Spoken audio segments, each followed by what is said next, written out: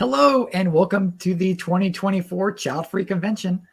Virtual Childfree Convention. Virtual child, yeah. We're all meeting virtually as usual that we're doing this. But thank you everyone for hanging tight with us. We had some technical difficulties, but we're all good now. The great news is when this is archived in the future, you'll have no idea this happened. That's not true. We're keeping this in. Okay, we'll keep this in. Well, anyway, welcome everybody. We're excited to have another convention happening. LeNora and I will be. Wait, we have to introduce ourselves. Well, okay. People don't know who we are. I'm making assumptions. I apologize. Okay. Yes. It's early for some of us here. It is early. I'm Cody. I'm one of the co-founders of Childfree Media, and along with LeNora, we put on this convention that's been happening. This in its fourth year now, and So I am LeNora Faye. We've been doing so much stuff behind the scenes. So yeah, we're off to a great start. But yes, welcome to the 2024 Virtual Childfree Convention. Cody and I are going to moderate as per usual. We've been your moderators for the last 4 years.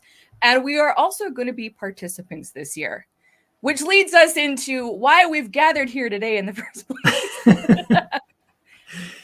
So the main topic that we're thinking of when we were considering the convention this year is, did we do like all the panels and all the speakers? But we took a step back and we said, well, what's kind of going on in the child-free sphere right now? And we noticed there were a few trends and things happening. And we said, well, let's talk about that instead. And the main kind of thought is like child-free content, is it sustainable? Yeah, I was like, jump in. I'm like, oh my gosh, I've got some things to say. So again, some of you guys have been with us since 2021 as far as watching this event. And as you know, we have done marathons. We have done 20-hour live streams. We've had, multiple days. We've had hundreds, not quite hundreds of speakers, but lots of dozens and dozens of speakers. We have spent 11 months every single year putting on these events. And quite honestly, as with what you're going to hear today from a variety of content creators who have written books, who have made child-free documentaries, podcasts, community events such as Childfree Convention, a lot of time and resources and energy goes into creating things for the child-free community. But there's a bit of a lag, a disconnect, is it worth it? And so, to be honest, while we've enjoyed doing these conventions, these grand marathons, we had to look at the reality of things. So as Cody said earlier, we decided to make this convention about what's happening within the online child-free community. So that's why this convention looks different than what you may be used to. Yeah, all right, Cody, back to you. Yeah. Going back to 2021, like we had, 15 panels and topics. We had about 30 speakers and volunteers. 2022, we had like 76 speakers and volunteers, 24 panels and topics, went over 2 days. And 2023, 75 speakers and like 18 panels. We gave panels a little bit more time, so we cut down the number of panels. We had halftime shows. We had numerous guests. We've had parents in the conventions. If this is your first, I see in the comments there people that this is their first convention. We have 3 years of really epic, long conversations. That amazing are all topics. Amazing topics. Everything you basically want to know and hear about, you can watch the archives on that. So we've done all of that.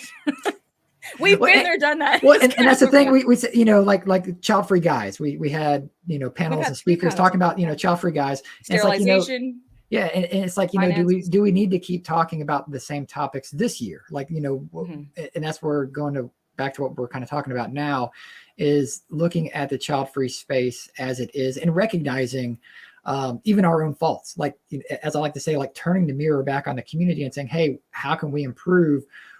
Why do we seem to kind of be running a lot of the same cycles, kind of spinning our wheels in some regard? And as we've seen that here recently, the term child-free still isn't really used in the effective manner that it should. Which brings to this point is that here's the truth. The media, the mainstream media does not care about the term child-free. No. They use childless. Childless is digestible, even though it's incorrect for those of us who have chosen not to have children.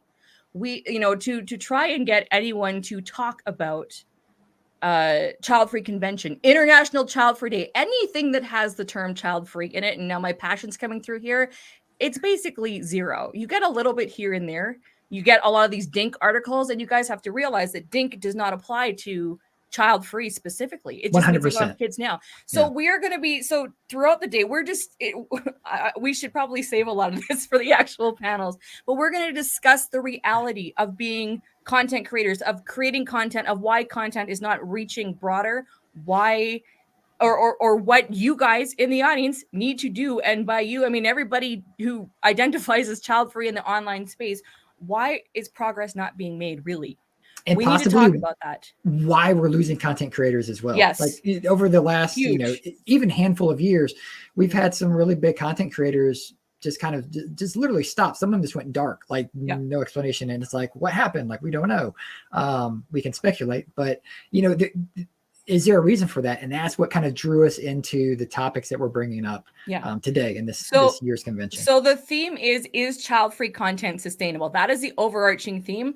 Our first panel discussion, by the way, anything you guys hear, you're welcome to share your thoughts, ask questions to the panel. We won't be able to get to every question, but we will try to do our best. Panel number 2 is going to be a slightly different theme. We're going to be talking with Helene, who represents the aggressively child-free community, which is different from the mainstream child-free community. And we've got a funny story about that, so we'll get into that later.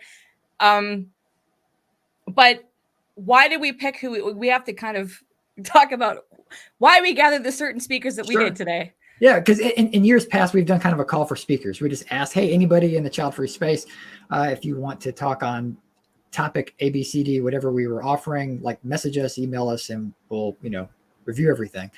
And this year we took a different approach because we knew it was going to be a little more open and raw and intimate with the conversations that are happening and the changes that we've all gone through as people who have put ourselves out kind of in to the public as child-free representatives and what we've done and said, and maybe giving a little bit of light on like what goes into the mind of us. No, not maybe, Cody. We will be. This is here's the thing, and I'm saying this from someone who's been a content creator for the last 6 years. Childfree Girls podcast, Childfree Convention, my own child-free stuff. Like, it's just this is a raw and honest and very vulnerable conversation. So we chose our friends in the content creator space. Well, and the people that have really been in the background these people that you'll hear from, they have created next level content, and they have been with us behind the scenes, helping us in not just Childfree Convention, but our other ventures that Cody and I have done individually.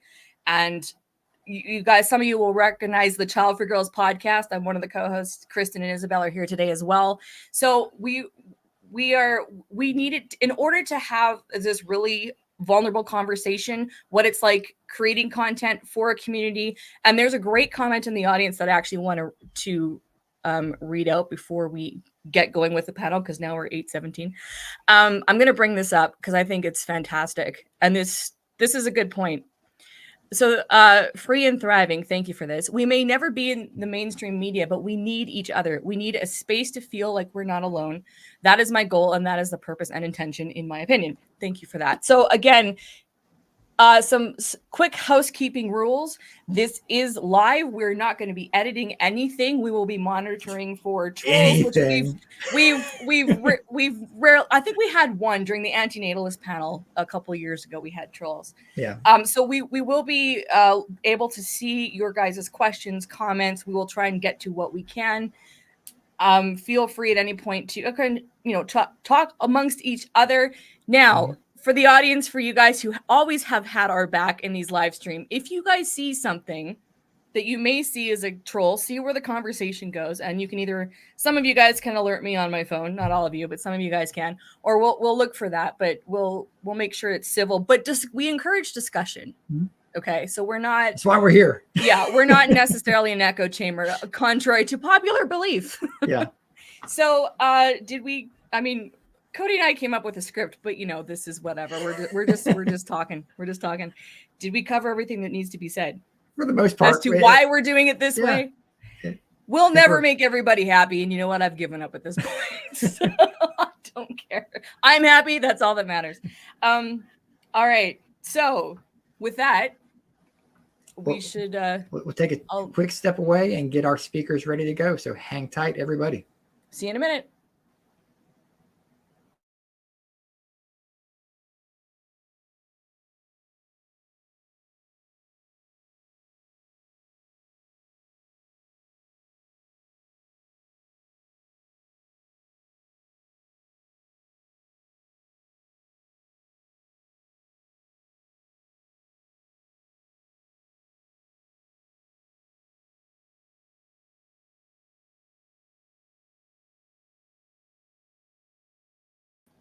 Hello, everybody.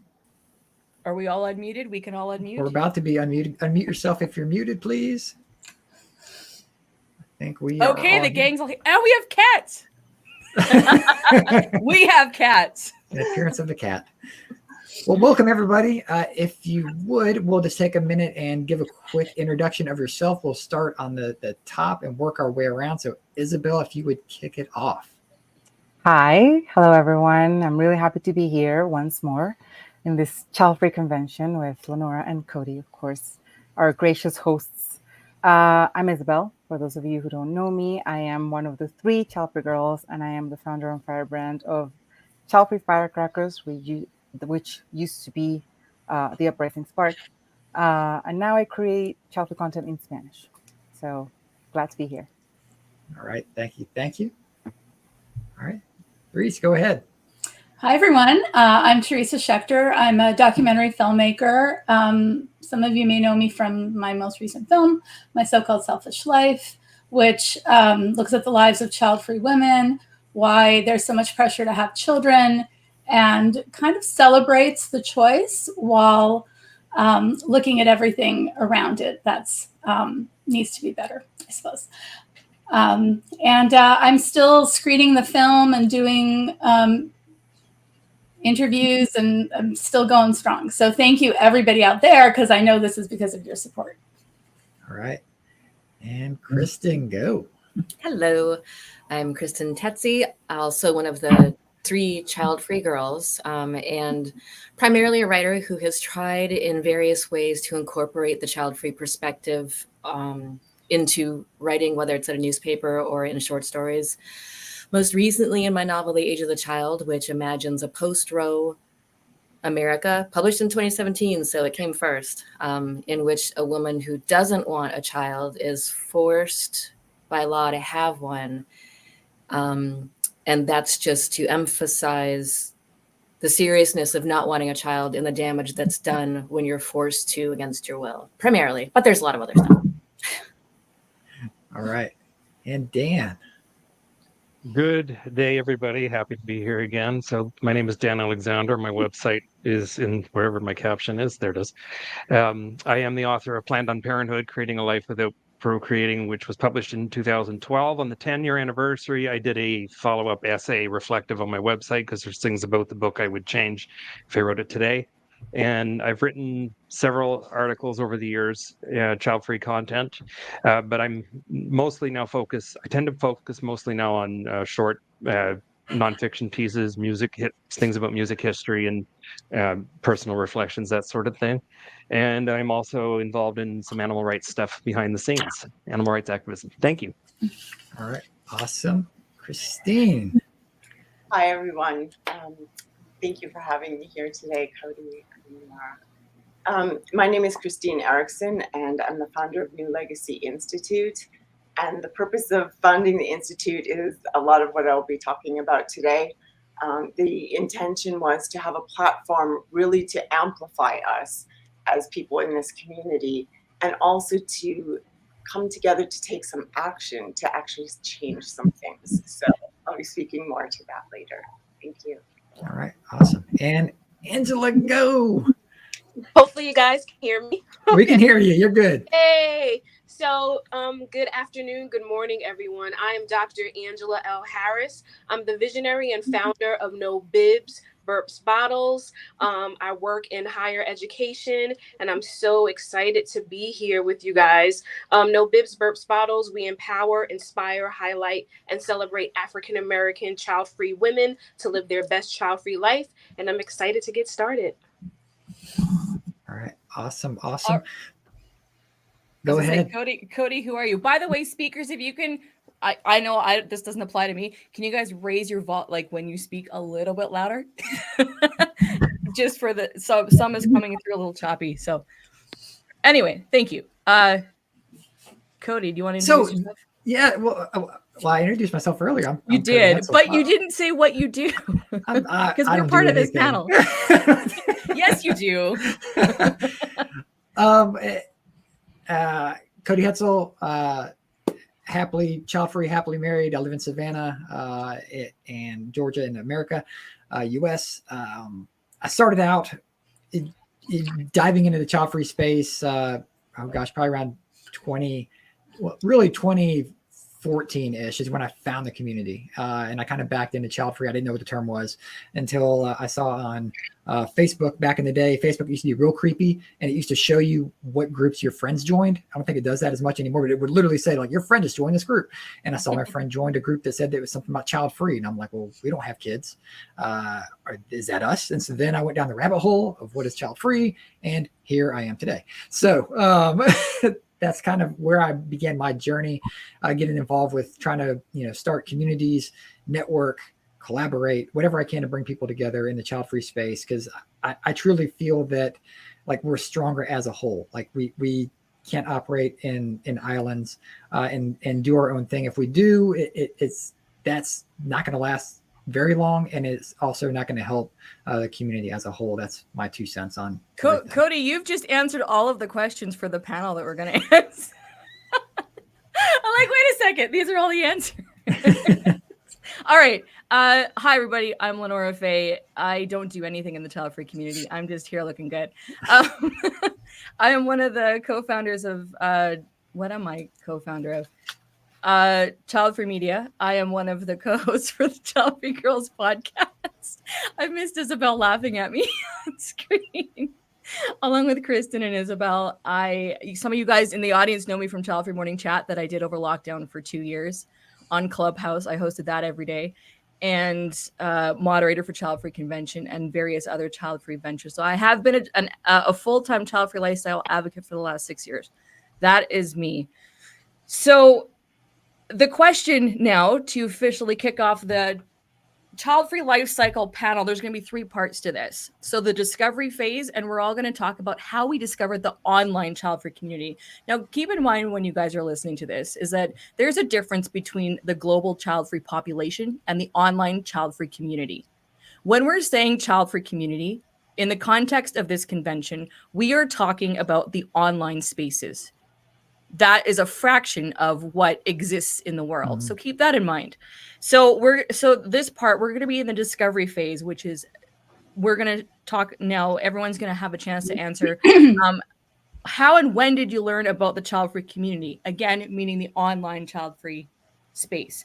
So same order, Isabel. When did I learn about, well, I think I decided that I didn't want to have children back in 2017. And me being Latina, living in Colombia, in this like really conservative country, society, I felt like I was crazy. I was like, am I the only woman in the world who has decided that she doesn't want to be a mom? And so that sent me into this search for community. Basically, that's how I first learned about the child-free community online. And it was on Facebook that I started finding the first sort of like groups. And what I found I did not like. And then I found another few accounts in Instagram. At this time, so we're talking maybe end of 2017 or beginning of 2018, more or less. The community was a lot smaller. There were a lot less creators at the time, of content creators. But yeah, I think because what I found I didn't like and it didn't resonate with me, that sort of led me to create my own thing. I guess. Thank Right. you. Therese, go ahead.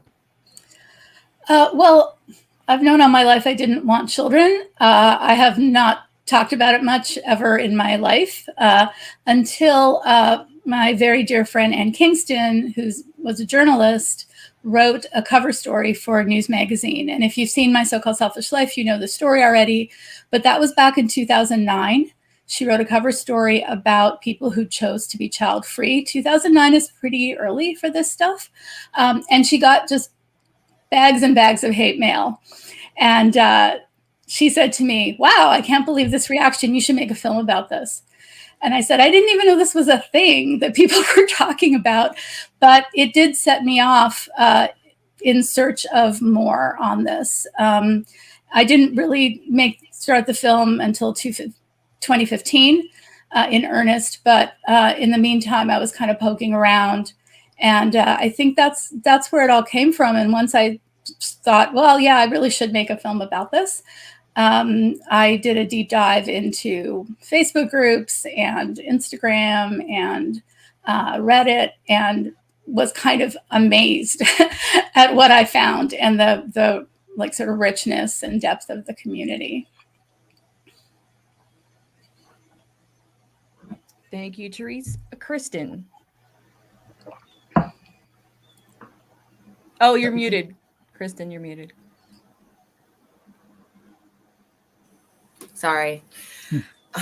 It took me forever to even consider looking for a community or that there might be a community. I started getting into child-free stuff probably around 2007 after 2 marriages ended, in part because I didn't want kids. They had thought I would, or I hadn't even considered it as a problem, a potential problem. It was a problem. And at first I was really angry about the expectation that I would have kids. And of course, because this whole conversation wasn't really happening, I had this instinct that it must mean there was something wrong with me, or that I wasn't doing what I was supposed to do, or that I wasn't a good person or something. I was just really mad about feeling like this was something I had to do. And by 2007, I think I had gotten really comfortable with it and I didn't feel pressured by it anymore. But I did resent that I had felt the pressure at all. And I also resented that anybody else would feel that pressure. So what I started doing was just writing about it. I had a little blog on LiveJournal or something. It was one of those really old places. And I just started writing stuff about it in case anybody else needed to know that they weren't weird for not wanting kids or bad for not wanting kids. And I just kept doing that. And then when I started working for a newspaper, I would ask my editor if I could write stories. So I wrote this story about child-free women and interviewed various feminists and professors in the area. And then I tried to also incorporate it in fiction because I think it's important for people to see those characters in fiction instead of the happy ending always being this. And I didn't really find the community, I think, until meeting LeNora and Isabel, because when we started doing Childfree Girls, that was when, we put our account on Instagram and Twitter and all these places. And I had seen forums.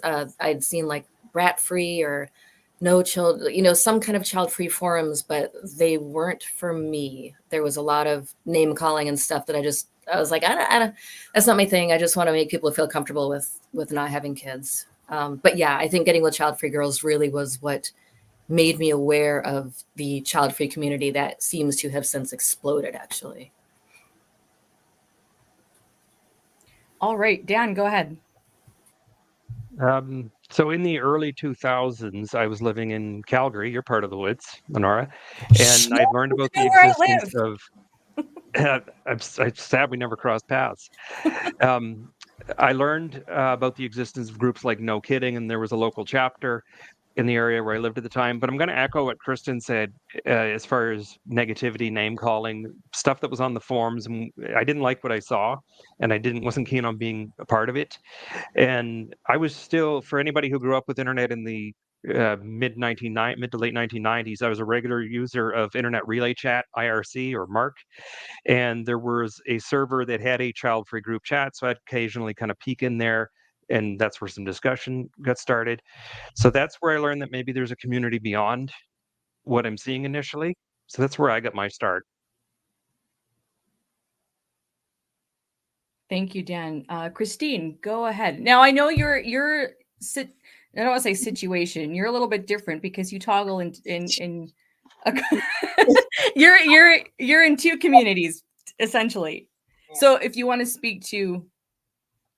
Yeah, I was going to say, I first became aware of that any conversation around not having children existed first through the childless community. And I want to say, I don't know, when was that? 2012-ish. And from there, really, first I just want to say continuum, because I think, we have these two sort of ends, these goalposts of childlessness and child-free. And I have lived the continuum. I mean, when I was 4, I was adamant I wasn't having kids. And then intermittently throughout my life. But I experienced something around 2010 where I thought maybe I do. And I think I just didn't put energy into thinking about having a child because I thought, well, if I'm supposed to or if I want to, I will, later. And suddenly I was having people respond to me and say things that shaming me. And I was just stunned, even in circles of friends, or suddenly I'd be in a group of women in my own kitchen, hosting something where they all have children and they kind of leave me out or say very strong assertions about what I must think about children or who I must be. And I thought, oh my gosh, this is a thing. What is happening? I wasn't expecting that. And so I sort of started discovering it through there. And again, Facebook was probably the only thing I was on at that time. But it really wasn't part of groups. I reached out to people sort of individually who were doing things or who, wrote books, etc., and kind of built my connections that way. And it was really when I thought about starting the Institute that I really delved into things online and it was a time where even in the last couple of years, things have just grown exponentially online, but I also wasn't active on many forums. So it's a lot more recent, I would say 2018-ish, where I really sat down and wanted to look at everything and think about it. And so it's been interesting even from that time just to see what has evolved and not, etc. So. Okay. When you guys see me texting, we're talking backstage, so I'm not texting somebody else. Okay, so I'm just gonna, before we go on to Angela's next. I was gonna say that the screen shifted for me. What happened? I think here's what's gonna happen, because in previous years you have seen me and Cody be uber professional all the time, but for the sake of what it's like behind the scenes to do these events, and given the nature of our conversation today, I'm going to share some secrets just from my end about what actually happens when we do these kind of events, because it's kind of nuts. And this is actually the least nuts it's been in 4 years. But if you do, because I've always been, so if you see me texting, it's because I'm communicating with a lot of things behind the scenes. Okay, so Angela. Yes, you're up. Go ahead. So in 2016, I always had this thing in the pit of my heart and stomach. I know I don't want kids, but didn't have the language then. I was just okay, so who else is out there that feels this way? And in 2016, when I started to explore further, I wasn't really finding what I needed for me. But I was also curious as to, are there other women who feel like me, and more specifically, other Black women? So from undergrad to graduate school, all my research, all my papers, every single paper has been on the African-American community. And so I created a survey and I got 67 responses back from Black women sharing their stories about why they don't have kids. They wanted kids, but this circumstance happened. And so that was okay, I'm not alone. I'm not alone. This data, this information that I've collected from these Black women is confirmation that I'm not the only one. When I started to do more of a dive into, okay, where's my people? Where's my tribe? Where's my community? Like many others have already said, I didn't like what I saw, the name calling, the negativity, and anyone who knows me personally or virtually can pick up that I try to ooze positivity. I don't go for negativity. In addition to Childfree, it was important for me to bring all these identities together that was salient to me. So when I was looking for community and the tribe, most of the time, and nothing wrong with this, were childless white women. And their forums and their platforms were great. It didn't speak to me. I didn't see me. I didn't see my experience. And so I said, similar to Isabel, I created it myself, and hence No Bibs, Burps, Bottles was born. I was very intentional on, I understand and respect the larger child-free community. However, being African-American, being woman, and putting those three identities together are very salient to me. Individually, they stand on their own, but collectively, they're even more powerful. So I started No Bibs, Burps, Bottles from one, and now we have grown. And yeah, and to be able to extend myself to the community, I remember reaching out to Childfree girls and a lot of other people saying like, hey, I'm on Instagram. Will you be my friend? And some people were like, yeah, who are you? And then some people like LeNora was just like, okay, welcome. And yeah, so it's been a long journey starting in 2016, but I'm pleased with where No Bibs, Burps, Bottles is, as well as all the other platforms. All right. Thank you. Thank you. LeNora, anything to add? Oh, you're muted for some reason. Gee, I just gave my answer. Okay, no, you answer first and then I answer. I think I kind of gave mine away in my intro. You did. I did warn you. Okay. What was the question? How and when did you learn about the Childfree community? 2018. How? I couldn't find anything at first. I wasn't on social media, but I knew I wanted to start a blog. And again, the question was, what do I want to say? If I could say something to the world, what do I want to say? And the thing that just popped out was, you don't have to have kids to be happy. So I started a blog, and then I just blogged and did a very basic social media in 2018, Instagram or Facebook. And it wasn't until a year later, after blogging every day for a year and kind of doing social media, that somehow got connected with Kristen and her amazing book, The Age of the Child. And we chatted a bit, and then I got contacted by Isabel, and quite quickly we formed Childfree Girls. So that it was a year of me kind of feeling like I was by myself, and I wasn't looking for Childfree friends. I wasn't looking for a community per se. I am, happy doing my thing. But once I discovered Kristen, or once Kristen and Isabel discovered me, I should say, because I wasn't, we all just kind of connected.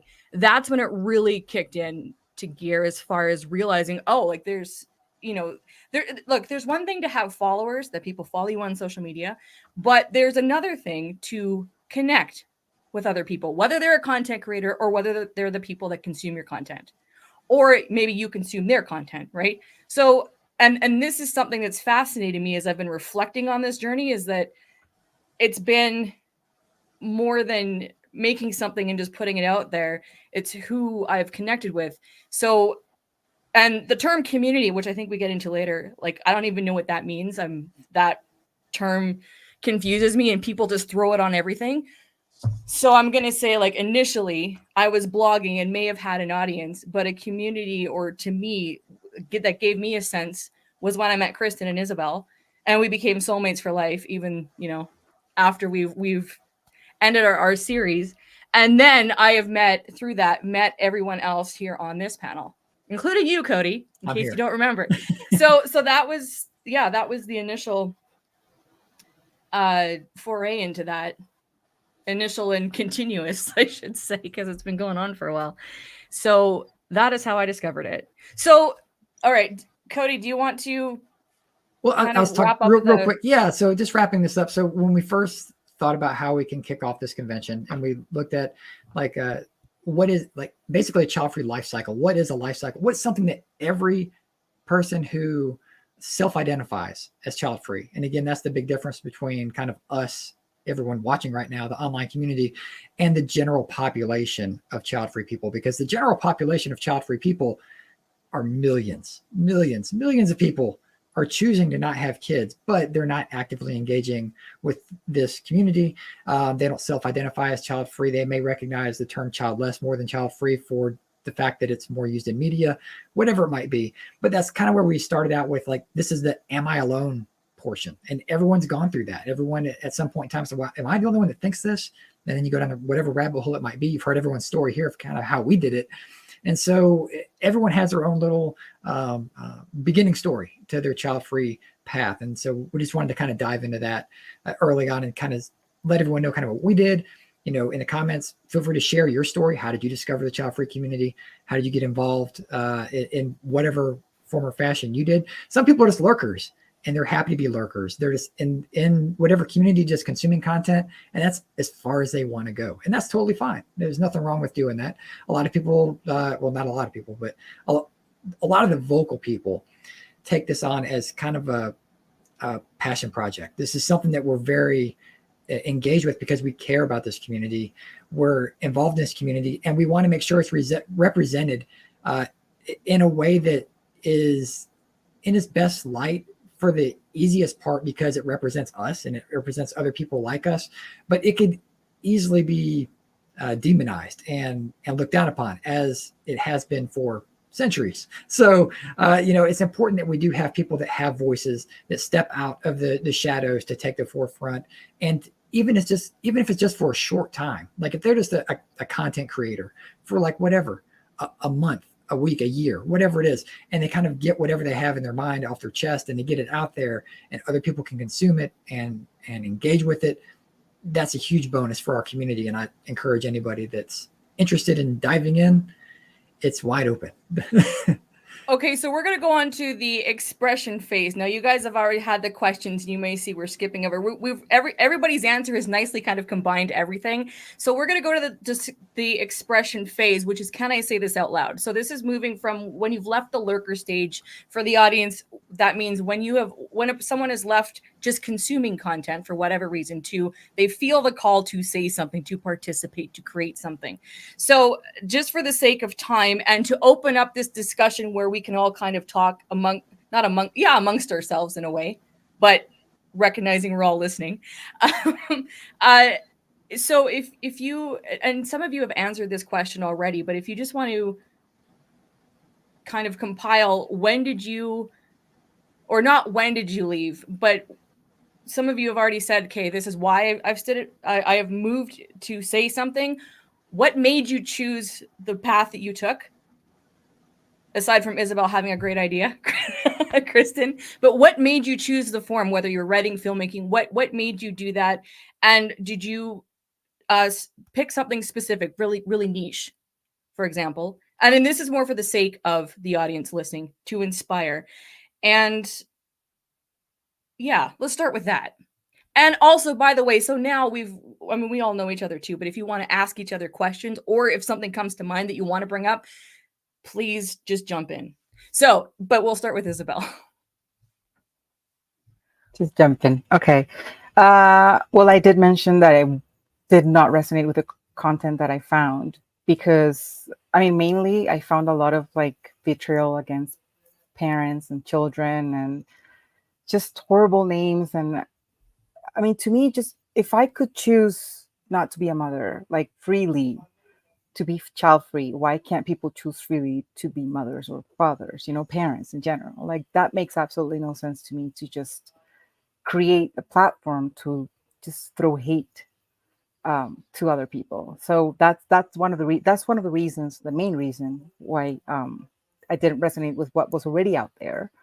And then the other reason is most of the things that I saw, most of the content that I saw was memes. Like, I could see people wanting to be entertained, Some of these memes were funny, some of them were not, some of them were really mean. But I wanted to create something meaningful. I wanted to find something meaningful, and I couldn't. And so I decided to create it. I decided to create the community that I wanted to find for myself, basically, which is a community that was more supportive. It was more about us, our decision, and creating those like bonds between us, and just being supportive of each other, and being able to talk about these issues without having people, I don't know, be horrible about it, because some of us in our real lives maybe have parents or siblings or friends, like Christine mentioned earlier, who can say things that are absolutely horrible just based on the fact that we're not mothers, or that we don't want to be mothers. So that's basically how and why I decided to create the Uprising Spark initially, and with that, the Honest Uproar, which was my podcast. And then finding you, LeNora, and Kristen, it was also like collaborating. It was part of the whole, right? Because it's creating, it's connecting, it's collaborating, and then it's community. Everything has to be tied in. Everything had to be tied in for me, basically. So that was like my main goal around creating the content when I started back in 2019. Thank you, Isabel. Christine. Yeah, well, I'll just share one caveat, is that early on, I think it was 2014 or 15, I wrote a short book, and it was just an ebook. But I initially wrote that because there wasn't a lot of content in the space, or there weren't a lot of things. And I thought I wanted to create a community. And I had done some retreats that tied into other work that I do for women without children. And I realized that that's not what I wanted to do. It's what I thought I wanted to do. And it took me some time to really figure out what I wanted to do. And I had to just allow it to emerge. And so when I decided to put it in the form of an institute, I realized that, oh, this is more my wheelhouse. This is the change that I want to make happen or be a part of. This is what I want to talk about. Is I see all these things going on, and it's growing. And yes, whether it's the mean spaces that we've all experienced or seen, to what separates us. And I wanted to look at what connects us. Just because somebody else is child-free or childless doesn't mean, you're lifelong friends necessarily, etc. And what is impacting us? How are we impacted? Because that's how I started. Like, I was taken back. It wasn't something I was expecting. And I'd lived all over the world, and I really didn't have that experience of that. I mean, a lot of misogyny, yes, but I wasn't at the stage where I had that kind of those assumptions and things thrown at me without even being in conversation about it. And so that's why I went in the direction of policy, because I wanted to create a platform that was collective, that for a second suspends where we all are in these different spaces and on the continuum, and also on social media, etc. And how do we create a credible platform where all of our voices are there, and for a second we transcend. We don't erase, but we transcend those personal identities for the moment and look at how are we all similarly impacted, and then how do we collectively take action for that, rather than I'm not a social media person. I mean, I've tried to have a little bit of a presence. I need a social media person, but that's what I wanted to do with this, because I was seeing people respond to things. Things would happen and people will react or respond, and in all the ways that Isabel and everyone else has described. And so a lot of it was a turnoff. And I thought, okay, but then what? I'm always like, what next? Now what? And so I really wanted to move into an action space, basically. I'm glad you mentioned the word collective and just saying action space, because this is to your audience. Stick around for later this afternoon. We are going to be doing a call to action. You don't want to miss this, because again, this also involves your guys' ideas. So back to panel number one. Therese, go ahead. Yeah. So back in 2015, where we left off, when I got interested in the child-free conversation, which, you know, I hadn't had before, I thought, well, maybe I do want to make a film about this, but I really only know my own story. And so I thought, oh, I'll do a survey, you know, much like Angela, actually. I thought, well, I'm gonna do a survey and see if other people can tell me. It was like, tell me about your experiences not having children. So I thought, oh, well, maybe some of my friends will respond, and then like another 30 people, maybe if I'm lucky. And I posted it on Facebook, on my personal Facebook page, because I didn't have any child-free social media accounts or anything. And so, excuse me, in the first week, I got 1,900 responses. So first of all, that freaked me out. Second of all, it's the only thing I've ever done that's gone viral. But third, I thought, oh shit, I think this is a film. I think maybe this is something people might be interested in. And the very first question on the survey was, why did you answer the survey? And basically the answer was overwhelmingly because I want to talk about this, because we need to talk about this, because no one is talking about this. And in the end, I think I got 3,800 responses. But the thing that struck me was, first of all, there was such diversity in people's stories. Also, I thought, well, there are a lot of people talking about this already. You're just not able to access it somehow.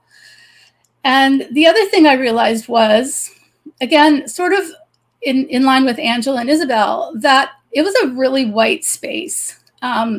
There was not a lot of child-free content for women of color, Black women, queer folks. So that was another thing that I thought, okay, I'm really going to have to work on this. I'm going to have to find the right voices. I'm going to have to amplify as best as I can the diversity of voices. So that's kind of where it was. I don't know if I was ever such a lurker, but then I thought, okay, I'm going to start my own social media and see what I can do. And in the course of all of this, and this is like over 9 years now, I've met all of the people here and a lot more. And really so much of it has been in the interactions of other folks online. I feel like it's a very generous community, and people talk to each other, they help each other, they amplify each other. And that's been a really great experience for me. Thank you, Therese. Kristen.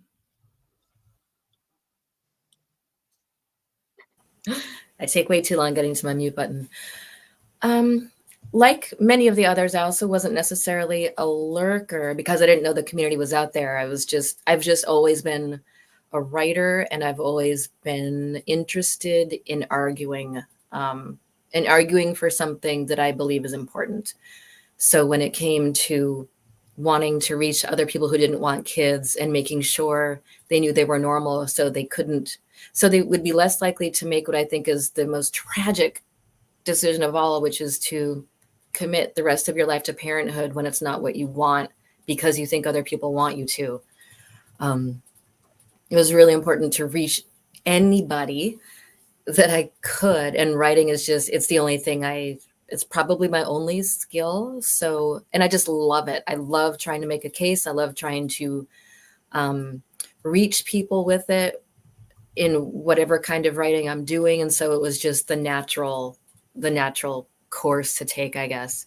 Childfree Girls was a little bit of a diversion because I'm not a speaker. I do not speak well. I am not eloquent with my words when I'm speaking, and camera's not my thing. I think you understand that, LeNora, because you were the same way. What are you talking about?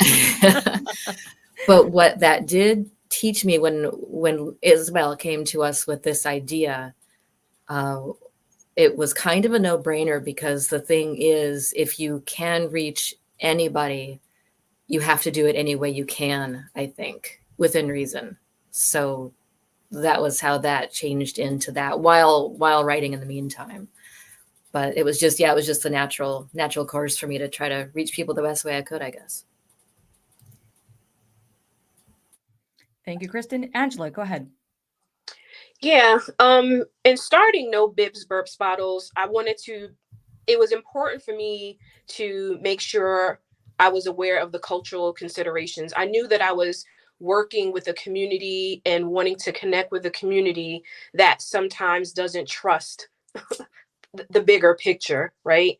And so I wanted to be intentional on starting slow, on making connections. And for me, I also knew that my ministry is connecting.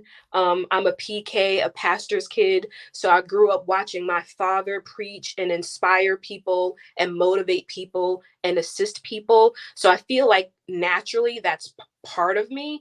And so I wanted to make at least the community in which I aim to connect with and serve, I wanted them to trust me. I didn't want to just be like, okay, I'm child free and y'all need to get on the bandwagon. No, this is my story and I'm going to be vulnerable with you. And so when I think about No Bibs Burps Bottles, it was also important, not only the child free community. Again, I wanted to be intentional on sprinkling the Black girl magic and sprinkling the Black is beautiful. Like, all of that is important. So to me, it was delivering different messages. Yes, you were child free, but we also have something in our community where a Black woman has been killed, right? And so we're thinking about all these parts of us. And I wanted to honor that. It wasn't just like, oh, you don't have kids and let's just skip what's happening in the world. And so the motivation, the inspiration, the empowerment piece is so important.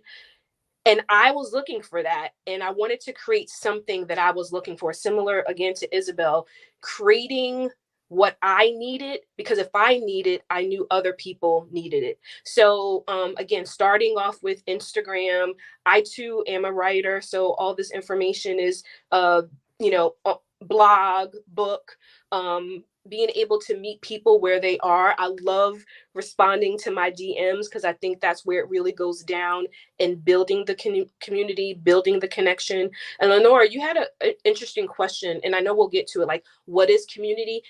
This is building community.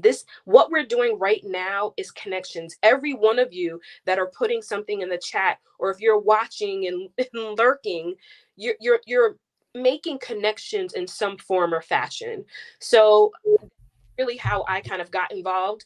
And Instagram has been a pretty good space for me. We're growing organically. And then from there, being able to say, okay, not everyone is on social media, right? So that's how the podcast started. And that's how the blog started. And that's when you do the Instagram lives. Because to me, trust is everything.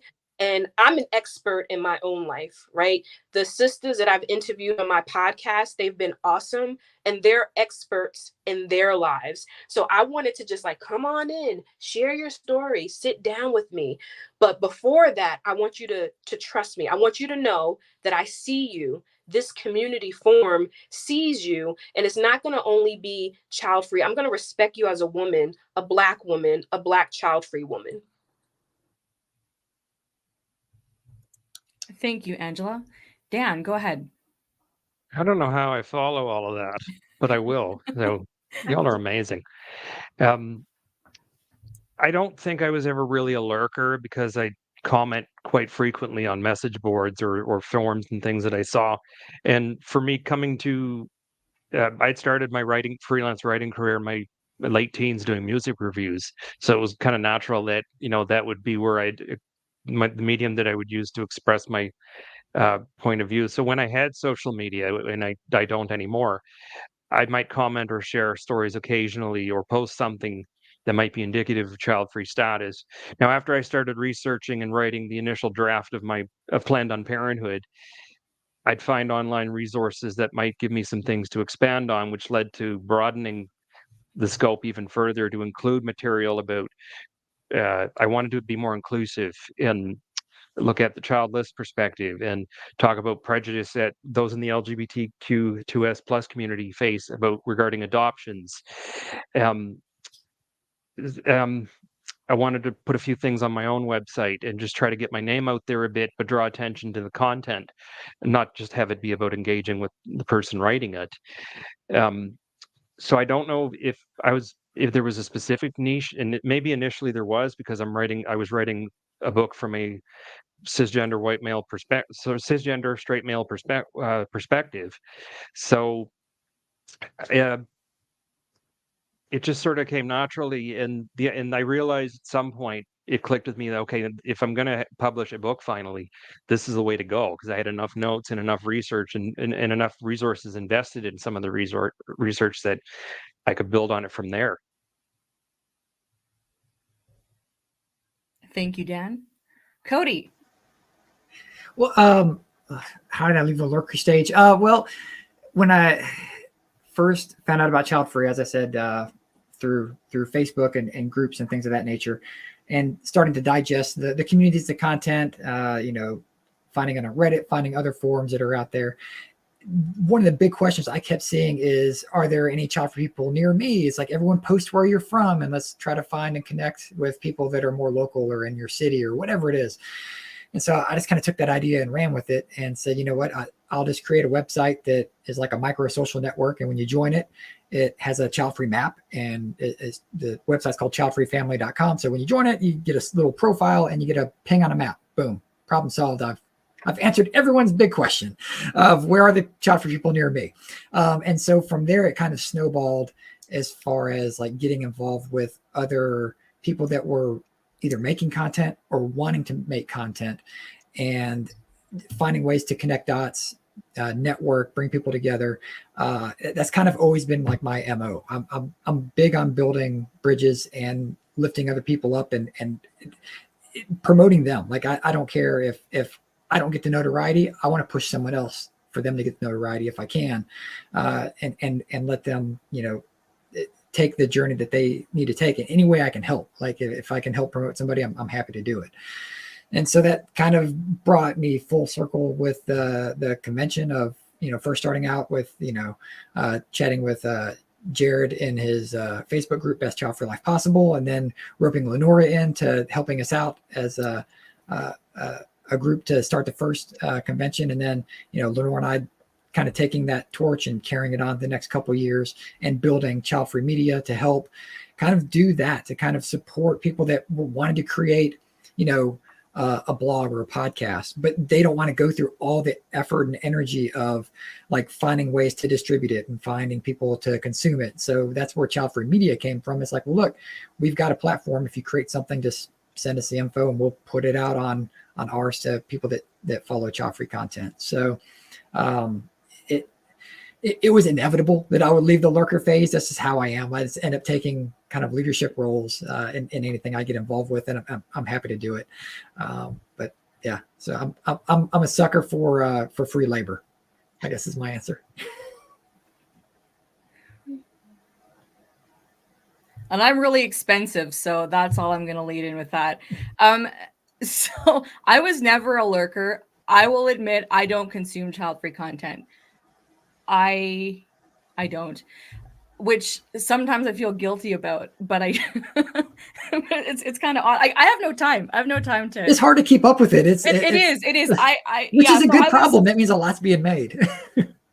No, it means I'm busy making stuff. Like I don't have time to consume Childfree content, but I consume Childfree content creators. That sounded really bad. But that's okay. That's why we're all here today. So I was never a lurker. I was immediately expressing myself because I came out of the womb that way, and I will die that way as well, I'm pretty sure. So yeah, it was initially it was just blogging, and I didn't necessarily have an audience. And what was the actual question? The lurker stage. Okay, so initially I didn't, believe it or not, I did not want to show my face. I did not want to speak. I am really good. I'm a chatty, outgoing person, but to do that on screen in not like in real life, that was a challenge. So I wrote for a year, and I can write, but I am not a writer, but blogging was a way I could get my thoughts out, and gradually I included images and that sort of thing. But it wasn't, again, starting the Childfree Girls podcast with Kristen and Isabel. Again, that was an idea. I was like, no, I'm not doing that. Kristen's like, let's do a web series. I'm like, are you kidding me? No. But I got over myself pretty quickly because I realized the message was more important. So I've always been an expressor more than and never a lurker, and still not a lurker. So that was easy. And I think this is something that I've learned over 6 years, and this is something I want to share with anyone who's considering aspiring to content create is don't be married to how you start. Just go with what's the most comfortable and the cheapest. I said I was expensive, but you start, you build. So yeah, for me, it was blogging because I didn't have to show my face. I didn't have to do a lot on social media, but I increased that. And then with Childfree Girls, the web series, and then to the podcast, my comfortability increased. Also, thanks to the wigs, which is an idea from Kristen. So thank you very much for that. That helped a lot. I have actually a lot to say about like the personal inward journey it's been as a content creator, but I think that'll come up later. But find something that's comfortable for you to do in a way that speaks to you, and it's going to evolve. It's inevitable. It's going to evolve because from the podcasting, it went to doing convention, and my platform wasn't initially to share other people's stories. I just needed to say things. I just needed to say something that I didn't want to have kids. And I think it was more to the benefit of the annoying, distant relatives that would bother me about not having kids. So it was like just for a way for me to say something, put it on my personal Facebook page, and then it just snowballed. So that was my experience. So now, by the way, live chat audience, you guys are awesome. Yeah, I am in Canada. Can I shout out the Canadians on this panel? Because it's really nice to have us. Okay, so me, Therese, Dan, Canadians, living in Canada. Everywhere else is Everywhere else. Oh, and Colombia. Isabel, Colombia. Hello, I knew that. we got the Americas covered. We have the Americas covered. So this has been the introduction portion of the convention as far as where we started, how we have kind of formed. And now the intention now is to go into more of a back and forth discussion on the panel.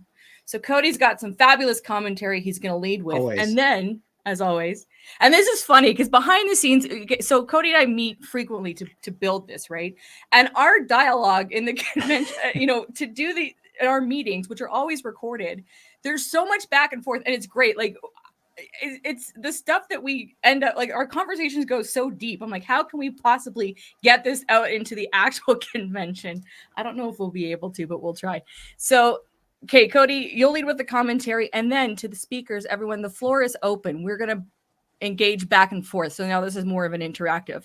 And then I will monitor the comments and see what comes up in the chat. So with that, Cody, take it away. Yeah. So basically when a person leaves that lurker stage and they want to create content in some form or fashion, there's really two paths they kind of go on, and they can always merge back together at some point. One is they want to kind of be anonymous. And those are the accounts that post like, meme stuff, like, just, funny content. They don't really put their face out there, their name out there. They just build their brand around what they find on the internet that, is what they think their audience wants to consume from a child-free standpoint.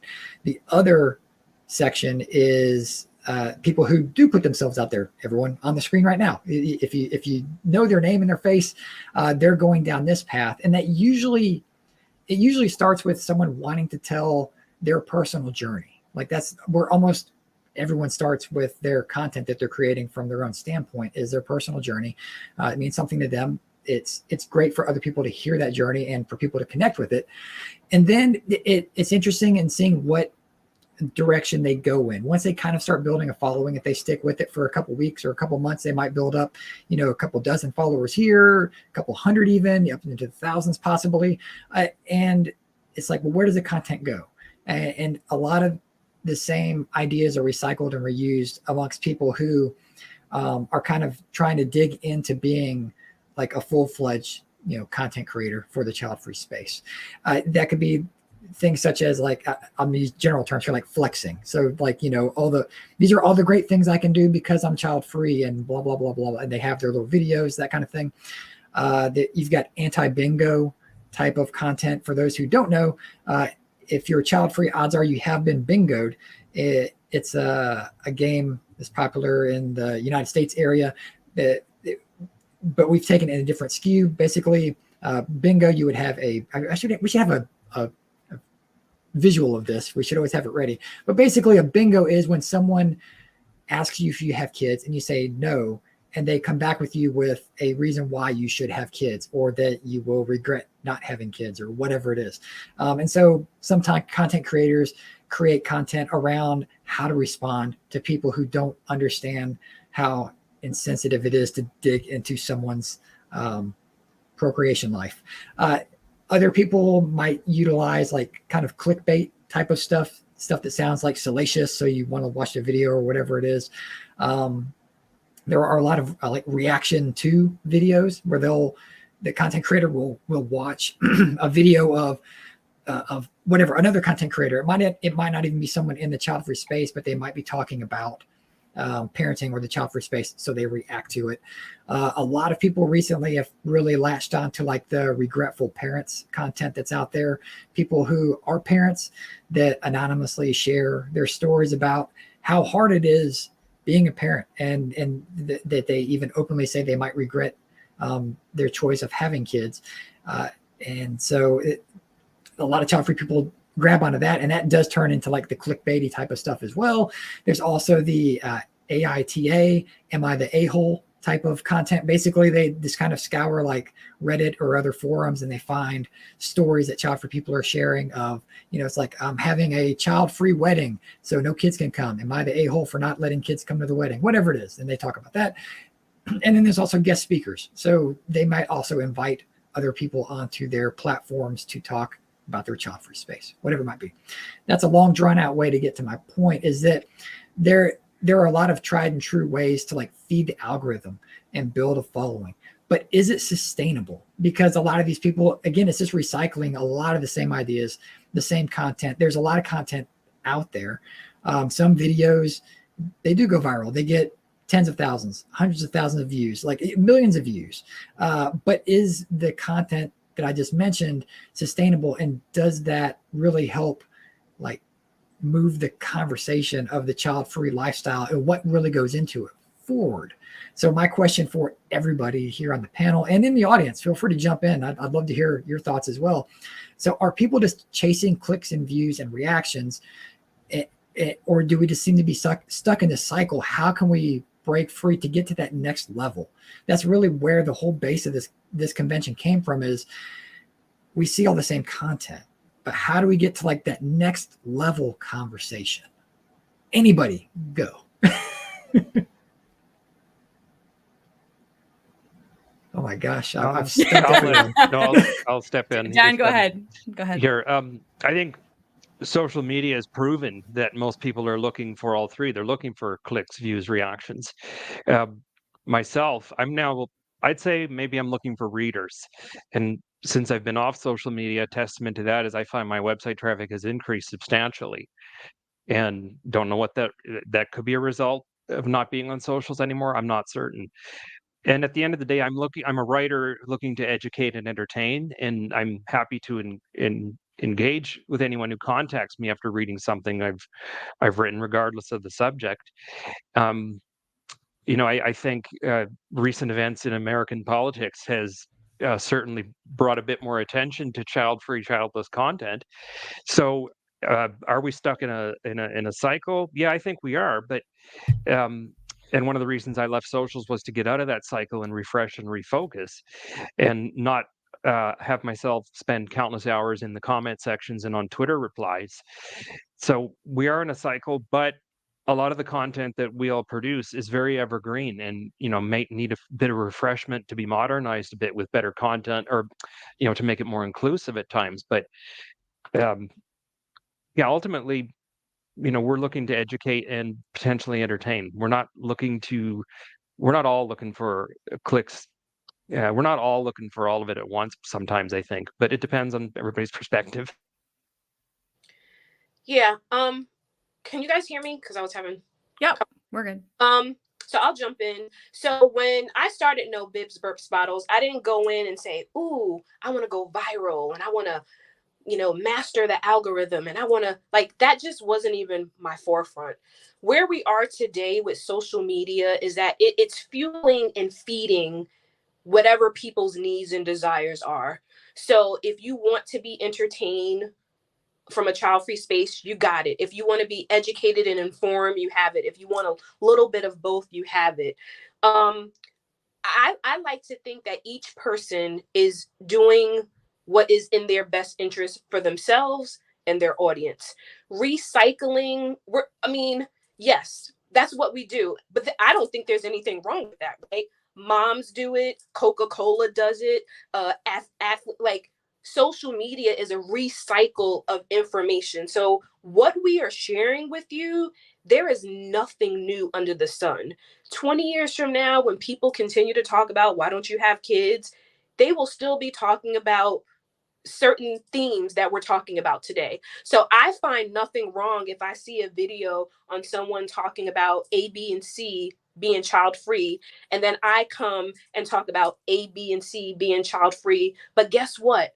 I'm putting my own spin on that. I'm putting No Bibs Burps Bottles on that. So there's nothing wrong talking about the topics and the themes, because we all have something to say. And I really believe no one's going to say it like Angela. So I don't see anything wrong with recycling. If you want to, master the algorithm, yes, are some content creators or influencers or what label you have, yes, some people are chasing the bag, right? There is money in social media. There is money in doing A, B, and C. So some people are intentional of, when I do this video, the aesthetics need to be good. The theme needs to be good. I'm going to add a clickbait. And guess what? If my channel or YouTube or whatever is monetized, the more views, the more money.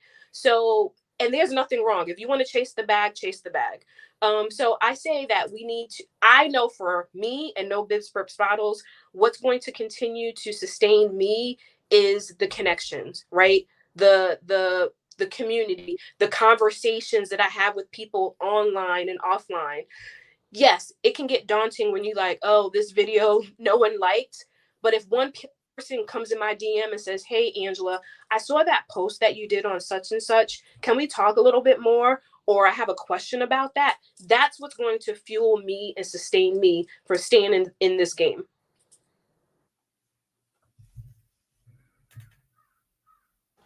Thank you, Angela. Therese, you're yeah. I know I'm off. Listening to you guys talk, it strikes me that I am constantly meeting or speaking to people who today did not know that there was anything about being child free online. Like, oh, I can't believe people are talking about this, or like things like that. And I think Cody mentioned this. We have to remember, like, the millions and millions and millions of people who are maybe not online that much, or just aren't seeking out anything in particular. But whatever whatever I posted 5 years ago is probably going to be just as interesting to someone who didn't even know we exist. So I think that that's fine. There may be a finite number of kinds of posts. I've never gone after the clickbait. I'm not good at that, and I don't know. I don't like it.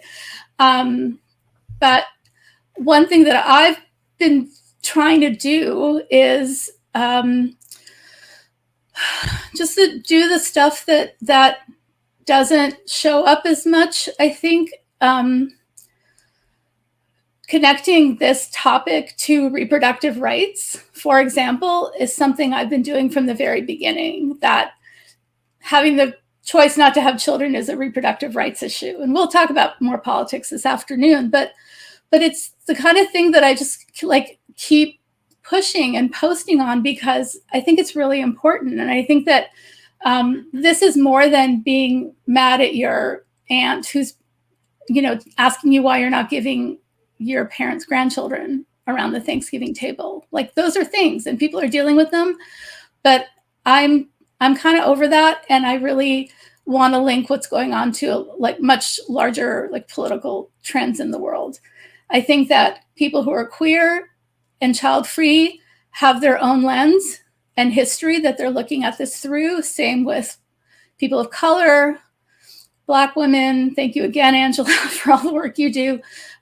People come with it with their own lenses, and anything you can do to present maybe a richer or less trod upon topic, I think is good. But at the same time, all the sort of stock topics, let's say, are new, really new to a lot of people every single day. Yeah, that's a good point. A lot of people are literally discovering the child-free space today, like right now. To have all this content from all these different people sharing their stories and their thoughts and opinions, it is a good thing.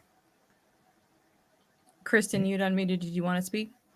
Yeah, I was just going to say that I'm kind of with Therese about trying to, well, I don't know if it's even intentionally trying to approach, I don't know if we as child-free girls have, like, we always try to create our own stuff just because it's like the graphics we started out with. So obviously we would approach the topics that have been circulating just in our own way, like Angela was saying that she does.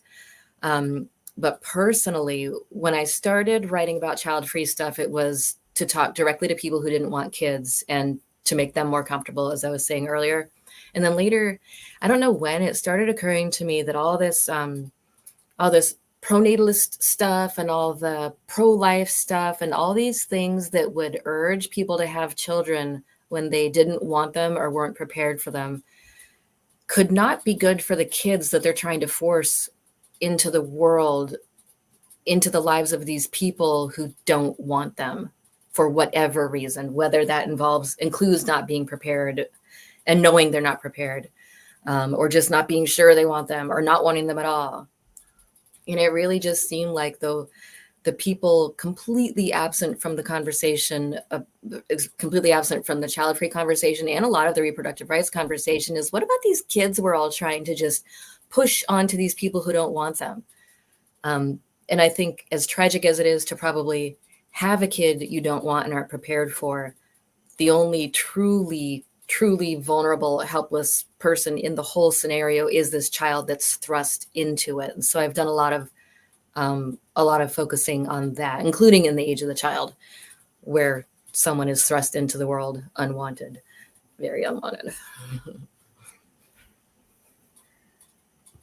I feel like I need to say something, because something that comes to mind is and this is something that's going to be addressed later in the Aggressively Childfree panel, but that's a specific community talking more about, I'm going to say, mainstream child-free content that isn't one way or the other.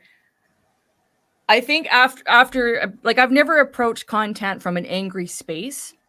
I've been interested in the conversation aspect of it, and not just sharing my story, because it was just like, I didn't want to have kids. I don't feel like my story is remarkable, but it has, by doing that, led me to collaborate with people. So like, I look at the difference in content that I make through Childfree Girls, because that is the three of us, me, Kristen, and Isabel, whether we were podcasting, doing, and sometimes we do.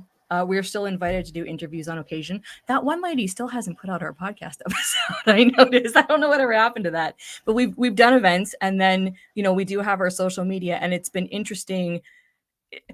Having my hand in a few different things as a child-free content creator has allowed me to experience things differently. So the Childfree Girls collab, how we come up with the content, how we make it, how we present it, has been one avenue of expression. Has been it's interesting, just the thought process and how much of myself I put into that, how it just takes on its own life, and what the response is.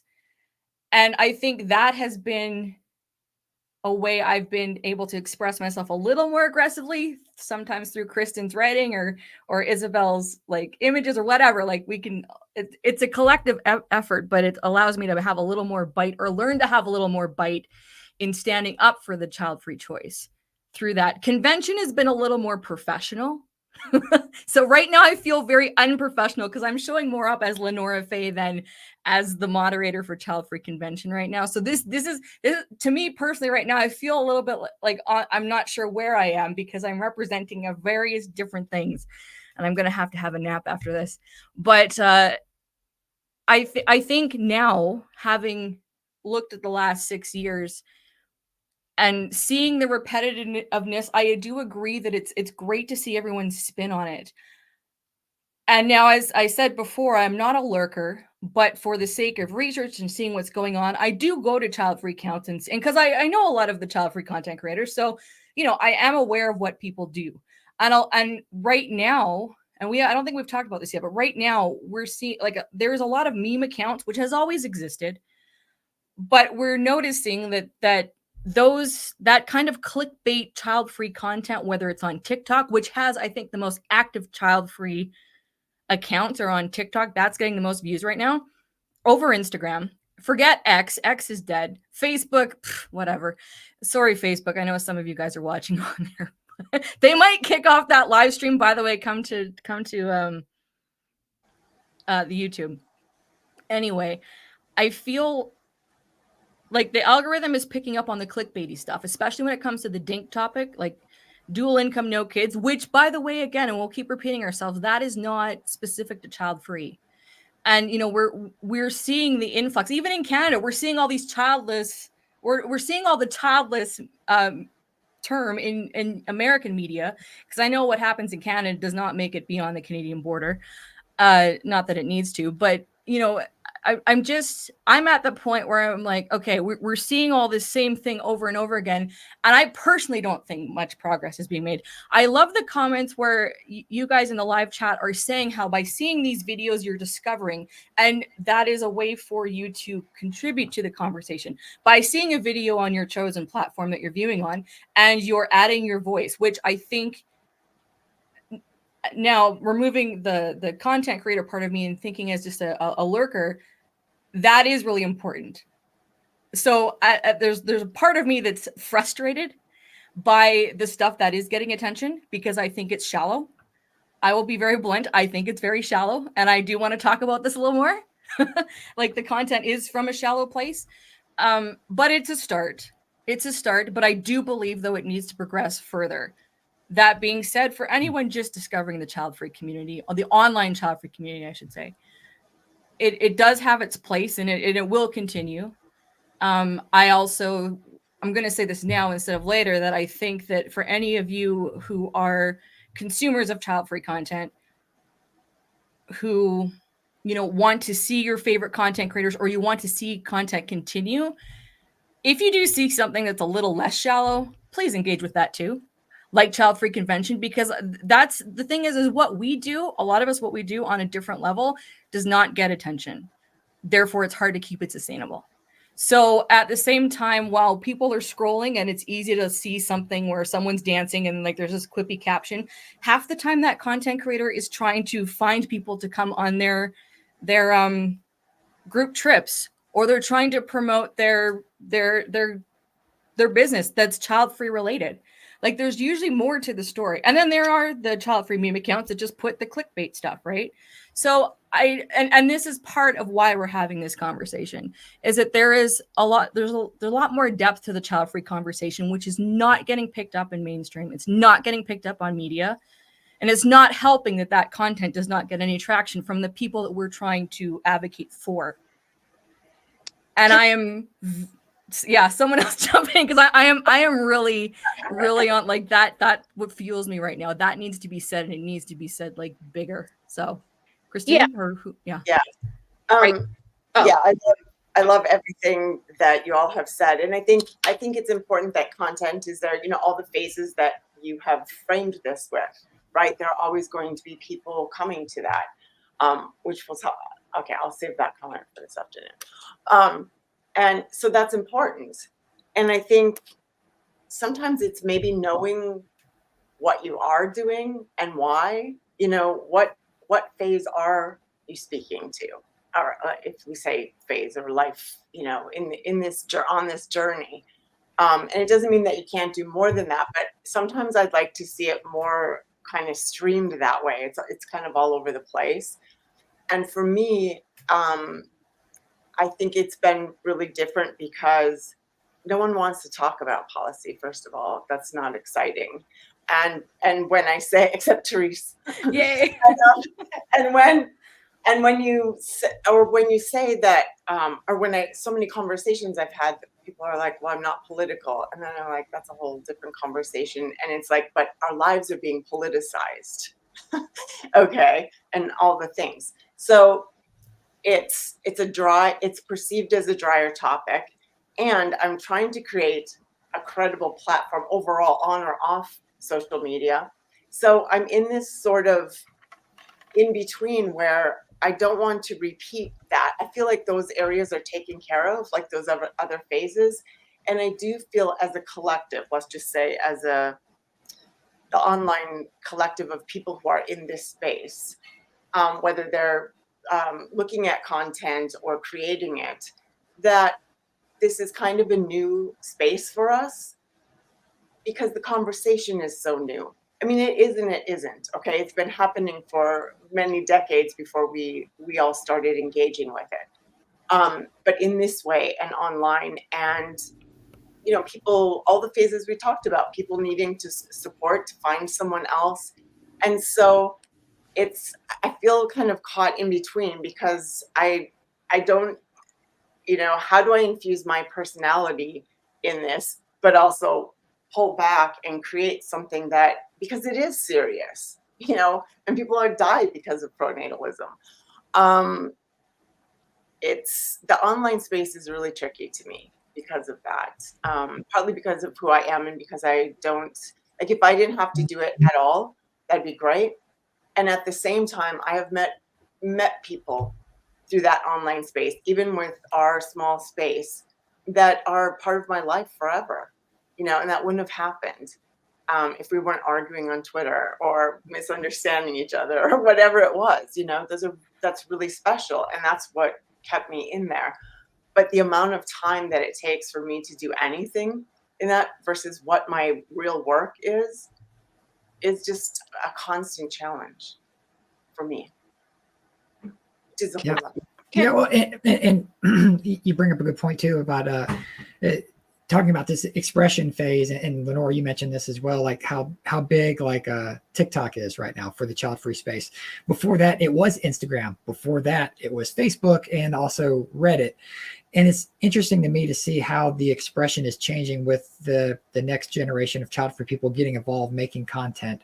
Child-free Reddit, it shows 1.5 million, users or followers or whatever it tracks for Reddit, but it's been 1.5 million for like 3 years. Like it hasn't grown at the exponential level that it started out as. So that tells me that people are moving away from Reddit. The Facebook groups, they are still very active, but they're not growing at the level that they once were. I think the biggest one might be like 60,000 people in the group, which again, talking about the community and the population as a whole for child-free, that's nothing, like 60,000 people. Why do some groups have more active members than other groups? That's to be said. But again, as far as like active content being put out there, like, yeah, Instagram Reels was big for a while, and now it's like, it's all TikTok. So that's a tricky thing too, I think, for content creators, is to find where you want to invest your time and how long that will be popular, because you might still be vested in an old or a dying media that's out there. Who knows, TikTok could literally go away because of the US government not wanting it to be there. Like all these people investing into the content, it could all go poof. We don't know. But that's just kind of my tangent on like the platforms that we use, and that we need to have more of a cohesive a base. There has to be somewhere where we do all kind of have a converging voice and thought and opinions. And while we're all on our own little islands, we need to have these bridges built as well, just to protect us in case something goes away and we lose all this great content that's out there. Moving into the next thought, unless anyone else has anything to add. I want to see if Isabel has something to add. Yeah. If there's anything you want to share. I think Angela wanted to add something. If you want to go first, Angela, and I just have something because I'm thinking about sustainability. Go ahead. No, I think you get the baton, Angela, and then Isabel will go. You guys can still hear me, right? I can't tell. Okay. Yep, you're good. I guess going back to Cody's like first question, like the next level. What is the next level, right? And that could be interpreted in so many different ways, and that can be construed in so many different ways. The next level for one person is like, hey, I'm going to a brunch to meet some child-free people. Great.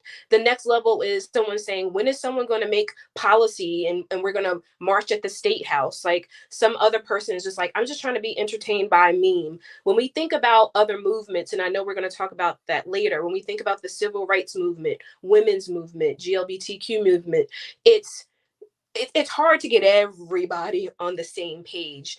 And not that each person has the agenda, but some people have their own agenda. So I understand the child-free community or collectively coming together to say, okay, let's get to the next level. Let's not be so shallow. Let's start talking about other things. But it's hard when some people are just like, I'm just sharing my story. And then the other people are like, no, we need to be marching at the State House. We need to, child-free people need to not have taxes. Like, and then all those people in between. What I would like to say is that if you are a consumer of child-free content, find your lane. What resonates with you? Everyone that's on this convention today, they're here for a reason. Maybe they just want to be informed. Maybe they're a supporter. Maybe they are trying to get answers to what is the next level.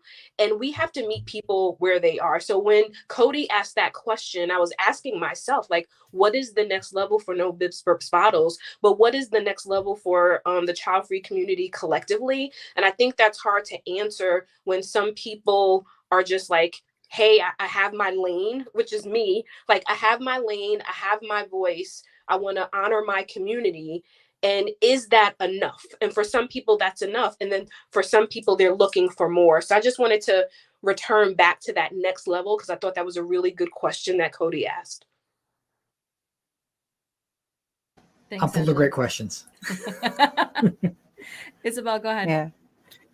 Yeah. I just want to add, regarding how sustainable it is creating or rehashing the same type of content. I don't think it's sustainable for one creator. Like it can be sustainable for the community. Yes. As Angela pointed out, we all have like different views about the same kind of thing.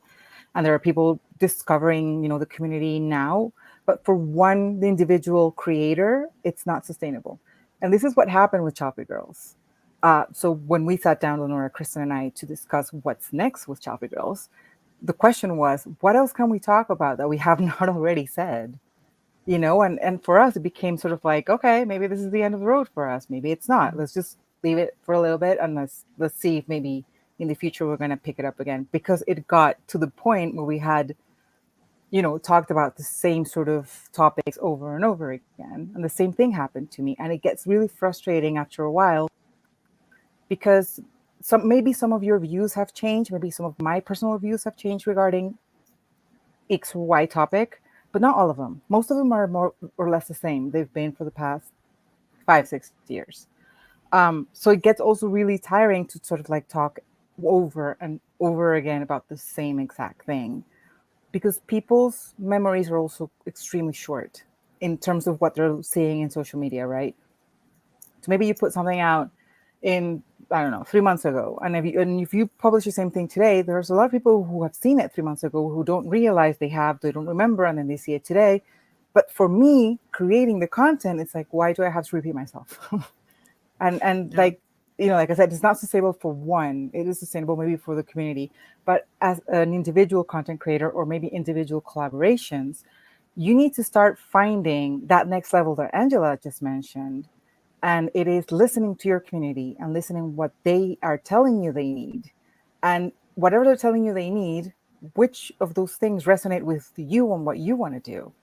Because you have to meet them also in a place where you're going to be, having fun and wanting to invest the time and effort and energy in creating that content and those spaces, so that was my thought. I was going to say, it is important to remember, like, what do you want? Yes, you can ask your audience, I will say I've always put my individual needs first when it comes to being a content creator, because it is my time, my energy, and I want to make sure. I mean, yes, there are certain, like, look, I could post about cats and dogs, but I'm pet free by choice, and I don't want to talk about that. I don't. So I don't. Like, you don't see that stuff on my feed. You're Even missing though out on like that, I know I'm missing out on so much. I know. Well, that's I know. fair. We know I that. need something to chew my wigs, seriously. So, but to your point, it is important to remember yourself first. Like, what do you truly want to give? And then, I mean, you can experiment on how you say it that might meet the needs of your audience. But I do believe that, you know, because it's coming from you, and people resonate with what you're putting out. So it may as well be something that does align with you. Kristen, you wanted to. Yeah, I was wondering if one of the things that might aid in sustainability overall is if we could answer the question, is there a thing we are trying to do for child-free people as child-free people? Are we trying to reach the individual? Is there something that needs to be done on a societal level that will change society's view of people without children? Like, as if there's with all these offshoots of all the things that we're doing that have value, is there a core thing that we're trying to achieve? I think that is a question that, I mean, if there were a core thing that would allow us all to address that core thing in our own way, reaching people in our own ways and people who receive information in their own ways. And it wouldn't obviously all have to go to this core level, but it's almost, but like, what is it? Well, we're going to answer that question on panel number 3. No, I don't know. Dan, go ahead. And then we do have an audience question that we want to get to. So Dan, go ahead. Just wanted to mention to Kristen's point is, there's going to be new conversations had and I'm starting to see it now that I've done a little bit of looking into seeing what's new in the, as far as content is, the conversation is still there to be had, and there are people who are starting to find their voice, and people who discover those new voices may take a deep dive back into the historical record and see content that we've all been part of. And, you know, and content that goes further back. I'm thinking of like Marcia Dredd Davis's book and her content, and there's others as well. So, you know, we can say we're part of creating the historical record of conversations that have been had, and that, you know, are helping to encourage others to have new conversations and see new content. So, I mean, we can, you know, say we've been part of creating that historical record to keep the conversation going, even if we feel like we've run out of things to say. And I know I feel like I'm in that boat at the moment as far as child-free content, and I'm perfectly comfortable with being in that place, because there's other things that I do write content about.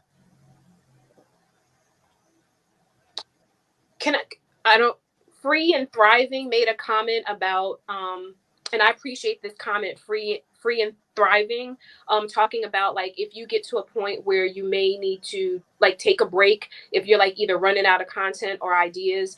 But I'm pretty sure all of us at some point have taken a break. So LeNora mentioned this earlier, and I'm just going to say it. So yes, you can go on Instagram or anything and see all these accounts, and that's great. If you want to create a child-free account, great. But let me tell you something.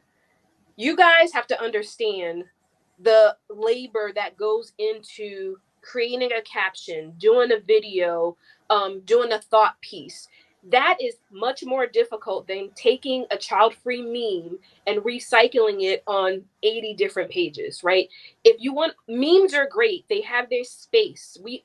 They have their time and place, but don't get it twisted. When you are working and thinking about, what am I going to post today? How is this? What video angle do I need? What thought commentary am I going to share? What video? That takes work. And when you're doing it, some people post every day. I'm not that girl that posts every day. But I just want you guys to understand that being a child-free content creator, I would say most of us here, whether it's writing a book, a podcast, whatever, we're starting from a really personal place, genuine place. And when we're saying, hey, take time to engage with that video, engage with that discussion, simply press like, it means a lot. It means a lot to me because it's easy to just create a child-free 101. Here's my Instagram and put 50 memes and then expect that's easy. I could take a meme right now and create an account. Just understand the labor and the love that goes into child-free content creating, whether that's writing a book and getting the people and interviewing them and then publishing that book, whether that's doing a podcast, getting the microphones, editing it. This is a lot of work. So I appreciate Free and Thriving for mentioning that breaks are needed. And I occasionally take the break or two. Yeah, and putting together a convention and the podcast, like it's amazing. Like people go, oh, you can just do a podcast for fun, and these I've had that comment from people that saw me after Childfree Girls. I'm like, even for fun, it's a lot of work, right? Kristen and Isabel, we were 3 of us, and we did it every 2 weeks consistently. We never missed a schedule for 3 years, and that was a lot of work. People, it's true, Angela. People do not understand. And I don't know if we have enough words or time to convey just on this panel alone how much time has gone into doing anything that we've done, and so I had made a post about the level of entitlement that can come with, when you're advocating and the people that you advocate for and the audience, but that's a whole other topic. We do. Okay. So there's a couple things. I think we're taking a 10-minute break at the top of the hour for the audience and for the speakers. And we have some audience questions. So I'm going to show this one here. And then I know there's another one. So this one's from Len. Thank you, Len. So the question is, what are child-free content creators doing to get mainstream media to tell our real stories instead of speculating about the child-free community? I don't think we have enough time to answer what really goes on with media for those of us who have been in the media. To me, this is part of the crux of the problem. All right. So who wants to start with this one? Kristen, go ahead. Go ahead. When I worked for the paper, I approached I don't know if you were here when I said this earlier, but I got a job working for a paper where I lived. And after about a year of being there, I went to my editor and said, hey, so a lot of people are talking about being child-free, not having kids or whatever. I should probably write about that. So I did that and got that into at least my area's mainstream media. And I have written press releases to local TV stations in my state, well, obviously local, and gotten on those shows to talk about not having children and how normal it is to not want children. I don't know, that's just what I have done. I understand how important it is to try as hard as you can to reach the widest regular audience you can. So that has been the only way I've thought that I had access to it. If you have, I think anybody who's child-free, probably, if they have a story they want to tell that kind of bumps up against what's happening in the local news, that even remotely mentions child-free stuff, you could figure out how to write a press release and try to get on somewhere locally, try to talk to someone. I'm sure everyone else here has genius ideas. That's what's so great about mind melds and groups. So that's pretty much all I have, but I do recognize the importance of trying to get mainstream. So this is good timing for this question because about a week and a half ago, Achievement Unlocked, I was interviewed by the New York Times, and they talked about the film. Congratulations!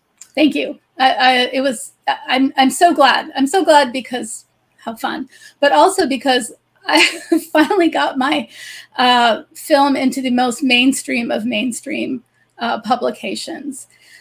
It was a story about the new Pew study that showed that 57% of people who didn't intend to have kids said it was because they just don't want to, which I think is kind of awesome. And so the reporter was talking to me about that and about my own story. I had a wonderful conversation with her. I went into all kinds of things, personal stuff, but then into pronatalism and into things like that, the difference between child-free and childless, all these things. And so when it came out, she had put in my personal story not exactly correctly, but it was there. But most importantly, she put in the name of my film and a link to our website. And even though most of the story, I think, was the usual, like, oh, it's the economy, it's the climate. I'm like, the peg for the story was that 57% said that it was not that they just didn't want to have kids. But I guess we're not going to talk about that. And the word childless was used throughout. Again, it's great to have that story out there. The story led with a woman who's trying to get a sterilization procedure done, which is great for top of the story. The most important thing that happened for me is people found out about this film I had made, and there was a link to go to the website. So even though I don't think the New York Times did all the things I was hoping they would do in terms of the child-free conversation, they gave people a way to find out more. And I immediately got, I don't know, like 75 signups for the newsletter, and like 35 people rented the film. This is all in a matter of days. So they may not say what we want them to say all the time, but as long as they like give people a place to go to, if they're interested to learn more, I thought that was really, really important. Oh, and frankly, because I was in the New York Times a week and a half ago, there is other press that is now interested. So we're hoping we can meld all the things going on right now in the US in particular, to really bump up this conversation, and ultimately for me to have the film more widely seen, more widely talked about. So that's my experience. That's awesome. I kind of gave up on getting asked deep questions in press interviews for Childfree because like I said, I don't have a story that's remarkable. I led with that, but it's like, I just didn't want to have kids. And, I see a lot of fluff pieces, right? Because I mean, that's a start. There's a place for that. I have Angela's voice in my head right now. Like there is a place, and I know there is a place for that. Some of us want a little bit more, but I will say one that I did say yes to this year. It featured my dad, and Therese, you were in that, Laura Carroll was in that, and I can't remember who else, but it was really fascinating because my dad, who obviously has children, and my brother has 2 kids, so he is a grandfather. But my dad's been very supportive of the work that I've done, and people choose, because he also has siblings that chose not to have children. And so this was for the Globe and Mail, which is a big publication in Canada. And Canada is a country, attached to the US, for those of you that don't know. We don't live in igloos. Although sometimes it feels like that. But anyway, so this one, I was talking to the journalist, and I don't know how my dad got into the conversation, but then she asked if she could interview my dad, and I thought, well, he's traveling right now. I'll see if he wants to. Now, my dad is not on social media. He doesn't, he doesn't put his name out there or anything like that. And my dad agreed. So that was really cool because it was, because I didn't want to talk. Here's the thing. If I'm going to be in the press, I want to talk about Childfree Convention. I want to talk about International Childfree Day. These are the things that I'm attached to. I want to talk about the Childfree Girls podcast. I don't need to talk about myself. I want to talk about the work, the advocacy stuff that I do, but the press isn't interested in that. And I don't want to be full screen right now. Sorry. I don't have it. Yeah. I'm shy sometimes, believe it or not. So I need to see the support of my people on screen. So I did not want to talk, but I wanted to bring attention, and they weren't interested in that. So, I have thoughts on that, but that's okay. But they were interested in my dad. So it was fun because I did get to, they asked Dad great questions. I kind of coached him a little bit. I didn't know what the questions were. I said, I don't want to know. Please don't tell me. But I said, just be mindful that they're going to take what, you say and use it however they want to. Now, my dad is very businessman-like. He's very eloquent. I kind of get that from him, but he's, Dad's fine. I have no problem with my dad speaking about stuff. And so it was really cool to see that. And we did get a photo together, and I'm like, geez, I look like my dad in a wig. But it was a fun interaction. And I think for my dad so he spoke about having less grandchildren. He gave his opinion on his friends who are in the the obligatory child grandparent role where they don't travel. They spend their time raising their grandkids. Like my dad had some really good things to say. And I'm like, that was the perfect resource. Oddly enough, as a child-free person in doing an article, it was my dad that saying what he said. I was like, you go, Dad. So that was fun. So that set the bar for me, because I think I'm disheartened that they don't want to talk about the advocacy work that a lot of us are doing. So it's really nice, Therese, that they're talking about your film, because your film is impactful. And quite frankly, those of us who are creating conversation and putting together things, not so for people can share their stories, but beyond that, they're not interested. They don't see, like, there's still a disconnect, and that drives me nuts. But anyway, we have one more question. I think so. And then we're going to take a break. Do you want one from the audience, or do you want the? No, I thought we had another. I can't see this one, but I know someone in the audience. There's a question that someone can answer. Let's see. I'll throw it out there. Okay. So, free and thriving. Go ahead. Oh, as a child-free content creator, do you feel obligated to include mother's perspective in the conversation? Mom podcasts have the freedom to talk directly to moms without backlash, right? Good question. Who wants to answer? Yeah, I say no. I've never felt obligated, even though when writing my book, I had conversations with parents with the condition, of course, that their information would remain confidential, because they had things that they wanted to relate to me about their experiences with having kids. And one person I spoke to who regretted having children, and she was able to, I didn't really include all of it in the book, she was able to flip it around about channeling that energy into being a better parent. But I've never felt an absolute obligation completely. It was worth it for me to include her story in my book, because I wanted to, it was of interest, and it's like maybe I thought it would give voice to those who might feel the same out there. But overall, I've never felt there had to be an obligation, because the content overall is generated and meant for education, entertainment for child-free, childless community, and to maybe offer perspective to people who are parents. So never felt an obligation. Anybody else thoughts on the question? I don't feel obligated to. We were nice and added to the parent ally panel last year for last year's convention, which I thought it was important. And we've had, I think, 2 parents on the Childfree Girls podcast. But it was, I don't think we were doing it out of obligation. Yeah. And even as Childfree Girls, we talked a little bit. Did we have a parent? We had a parent on at one point. We had, she was a journalist. Yeah. And I don't think it was out of obligation. I think we had 2. Remember that coach, the one that did controversial. We kind of went off topic that one. Did that Natalie? We had 2 mothers. I forgot about that one. I think it's important. Like, I don't feel like it's an obligation to give them a role. I don't feel like it's not fair if they're not included. I do feel like it's important to reach them, as it's as important to reach them as it is to reach anybody else, because they have children, and they're people in this world who might have had kids because they thought they had to. They might totally enjoy it, but think, oh God, I didn't even know I could have chosen not to do. I had no idea I could have chosen not to do this.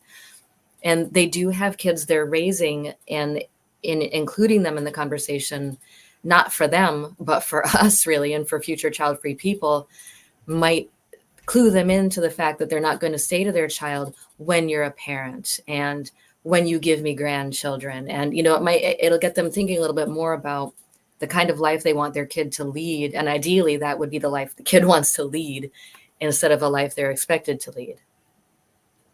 I'll give you guys a little sneak peek. And so I don't feel obligated, but I also say often that I want No Bibs, Burps, Bottles to be a place of mutual understanding and respect amongst child-free individuals and moms.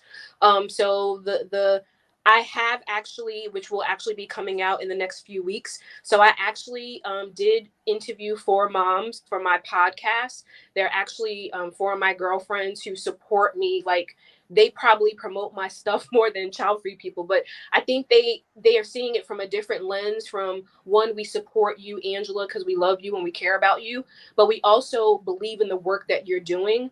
And so I sat down with them, because mutual understanding and respect starts from just me sitting down and talking to you and vice versa. So that podcast episode will be released in the next couple of weeks on No Bibs Burps Bottles on YouTube. So look out for that. But it was a candid conversation with 4 moms, and we laughed and we chatted, and they shared what they think about this No Bibs Burps Bottles. And I was able to share and ask them questions about, so you got 2 or 3 kids. What led to that? And I for me and No Bibs Burps Bottles, personally and professionally, I thought it was good to show a different side of that. And so so I don't feel obligated, but for this particular episode, I felt that it was needed because I actually did want to come together, common space to say, here's what my thoughts are. 4 moms, share your thoughts, and where do we meet in the middle? So look out for that episode. Awesome. Okay, so I think we're going to take a 10-minute break. We have one more section of the panel called Acceptance, What's After Childfree, so you don't want to miss that. And then in an hour, we're going to be with Helene in Sweden for the Aggressively Childfree panel. So that's what's coming up. So we are going to take 10 minutes now, and this panel will be back. Yeah. See you in a minute, or 10, actually.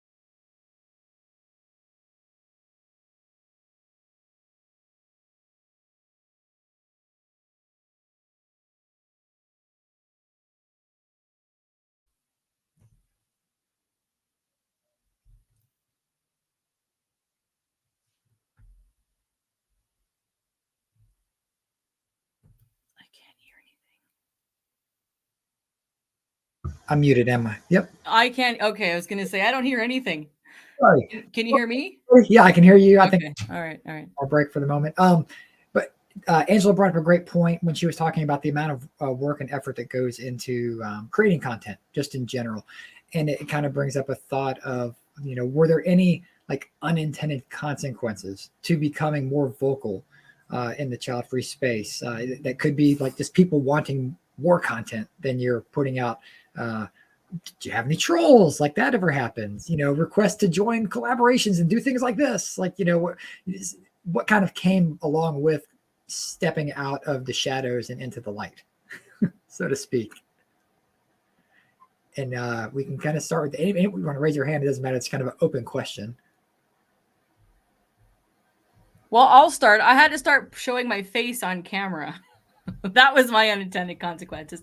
And I discovered now I have child-free friends, like legit child-free friends. And this is probably the thing that I've wanted to say the most out of this experience in 6 years is that I mean, I've always been a social butterfly, and most of you know that I despise butterflies, but I am a social butterfly. It's not hard for me to meet people and all of that. But, I mean, I'm in my 40s now. So as we, evolve through life and you look at your social circle, you look at what you need. And I was 35, I think, when I started this. And I was not seeking friends. I was not seeking a community. And my unintended consequences is now I have one. And I don't mean people that follow me. I mean the people on this stage, the collaborations that I've had, but my friends some of them are in the chat. And I've met some of them, but also like I'm talking like on an emotional level, like support on an emotional level, and not just for being child-free. And I will say this, that child-free people are still people, and we don't always connect with everybody. So just because someone's child-free does not mean you are going to be best friends. So I never thought about having friendships or developing friendships or even collaborating initially, but that has been my unintended consequence, and I freaking love it. I really do. This stage makes me happy. I will admit I am not showing up as LeNora Faye, the moderator for Childfree Convention. I'm just showing up as LeNora Faye, who's like a little bit quirky or a lot quirky and whatever. Like you guys know me this way, though on stage, and some of you in the audience know me this way. So that it's really, I've come out of my, hard to believe, I've come out of my shell. And I'm working on it. There's LeNora Faye now needs to be like out there more, and will be out there more after this. But the unintended consequences, I've really discovered who I am as a person, and as child-free has allowed me to really evolve on a personal, deep personal level. And I was going to end with that, not open with that. So I'm sorry, but it really has. It's been amazing. So thank you guys for all being a part of it. Sincerely. And we're done. Thanks for coming to the 2024 Virtual Childfree Convention. Anybody else? Okay, yeah. Unintended consequences? I mean, I could just echo Lenora's point, was meeting all these people that I've like people I've enjoyed some great collaborations with, and written content for, and had interviews, podcasts, just the experiences, because I know doing this, the unintended consequences, opening doors that I didn't expect would open, and that continues to happen, even if it's related to child-free stuff. Me coming to do this, first time this year I've addressed any child-free related content. But this is the place I'm happy to be then, if that is the one time per year that I'm talking about the subject. Yeah, I would definitely say connections. And I know that's like a word that I've probably said a lot today. But, in any of the work that we do, there's always going to be like a counter thought to it. Like people are just like, what is this? And what are you talking about? So I'm prepared for the trolls, even with being kind of thrown into the spotlight and what's going on in America and the US in regards to politics and things. And I don't say yes to everything, because I want things to be genuine. And so I agree with LeNora. Even though people don't believe this, I am an INFJ. So I am an introvert, but I practiced this so long that it just comes out naturally. But I like one-on-one connections, and I've been able to do that through No Bibs, Burps, Bottles, as well as connecting with some of you. Therese, it was just like, hey, I believe in that film. How can I get you to Davidson College? And although that was a whole debacle right there is because I believe in that film. I believe in her work, that I wanted to collaborate with her and say, okay, how can we work together? What can I do to propel your film forward? And I'm going to take this to my administrators and see if we can bring you on campus. Being able to work with Childfree girls, and I think they were one of the first ones to invite me on their podcast, being able to do something with Isabel. So it's about making genuine connections. And I do agree, especially with No Bibs, Burps, Bottle, just because I'm a woman, Black, and child-free, that don't mean I'm feeling you, right? But if we can be genuine, if we can meet somewhere in the middle, that's where I want to be. But the trolls are lurking. I did a TikTok live with someone who's kind enough to be my moderator in the audience, and it's a lot of people spewing a lot of hate, and I'm just like, go watch the TikTok that's talking about opening a can of pickles. Like, you don't have to be here, right? So the trolls are out, and I deal with them accordingly. And the trolls have been in this chat. We've blocked 2. Some of you may or may not have seen them. So they do exist. We've set a troll record, Cody, I think. We now have, we've had 2. We doubled 2. Mission accomplished. Thank you, Angela. And thank you, Dan. All right. Everybody else. One unintended consequence, well, I don't know if it was unintended, but it was surprising, is just how controversial my so-called selfish life is, apparently, in the outside world. I didn't think I was making a particularly controversial film, but turns out it has been, in some ways, a barrier to getting it to all the places I wanted to get it to.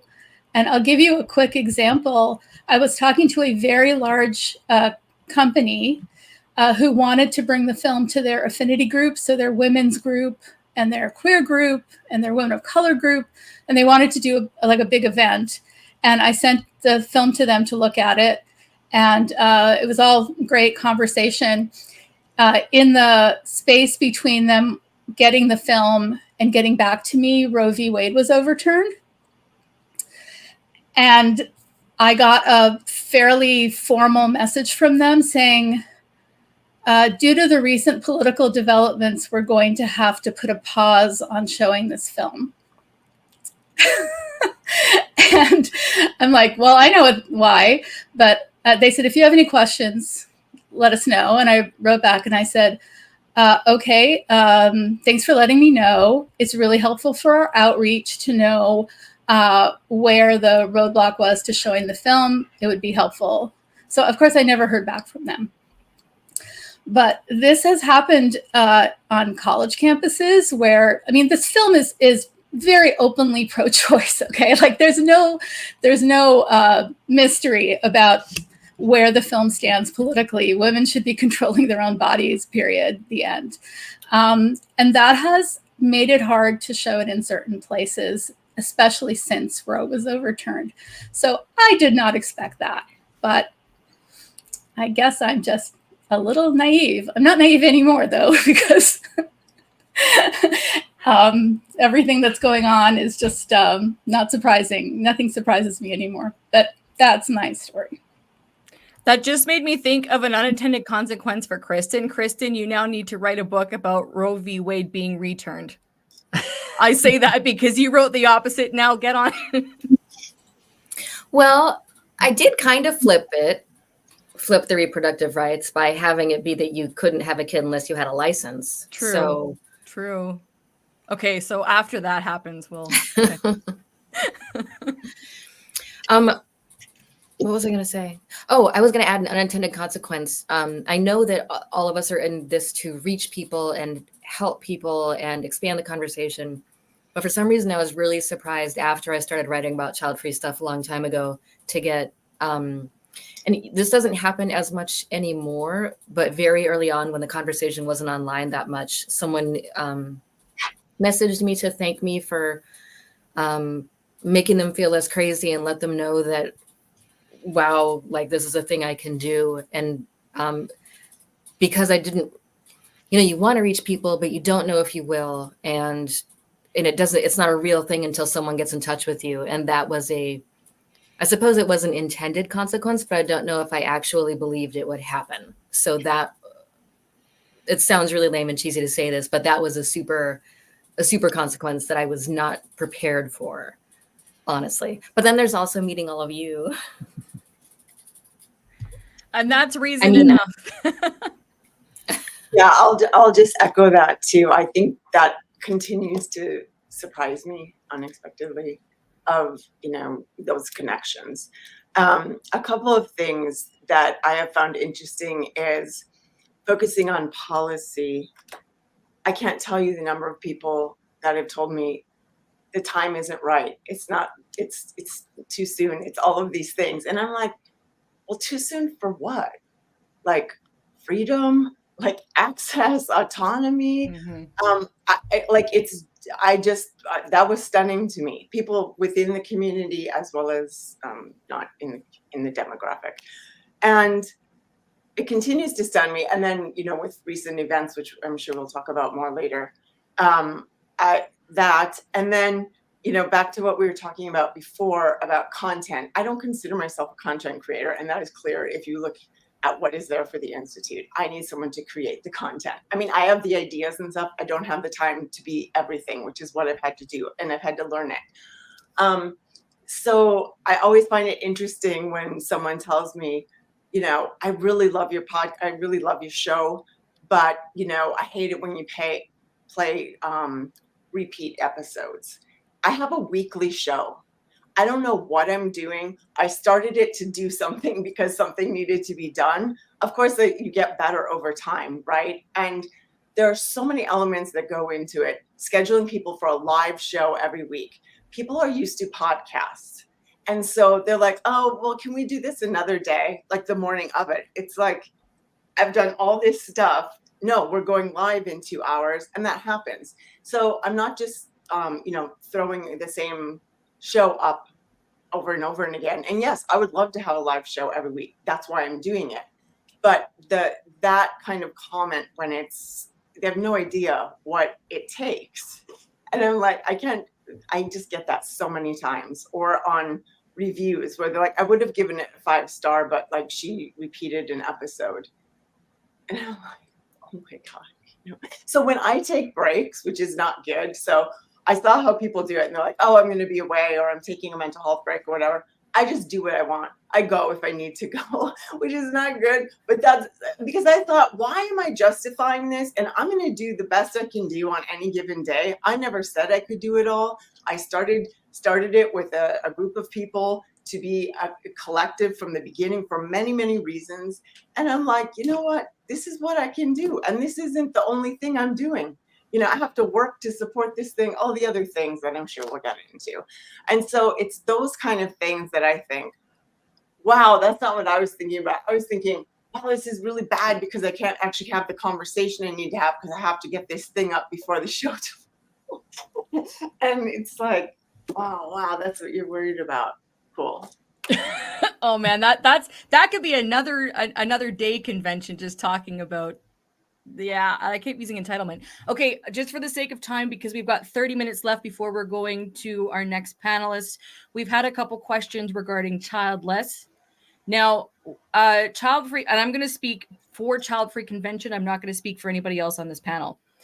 Childfree Convention focuses on child-free by choice. So yes, we have incorporated over the years the childless perspective. But for the most part, when we're talking when we come from a child-free by choice place, it's not a matter of being delicate or whatnot. Our audience is child-free by choice. They did not want to have children. There's a distinction between child-free and childless. And I'll let someone else answer or say else if you want to, but I'm just trying to because those are really good questions. Mm-hmm. But for Childfree Convention, our focus is on those people who have chosen not to have children. They did not want to have children. Again, sometimes so it's not a matter of being delicate. I make it very clear who the target audience is. Childless people are welcome to consume the content. To me, being delicate, there's no point. you know what? We cannot appease everybody. Heck, we're not even aggressive. As you'll find out in the next panel, the Childfree Convention is not even child-free enough for some people because we've had the childless and parent conversation a little bit. So sorry, what was the question? So there's two questions, and we have to move on. So I'll read them both. So one of them is how do you delicately handle the people who want / demand that we include more women who can't have kids and the grief around that. So that's in the child-free space, and again, so that's as child-free content creators, how do we handle that? Okay, I said what I've said. So if someone else wants to quickly, I would like to say something to that. Okay. I think one of the reasons it's so important to have the whole conversation about the choice to not have kids is because it also touches on the whole pronatalist agenda as a whole and pronatalism as a whole. And one of the problems with pronatalism as a whole is this insistence that people have children. And I think the insistence that people have children and the insistence that what makes a woman a good woman is having a child only compounds the devastation someone feels if they can't have kids. Because not only can they not have a child they want to have, now they're a failure as a woman. Now they're not going to achieve their life's purpose. Now they're never going to be fulfilled. Now they're never going to be happy. They're never going to know love. Blah, blah, blah, blah, blah. So the whole, I do think it is important to blend those two things. And it is devastating. I would imagine it's just as devastating to not be able to have a child you want as it is to have a child you don't want. They're both lifelong, just bad. Mm. And I don't have anything against childless people. Obviously, I get your life goal just as much as I would like you to someday get mine. But yeah, I think it's the treatment of people without children, period. I know that there's a special hatred for people who choose not to have kids, especially if you're a woman, because we're supposed to want kids and be trying to have them. But I think it's easier for a lot of us who choose not to have kids to deal with that judgment than it is for people who are already grief-stricken over not having kids they want. Never mind how many of them even wonder whether they actually want those kids or whether they were told they want those kids. And you know what I mean? So I do think there's definitely a place to include all of that. Maybe not in the Child-Free Convention, but I do think in the child-free conversation, it's really important to include childless people. Thank you, Kristen. And with that, we have to move on to the final portion of this panel, which is acceptance. What's after child-free? So please, Cody, can you set us up for success for this final conversation on this particular panel? So has anyone experienced as an advocate accepting kind of the end of your public journey due to any exterior factors, or witnessed another child-free advocate maybe stop due to feeling like defeated, pressure from the outside, maybe career or family won't allow them to keep continuing with making their content, or it maybe being not anymore financially feasible, because it does cost money to do really anything. To be a content creator, you're spending money somewhere. A lot of it you can get away with for free, but sooner or later you've got to start spending the subscriptions per month to put your podcast out or whatever it is. So has anyone experienced it or seen that from an advocate side of things? I can step in right away, Cody, because I think I've already indicated that I've almost feel like I've said everything I'm going to say as a content when it comes to child-free content creation, but I get to revisit the subject once and twice a year, like I'm doing today, and of course I'm happy to be doing it. And that is as a result of other factors related to my day job, but also with the work that I'm doing as a writer, focusing on different other subjects, working on getting another book out, and I have a couple of others, and just talking about different things of interest. So I still have an interest in the subject, but I feel like there are days I feel like I've said all I need to say, but I still feel like I have a lot to contribute to the conversations, which is why I'm still happy to take part in the discussions and be a part of things like this. Well, I will say I have my days, but I'm not ready to quit yet. But no, I've witnessed it in other people where they maybe much like you, Dan, I don't know, they feel like they've done what they can, or just their life moves in a different direction, and that they don't want this hyper focus on just one part of themselves, they're going in a different direction. And the other one is financial, as you spoke to, Cody. I remember a couple of years ago, I don't even remember what I posted about. And I got all these messages in my Twitter inbox about, what would you need money for? And like, why don't you just hook up with other women's organizations that already have money?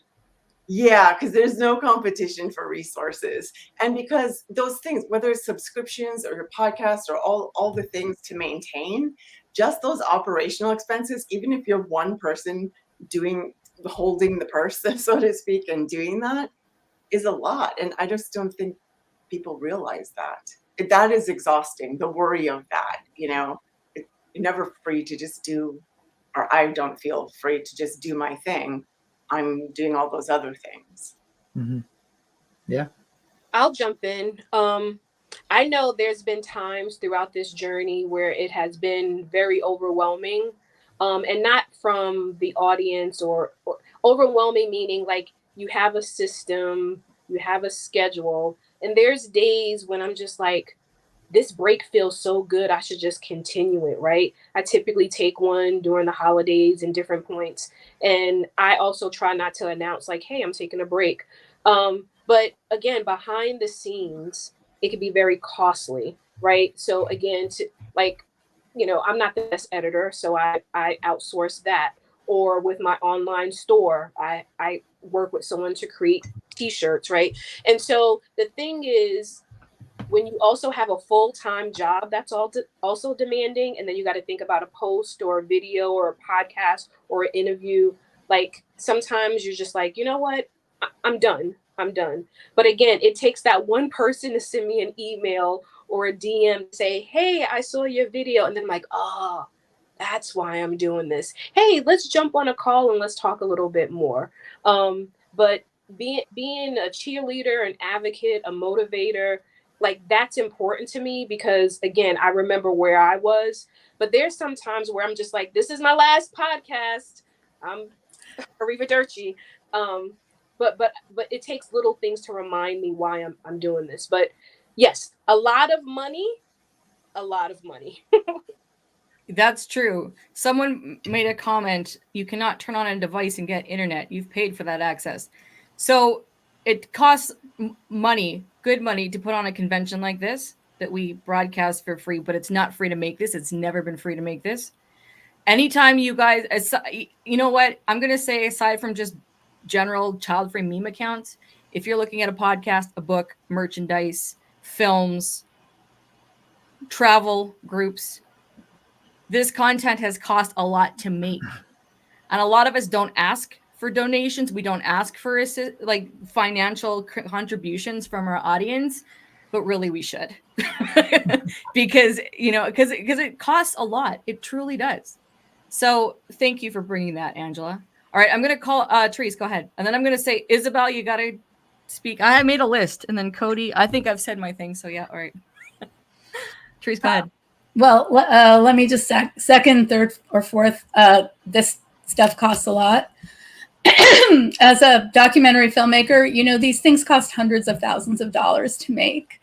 And funding for feminist child-free films requires a lot of work to get. And a lot of our support came from this community. So thank you again. And continues to come from the community every time someone rents the film or books a screening. It is supporting our work. It is helping get back the funds that we have personally invested in this film.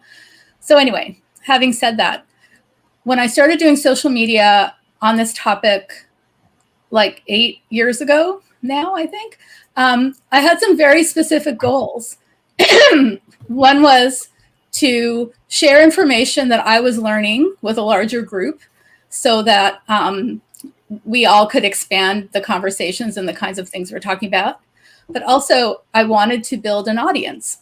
I wanted to bring people in and become our audience from the first day I started working on this film, and to keep growing the audience. And then third, to learn from this audience, to learn from this community, to help me understand what what was important, to you all. It really made the film so much better to have this ongoing dialogue for years with you all about what was important. And so once the film was done, I kind of shifted, because now I really wanted people to know the film was done, and here's how people could access it. And that goes on. So I'm still posting news stories once in a while. I'm still reposting other people's great stuff, but I'm so tired from doing that social media work for so many years, and I have gladly pulled back from it. It's exhausting. And now my goal, also because there are so many people doing great online child-free stuff. Like, I feel like there's lots of people doing this now. You don't necessarily need me in that mix because there's so much out there. So now it's really about, promotion, honestly, getting people to know when we're doing screenings, getting people to know how they can do a screening, all of that.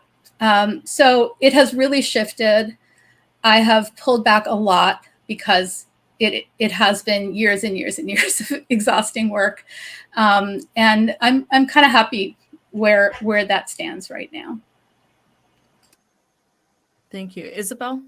Yeah, I mean, it is exhausting. And I've seen a lot of content creators, really good content creators in our space, just sort of like dropping everything and disappearing completely. A lot of them. And we don't need explanations why they do it. We're left wondering most of the time, but I realized, and Free and Thriving said, most importantly, your time is not free.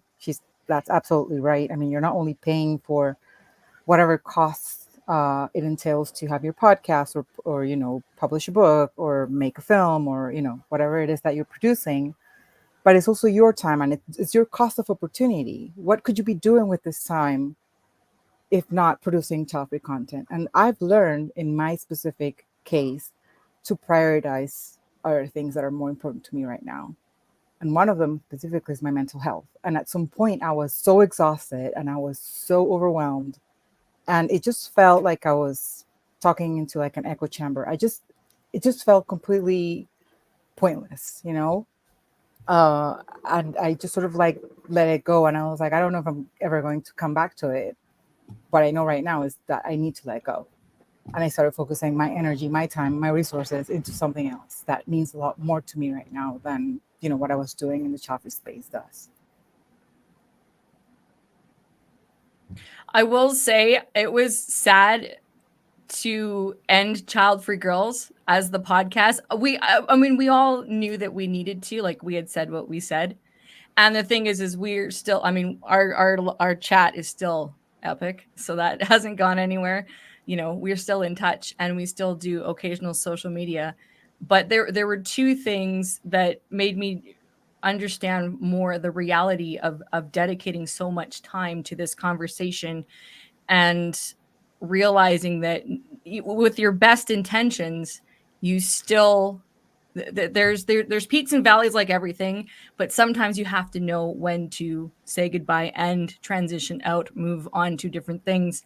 During lockdown, it was easy to do like a morning chat. I did that every single day. It was a fun show. A lot of people I've met are in the audience here, and it was stellar. And then I was in Palm Springs on my 40th birthday on a trip, and I had this sinking feeling. I'm like, I it's got to be done for me. I can't host this anymore. And that was challenging.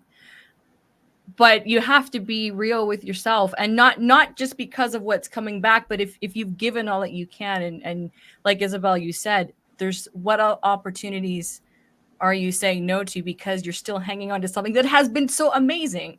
And that's how I felt about like with Childfree Girls podcast. I mean, again, we all came to that decision. That was not my idea to end it either, but I think we just kind of knew. And of course we get those emails. Well, there's so much more you can say, blah, blah, blah, blah. I'm like, well, you guys, we have our thoughts about that, but it does come down to, what is best for you. And content creators, whatever stage you are at in your content creator journey, don't forget about that, because there, especially when something has served you so well and you've had this great vibe, it's been amazing, it's been such a great run, you've met all these people, you've just had the best time collaborating, and then the spark naturally dissipates. And that does happen. I'm saying this from personal experience, and I've had a lot of experience in that area with collaborating, so it happens, and you gotta give yourself time to be honest that that's what's happening, and then say goodbye in the way that works for you. So it's not easy. I think there needs to be a support group. Maybe that'll be my next thing. I'll do a support group for retired Childfree content creators, because you kind of need it. Angela, yeah, okay. All right, guys, after this convention's done, join me over there. No, okay. It's All funny, right. but it's not really. I mean, I support the idea. Yeah. No, I think that feeling burnt out is normal. It's common, not only for Childfree content producers, but like anyone in any job that we hold. And we just need to sort of like honor what our body and our mind is telling us. So it doesn't mean that we're not coming back to this. This means a lot to all of us. If it didn't, we would not be here talking about it right now. But we need to give ourselves some grace, basically. Yeah. Go ahead, Christine. Go ahead. Oh, I was going to be super quick. I know I've gone on and on, but this will be really quick. Even though you've quit content creation, whether it's for a short time or forever, I think what's important in the meantime is to not be silent. Like if you are part of a conversation online or elsewhere where you see people saying negative things about people without kids or people who choose not to have kids, your very small but supremely important contribution can be to enter that discussion instead of holding back and just being silent. Go ahead, Christine. I'm trying to remember. That's a great point. I was trying to remember what I was going to say. Oh, yeah. I think what happened for me is first, we're talking about mental health. We're talking about burnout. And at least in the US, like this is normal. Like this is how it's set up to be, whether it's your job, everything's supposed to be hard. You're supposed to earn it, and you're not supposed to, be paid a lot. And there's kind of this assumption around advocacy that it's free, that it should be done for free because you're doing it, for all the reasons.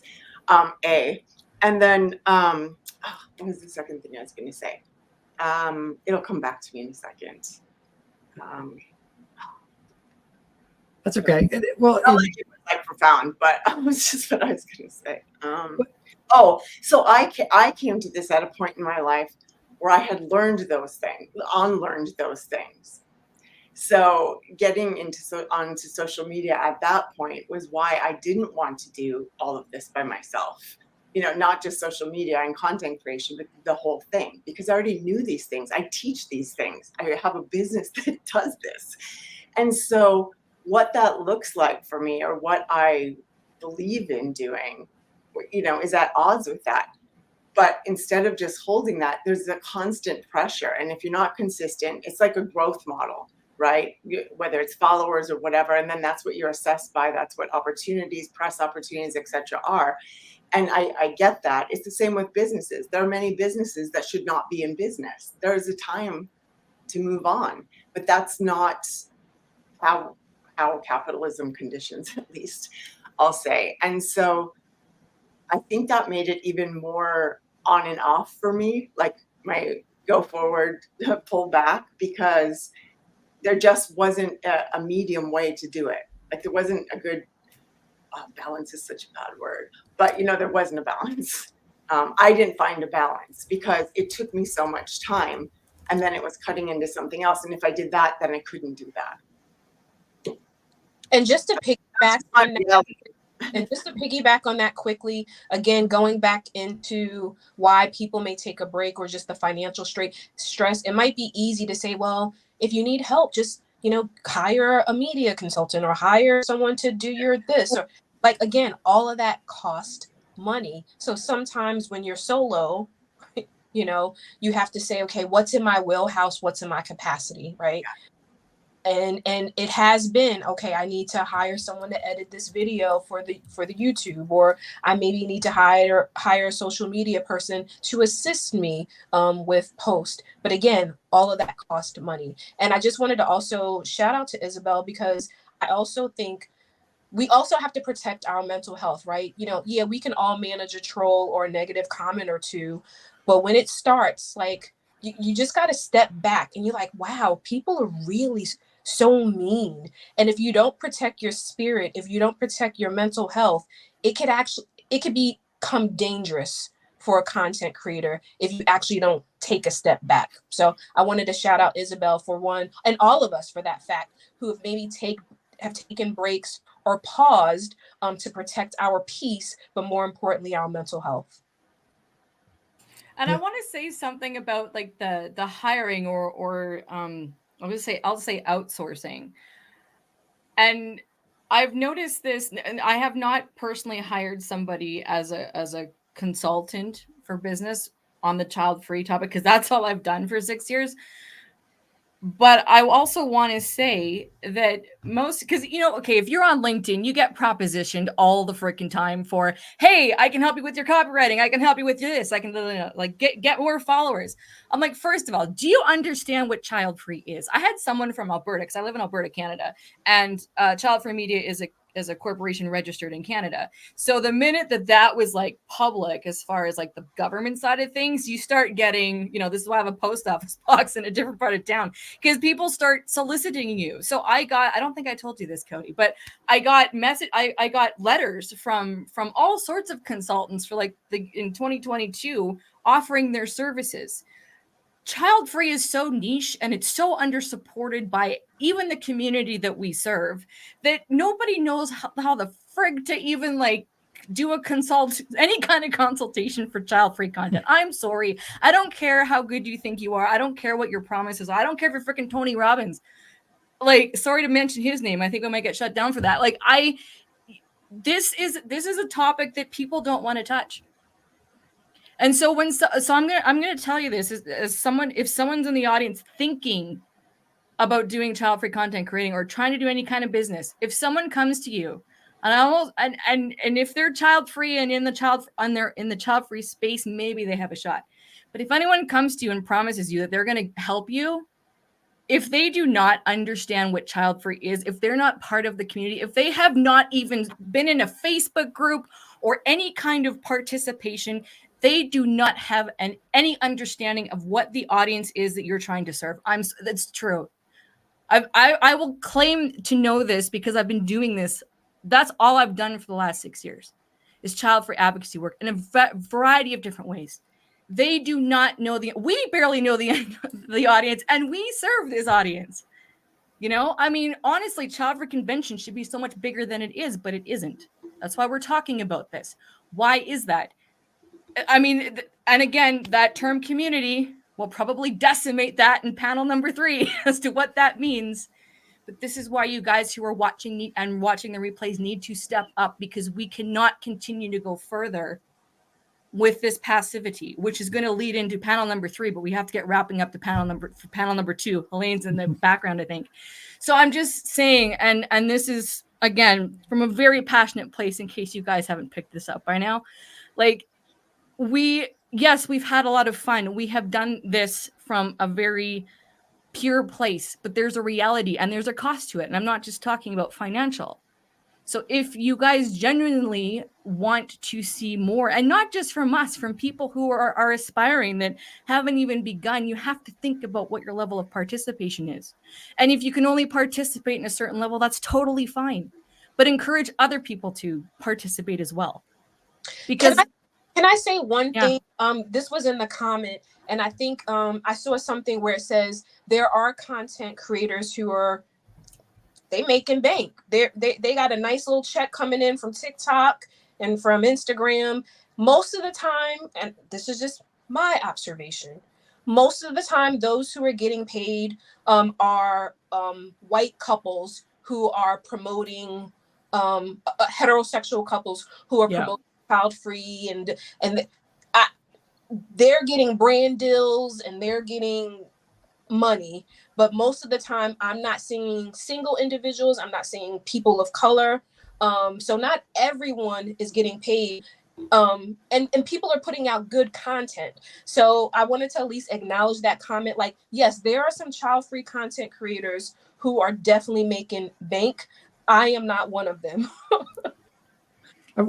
I've seen content creators, and you all have as well, that have had followers in the tens of thousands, in the hundreds of thousands, literally walk like from the child-free space. Like they just shut it down because they're moving on to whatever the next thing might be for them.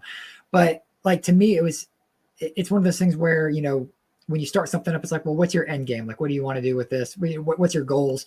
You know, 10,000 followers, whatever it is, likes and follows. And to see people achieve that and then be like, yeah, there's no pot of gold at the end of this rainbow. Like, you know, merchandise, the margins are so slim on it. People like right now, oh my gosh, there's so much Childless Cat Lady t-shirts and mugs being made right now. But I can tell you right now, number one, they're probably not being made by a child-free person. And number two, the margins are so slim, like it's so hard to get into. Like if you're seeing a t-shirt for $10 or $12, there's no way to compete with that from an individual standpoint for people that actually make child-free content, make child-free merchandise. That's, you know, coming from, you know, factories that just output this. They don't care what it is. It's the, you know, hottest hashtag at the moment. They're going to create content on it or create merchandise on it. So to see people coming into the space now, it's like, you know, oh, somebody needs to make this t-shirt about, you know, cats and dogs and whatever. That's fine. It's flooding the market. But, you know, if you're investing real life money into it, you're going to possibly get burned like real bad, you know, trying to ride that wave, not knowing that the chips are stacked against you. Because the people who will actually buy and wear child-free content is minuscule, you know, at best they might wear it on vacation somewhere because it's not their town. That's about the only time they might wear a t-shirt that says child-free on it. But, you know, it's been very interesting over the last couple of years, see like, you know, very large accounts either say they're quitting or just flat out quit. And that really got my mind spinning on, it's like, why are we losing these titans of content creation for the child-free space? And it's like Angela said, some people are making some money, but the vast majority are not. So it's like, you have to understand why do you want to get into this space? If you think you're going to be like, you know, a content creator and that's going to, you know, get you the yacht and all the things you see on social media, you better do it because you love it. And that's really the bottom line. Like, you better have a passion for it, because what you get back is probably not going to be what you put into it as far as finances go, and even emotions go. Like, you'll pour your emotions into it. And we just kicked a troll out of the chat not too long ago, said something about this being the anti-population agenda. Whatever, man. I don't know. But it's like, it doesn't make it. I don't have an agenda against the population. I don't care if people have kids. That's what that person doesn't understand is, as a child-free person, have kids, don't have kids, I don't care. We care about the choice. That's the bottom line. You should be able to choose. And the option to choose should be in the forefront of what's taught to the next generations. And what happens if you don't teach them is what we see in all these statistics that are coming out now. It's like, oh, you know, millennials, Gen Z, you know, they all say they don't want to have kids later in life. It's because, you know, it looks pretty bleak. So, you know, we're not teaching these kids that there is a choice. And maybe it's not to not have kids. It's like, have one less kid, you know, get on board with that. I don't know. Like there's a way to find a sustaining model for our planet.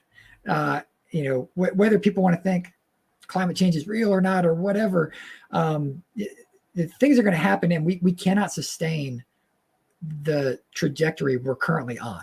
It's statistically impossible. I don't think there would be any, you know, credible scientist or mathematician to even come out and say, oh yeah, no, we can, you know, we just hit, you know, 8 trillion people like last year, or whatever. Like, we're going to be 10 trillion in the blink of an eye. Like, just imagine adding 2 trillion more people to this planet right now. It's crazy. But anyway, I'm getting on a soapbox here. All right. So we have to wrap up this panel. Thank you guys so much. We will see you back in about an hour, 10 minutes. Helene is now going to join us for the Aggressively Childfree panel. You guys don't want to miss that. Thank you, everybody. We'll continue this for panel number 3, which is a call to action, and we're gonna tackle Elon Musk, JD Vance, and pronatalism all in one and kick their collective backsides. But stick around for the aggressively child-free. I'm starting to feel aggressively child-free right now. This is great. All right, thank you guys so much, and thank you to our live chat audience. Don't go anywhere. We'll be right back.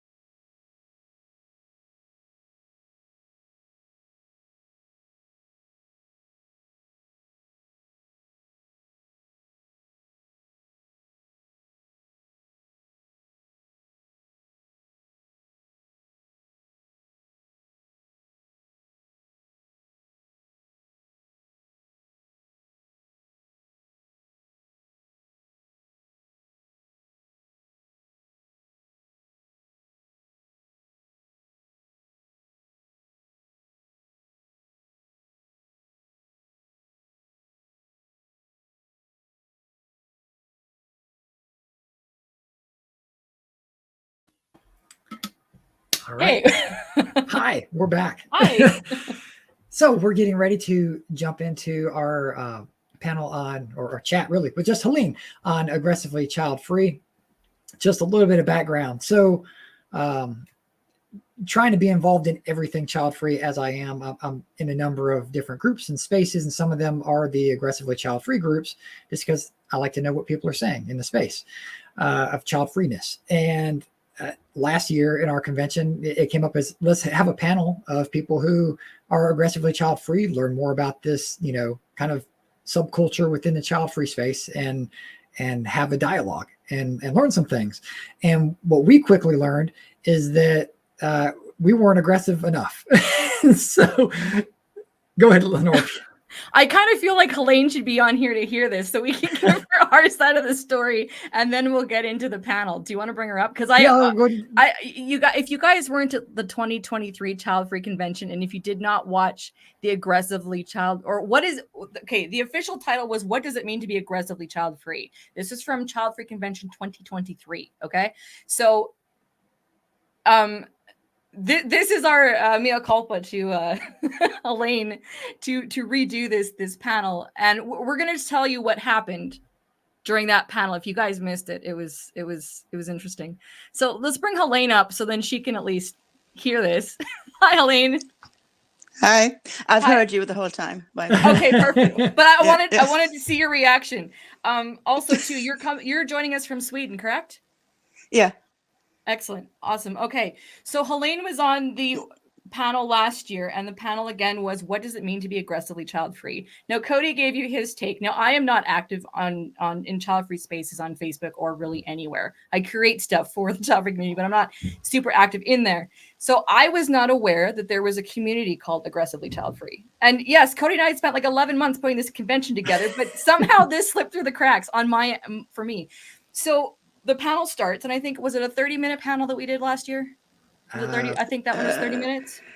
Helene was 30, one of our it was supposed to be 45, I think. Okay. Oh yeah, that's right. Yeah. Right. So we had Helene on the panel and several other speakers who had applied because we were taking applications last year for speakers. So the panel starts and I'm looking at the live stream chat, which is what's happening today. And I'm noticing that there are comments that are quite, there are people that are not happy with the panel. We don't really see that too often. So I'm like, what's going on? So the comments are coming and then I just realized, okay, so this is a community. Aggressively Childfree is a community. And I'm so we had a director last year, and so you will see the screen come up where it's a solo speaker. So when solo speakers come up, Cody and I are texting back and forth behind the scenes to make sure that we're on the same page for questions because we have our scripts off the side, all this stuff. That panel was just like, suddenly people were commenting, the speakers on the panel were commenting because people in the audience were angry that this was not aggressively child-free enough. And suddenly it just dawned on me. And I said to Cody, I'm like, okay, I think we didn't set up this panel correctly. So him and I are real time moderating the conversation, trying to keep that flow and retooling the questions at the same time. And I'm freaking exhausted. I don't remember. I think that was day number 2. Can I butt Yeah, in go here? ahead. Well, I'm laughing now because it was a year ago, so exactly. it wasn't funny back then because no. Just as now I had I'm 55 years old. I do this by hand. I had 4 or 5 A4 pages prepared with my answers and all the 10 or 11 questions that were last year. And they're not talking about the topic at all. They're like, well, I'm getting into this later, but they were apologizing for being child-free at all. And I had some of my people in the chat. I didn't see it, but I knew that they were there. And I was like, it was such a mess. I think I got to say like, I don't know, 5% of what I prepared. They did not even answer the questions. They signed up for the panel and they were not aggressively child-free. So I'm not blaming anyone. It was just whoa. Yeah.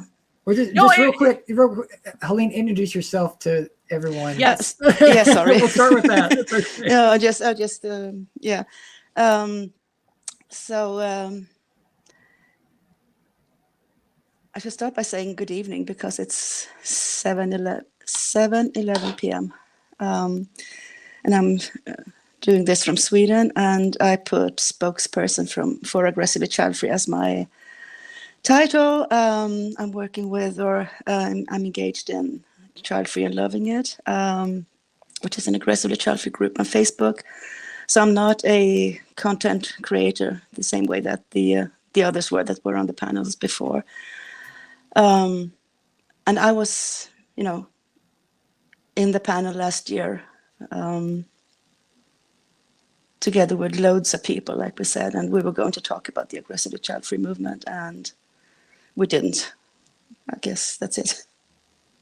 So it was one of those examples where you are learning in real time, and that's to potential content creators out there, when you're doing live streams, and even if you do research, you got to be able to move on the fly. So that was the quote unquote hilarity from my end, going, oh wow, okay, we walked into some. I mean, it was very. It'll remain one of my favorite panels only because completely, you just had to shift completely, and I haven't had an experience like that, so it was intense. So Cody, do you want to set up the panel, because we want to get into what actually is aggressively child-free? Well, that's really my first question. I'm gonna lay it all on Helene, if she would just what does it mean to be aggressively child-free? How do you or that community define that term? And then part B is, what are some misconceptions associated with it? Because clearly we had some misconceptions last year. Yeah, those misconceptions were different from what happened on the panel last year. There was just, I don't know, people. We often talk about people wanting to use our label, the child-free label in general. People who aren't child-free at all want to use the label because it's somehow, I don't know, edgy or modern or something. but some of the people on the panel last year wanted to use the Aggressively Childfree label for, I don't know why, or I don't know for what reason. But anyway, the way we just define to be aggressively child-free, it's really, people see us as child haters, and well, to some extent that is true, but it's really, it's where it started, and where it started for me, if I just make a quick recap on my own journey to come to where I am today. I've always been child-free. I've always not liked children, or I've always not been interested in them. And that's not condoned in society. You cannot not like children. You have to like children. And when you're constantly told that you have to, oh, they're just children. You were a child too once. And all the other bingos, you're backed so far into a corner that you become aggressive. And I think that's where a lot of us, where we started. So it's really a movement that we've been pushed into. We just wanted to live, or I just wanted to live child-free, not just as in not having children or not wanting to have children on my own, but not being around children, not being, not wanting to be associated with them, or, don't come near me, sort of. And when and when we're told that that is not okay, that is not accepted, okay, what do we do? What the human psyche does? We fight back, or we defend ourselves. So what we want, we really just want to be child-free and left alone with it. But society, and to some extent, mainstream child-free people, those, we call them softies in our circles, because, yeah, it's okay. Because they want to, suck up to the societal view of child worship, or how I should put it. And they keep pushing kids and the child agenda into our faces, both figuratively and literally. Here, look at my child, holding up the phone in front of you. Isn't my child lovely? Don't you want one yourself? And so on and so forth. So being aggressively child-free is our response to this agenda, really. And the more we question, the more aggressive we get, actually, when we just wanted to be left alone. I wasn't planning on holding an address or a speech, so if we can just maybe, no, but...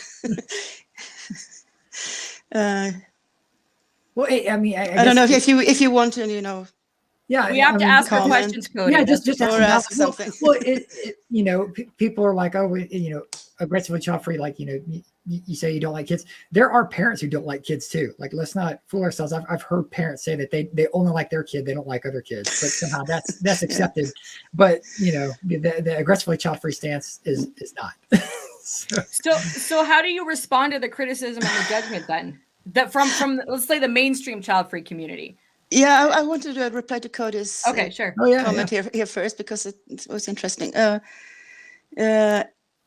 When parents say that they don't like their children, and when parents want to join, well, not our group, but there is another group that is called Beep Them Kids. You can fill in the first word yourselves. They think that that group is for, bad-mouthing their own children, F those kids. And so everything is okay if it's a parent that says it. If we say the exact same thing, it's not okay. You have to be a parent, you have to be a child lover to, that came out wrong maybe, but you have to, love children, to be allowed to say that you don't like them or F them, haha. But if we say them, and we mean it. Yeah, it's like we can talk about our people, but you can't talk about our people, kind of. Yeah. That's a good point. That's a good point. And they can use the slurs that we use in private about them. Parents can say that. We can't. So what did you say, LeNora? You asked me something. So the criticism that, let's say, the mainstream child-free community, or that you hear, and judgment from the mainstream child-free community, how do you respond to that? Whether you or you can say on behalf of the aggressively child-free community, what's the dialogue around that? Like, and maybe also to the audience, because I feel like the mainstream child-free community, like, we're all beginners here. So we're just assuming that, okay, we're aggressive enough, but clearly we're not. And, so I guess show me the division. That's what I'm asking. Show me the division between the mainstream and the aggressively child-free, and how you respond to any kind of feedback, criticism you get from mainstream child-free. That is a big question. I will try to do it in sections, maybe. But when we get criticism, the criticism is why are you so aggressive? Why do you hate children? And if we say, some people think that not saying that you don't like children means that you want to go out and, this is in Facebook, right? I can say cut off their heads without going to jail. It's out. You said it. Rules rolled it. Pardon the pun. Yeah. Oh, yeah. Yeah, but so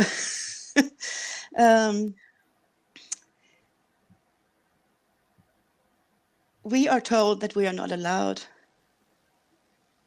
to have any negative opinions about children at all. And I'm talking about that, I call this the mainstream child-free community, not everyone, obviously, but it comes from within there. And we are expected to not be so very aggressive. Can't you just like them a little bit, or can't you just, please them, please the parents? Most people who come to the aggressively child-free groups have been kicked out of so many other child-free groups because we are too hardcore. Okay, so you guys, the mainstream child-free community kind of holds their punches with how they really feel, versus aggressively child-free, where you say what you really want to say. Is that would you? Some of them, I guess, would like to be more aggressive, and some of them are not. I'm sort of taking points from all of my different sections of my notes here, but now I lost my thread. I can go back to when I started discovering child-free groups on Facebook at all from the beginning. This could be 10 years ago or something. So I was kicked out, as I said, and I wasn't halfway as aggressive as I am now. I could just, talk about having met a gaggle of children on the bus and writing in one of those groups that that was a not so nice experience. Why can't they take the next bus? Haha, something like that. And they are just children. How can you be so mean? So, and this was coming inside of a child-free group. They were. Oh, okay. All right. Yeah. I think it was a Swedish child-free group, one of the first ones I discovered, when I started finding the groups at all. So that is a very mild example, but that got me kicked out of that group for standing my ground and saying, I'm allowed not to want to sit beside them, ? Which I was not. So that's where it started. And I migrated through a few different groups before I found the predecessor of Childfree and Loving It, where I am now, and some of the other very few groups that we're in now that where we can be who we are. And I think I talked about this in the previous panel about like Facebook groups and Reddit and things like that, and how kind of over time that they have kind of like filtered and settled of what the temperature of that room is going to be.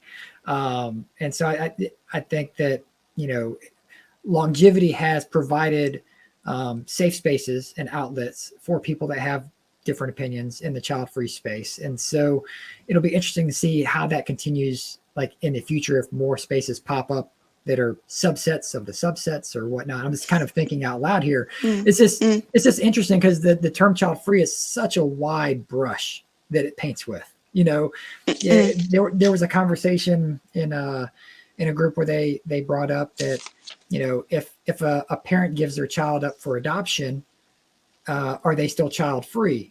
And that started a whole dialogue with people of what is child-free? Still. Yeah, that was the question they asked. Yeah, I don't understand the question, because if you have a child, if you're a parent and you have a child, you're not child free. You can still be child free. That was the question they brought, and that's where the dialogue went in the. I hear you, but I don't understand the question. Yeah, it was to me, it's a misunderstanding of what child free means, but it was somebody probably that was new to the group and didn't quite understand what child free meant. It's that you don't want kids, period. You're not going to try to have kids. So giving your child up for adoption doesn't make you child free. That doesn't make you less of a. That's what. But that is one of. Sorry. No. I was just thinking of how. Like, again, how all the conversations and all the groups, eventually, if you're in the child-free spaces, you'll kind of find your way. You'll find your group sooner or later. Like you mentioned a minute ago, like, you know, eventually you get kicked out of groups, or some people even make recommendations. It's like, you should probably leave this group and join this group instead. That's more like the speed of what people are talking about. Yeah, but this thing that you started talking about now, the definition of child-free, it's... we get this all the time, and it is all over the place in all of the child-free groups. Some groups, you know, they're not so hard on the definitions, and they allow different kinds of definitions, which we don't. And like you said, child-free is child-free, but then people will start saying, "Oh, but if you're together with someone that has a child, you're child free, even though you're a step parent, or if you live somewhere where you can't have an abortion and you are forced to have the child, you're still free." Some people think this, and this is an ongoing argument. But we don't accept any of this. Child-free is child-free. You don't have a child. You don't want a child. You don't want to have it yourself as a, you know, man or a woman or female or male. You don't donate your biological material to someone else. You don't. You're not a step parent. You don't have a child. It's funny people will still come and argue with us about this. Yeah, that some people in the comments started to bring up those other examples of like donating, you know, sperm or eggs or whatever for, you know, people to have kids. It's like, you know, how could you say you're child free if you're, you know, donating genetic material to make children? And so that started a whole nother dialogue. And so it's just interesting how like we as an entire community can't agree on what child free is. So it's understandable that there's confusion within it.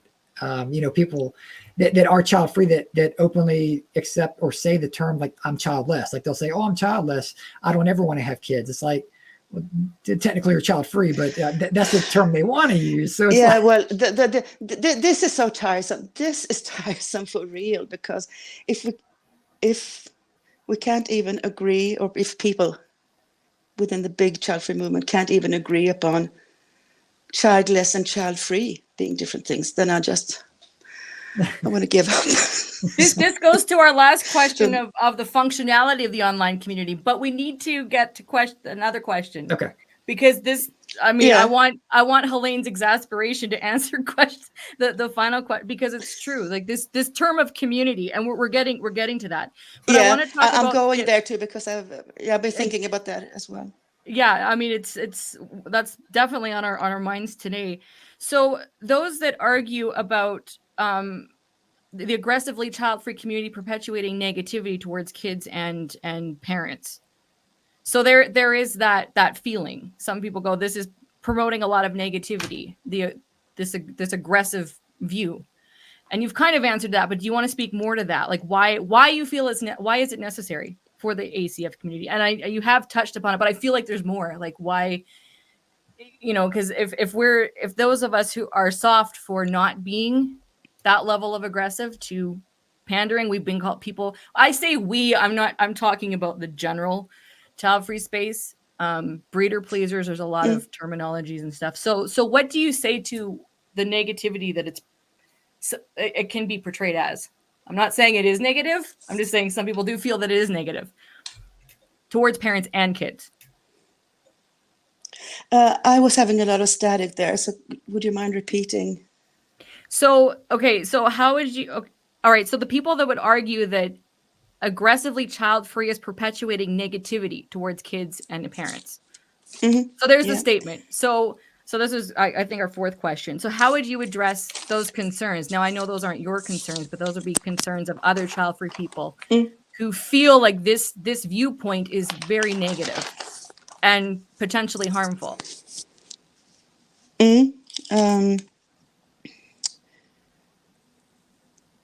So I would say that, like what you were talking about before, Cody was saying that there are subgroups within subgroups within subgroups in the child-free community, which is why I really don't want to use the term child-free community at all, but we get into that, at the end. We are so different, coming from so many different directions. And I would say that the overwhelming majority of child-free people in general are more or less, or to some extent, positive to the parent and children society. They might be genuinely positive to it, or they might feel that they have to be because societal pressure is so high on everyone. First of all, it's very high on everyone that, we can't really be child-free at all because everyone has to want to have children, right? Sarcasm. And if you do, those of us who do identify as child-free, we are still, like I was saying before, expected to be, have positive feelings for the parent and children society.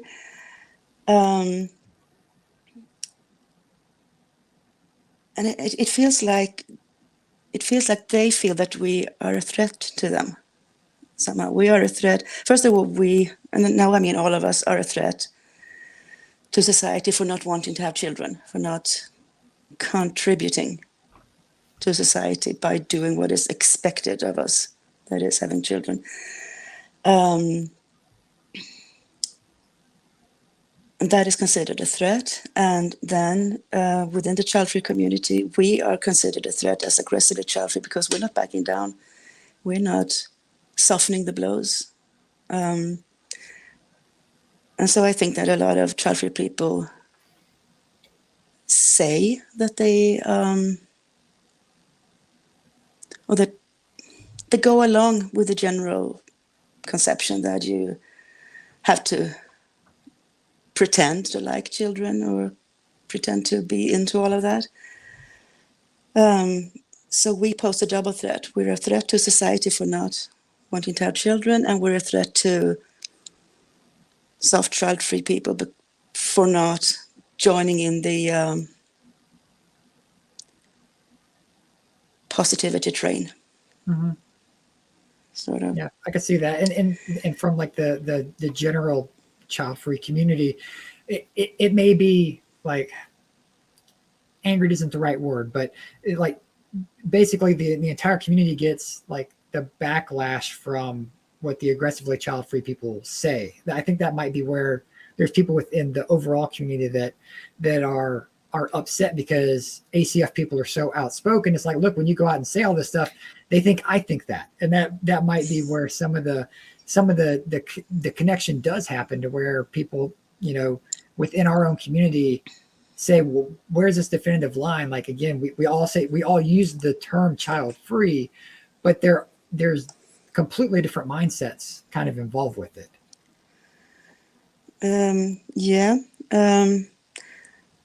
The problem is that to some people outside of the child-free community, then to some of those people, it's a threat to even say that you are child-free.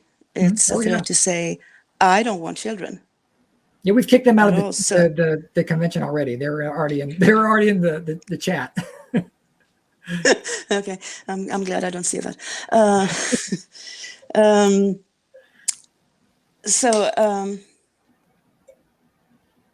Well, that might be the case. We might pose a threat to those who think we're too outspoken.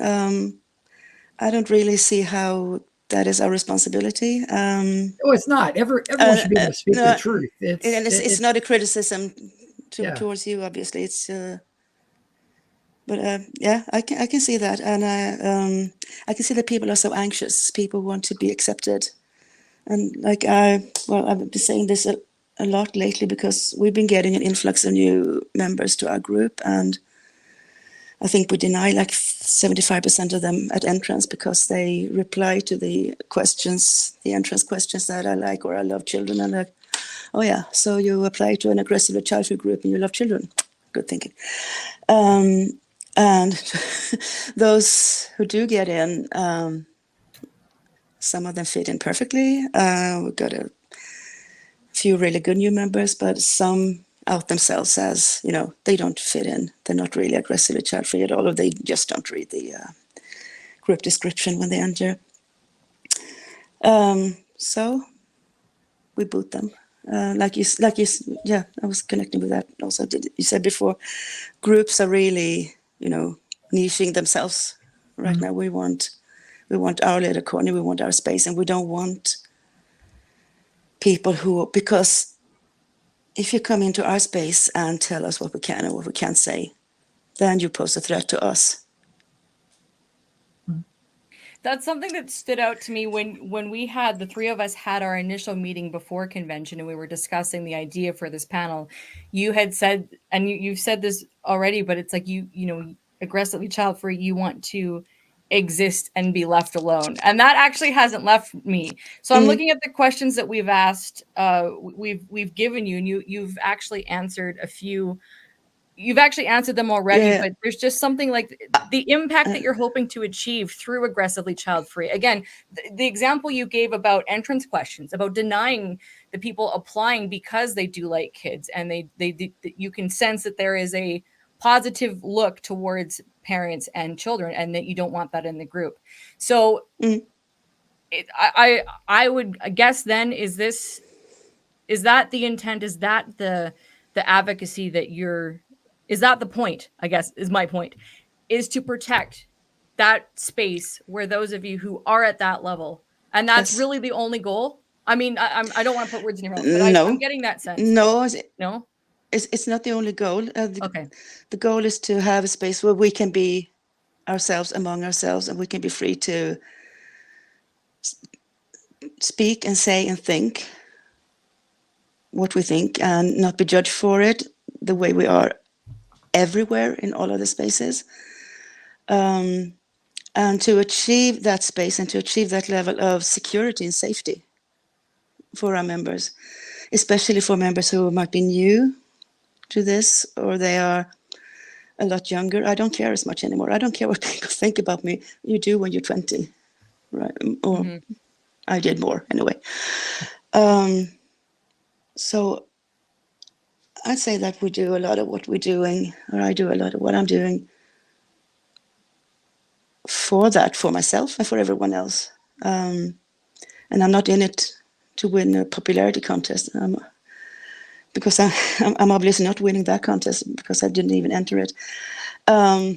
I think that is also what really gets on people's nerves. You know, the general Childfree, or the softies, because I don't beg anyone's pardon for what I think. So I'm curious. This is more of a personal question, and I don't think this is technically on the list. And I think we should actually. Well, first of all, I'm really curious how you navigate like day-to-day life. No, or do you, as an aggressively child-free person, and I'll give context. I'm openly child-free. So if I'm out and about and I hear someone say something, like I remember getting my passport photo taken, I was waiting in line and two women in front of me were talking about how this one family member needs to have kids because they're married and accidents happen. And I said, I'm 41. I've never had children. There's been no accidents. Like I just piped up out of the blue because I do that. I'm openly child-free. So I'm wondering and now my passport photo looks very aggressive because I was in that state. They called my name. I'm like, you can't smile in Canadian passports. But anyway, my look is hilarious. But I'm just wondering though, how, in day-to-day, how does that translate to you when you know what you know, or do you stay silent about your child-freeness and just dodge that kind of conversation? I don't stay silent about my child-freeness. Okay. I speak about that. I think it's a cultural thing too. Swedes are, we're sort of more shy, or we're more introverted as a people. I might not have spoken up in that queue because I didn't know those people. Right. I might have, and this is me as a Swedish person, I might have, recorded it in my brain and written a story about it for the group later. Okay. And that's not me not daring to speak up, but it's, we don't do conflict in day-to-day life. That's fair. I'm Canadian. We're not supposed to either, but I'm an outspoken Canadian, so I think that's fascinating because that right there kind of dispels a myth, because LeNora, who's not outspokenly aggressively child-free, was outspoken to complete strangers, and Helene, you're saying like if that was you would have shared it within a group in your own circle, but you wouldn't have said anything. It depends on the context so much well. I don't go out and seek confrontation. I don't seek conflict. And that's what I'm saying. That's the myth that's dispelled, as people are like, thank you. I dispelled it without knowing that I did it.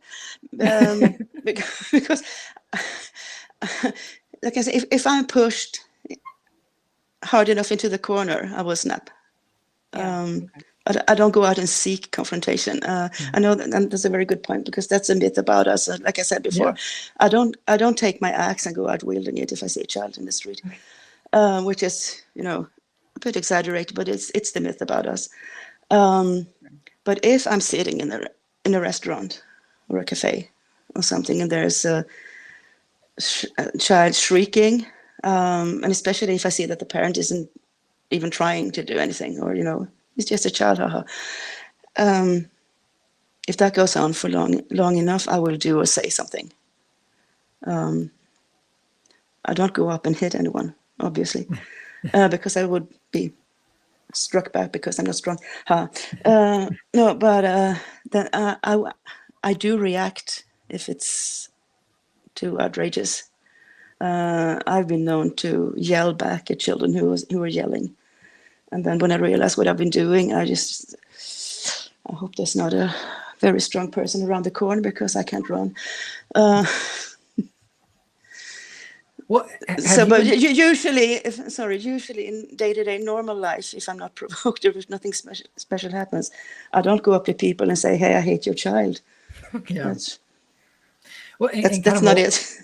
Well, kind of along the conversation we're having right here. So, have you encountered or heard of anyone in the community have encountered like backlash or resistance, and how do you continue to promote your message despite like that kind of a challenge?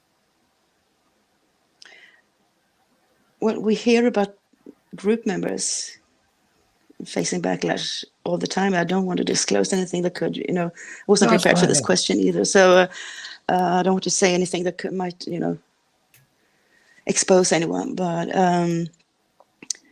that is one of the main goals. To get back to that, one of the main goals with the group is to make people feel that they can safely share what they're experiencing, what's happening to them, to vent about it, just to get it off their chest, or to ask advice and get advice, or get,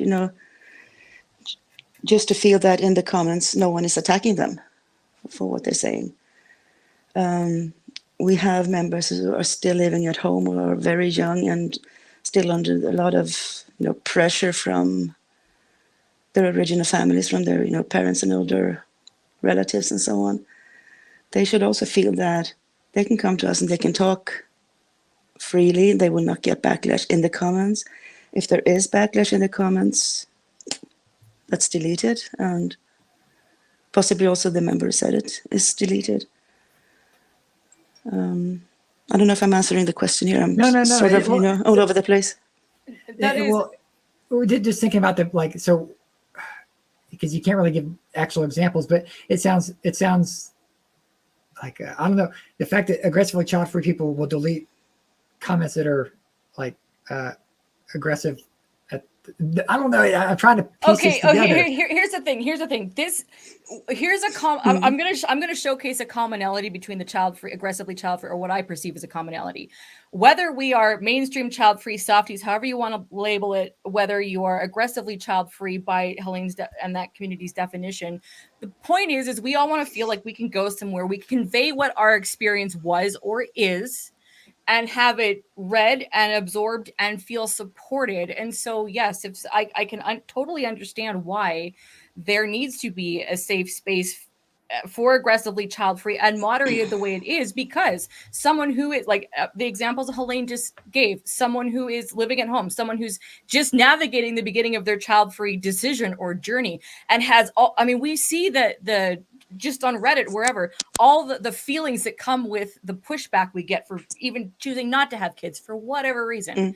So yes, it does sound odd to think about, but it's not at the same time. If someone is said something and it's considered very harsh, whatever that experience is in your group, and someone attacks that person and says, "Oh, you reacted wrong. You shouldn't do that. You shouldn't."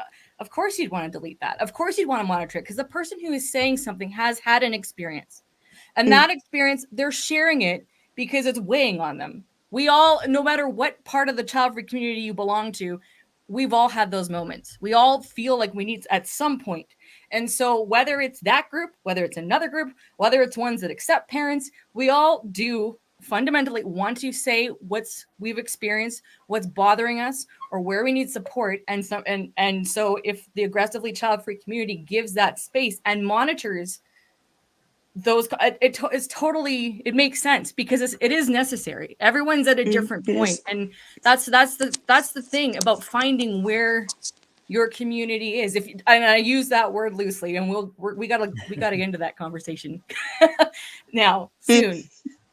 So yeah, it makes sense. You do want to monitor who comes into that community, because that is the level that you guys are on, and that's the space that you're providing. And I'm going to say rightly so. Yeah. And I'll kind of get into the next question here. You helped kind of, I don't know where we are anymore. We're kind of near the bottom of the questions. This is the one about the anti-natalism. We had a quick dialogue about that, but I'll lead into it. So,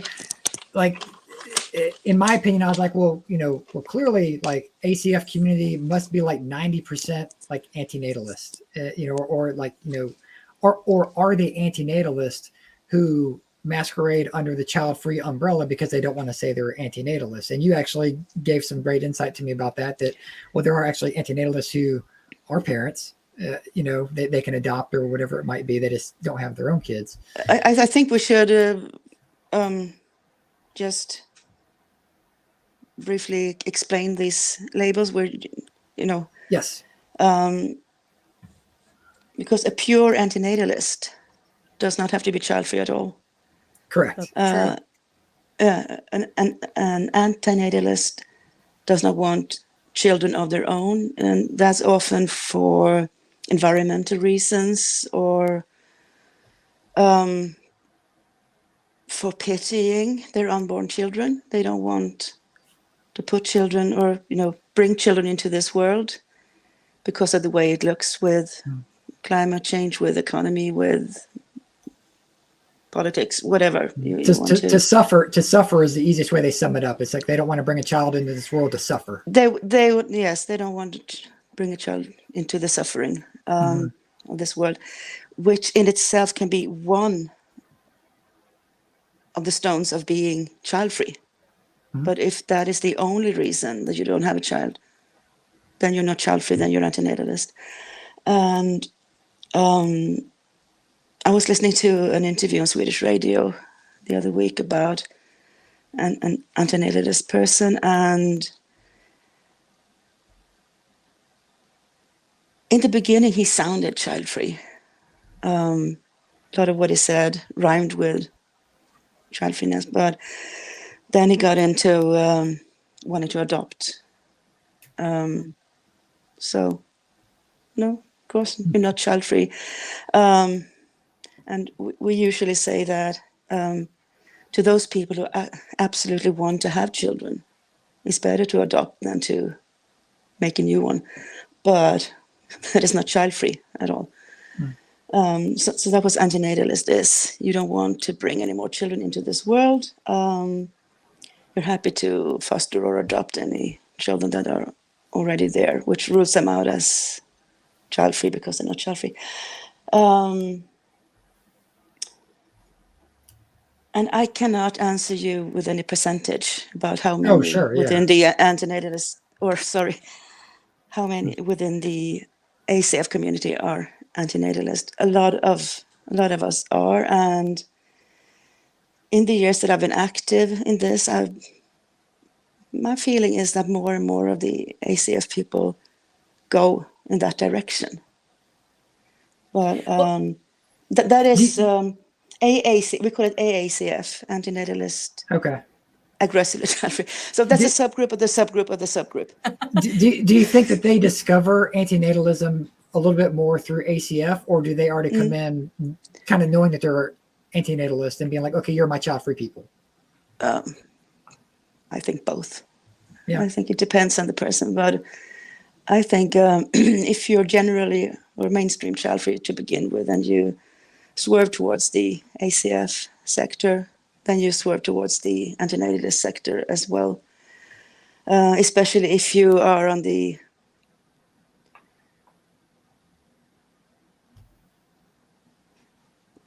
it's difficult to put this, but if you're very aggressively child-free, if you're on the hate spectrum, it's sort of, it often goes hand in hand with being anti-natalist within that. But then again, there is a discrepancy, and I don't see the comments, but I can sense that some people would want to comment that or are thinking that. There is a discrepancy, obviously. We need people to make the world run. I just don't want to see it. Leave me out of it. I don't want to see pregnancy. I don't want to see babies. I don't want to see children. There's a logical gap, and I can't fill it, and I can't explain it away. But no, I think what you just said it makes perfect sense, because we labels. It's hard to navigate this conversation with labels sometimes, because ultimately we have our personal reasons why we don't have kids, and how we want to navigate this world. And if someone doesn't want to participate, we just want to live our lives, be happy, and be free. So I'm just looking at the time. We really want to have the functionality of the online space. But before that, Helene, is there anything that you want to say, bring up, address that we have not asked you, or we forgot to ask you, or that you're prepared to say? It's up to you. I think we've been skipping back and forth. We have. I just want to make sure you feel like you've into all of the questions, but I think we covered the most. Okay. The most important things. Well, I just wanted to add something quickly to the AACF thing, Anti-natalist, Aggressively Childfree. And there is and I get this from a lot of our members, the sense of disappointment and almost betrayal when a close friend, a sibling, even a celebrity will look up to anyone when they get pregnant and they have children. Because we feel, or people feel, they feel betrayed, they feel left out, they know that they will probably lose this person because that person will go up into parenthood. And if we don't want to play along with that, if we don't want to pretend to be happy about that, then we lose that person out from our lives. And I think that's where a lot of people enter into the anti-natalist sphere, sort of. We get so saddened when another one bites the dust, as we call it sometimes. So, yeah, go ahead. That should be the anthem that goes off when someone announces a pregnancy. I will say this. Look, I'm a pro-choice child-free person, so it's up to people to choose what they want to do. But I will agree that sense of disappointment, totally feel it. Even if it's even like I have a friend who's I've known her since she was 5. She's like a sister to me.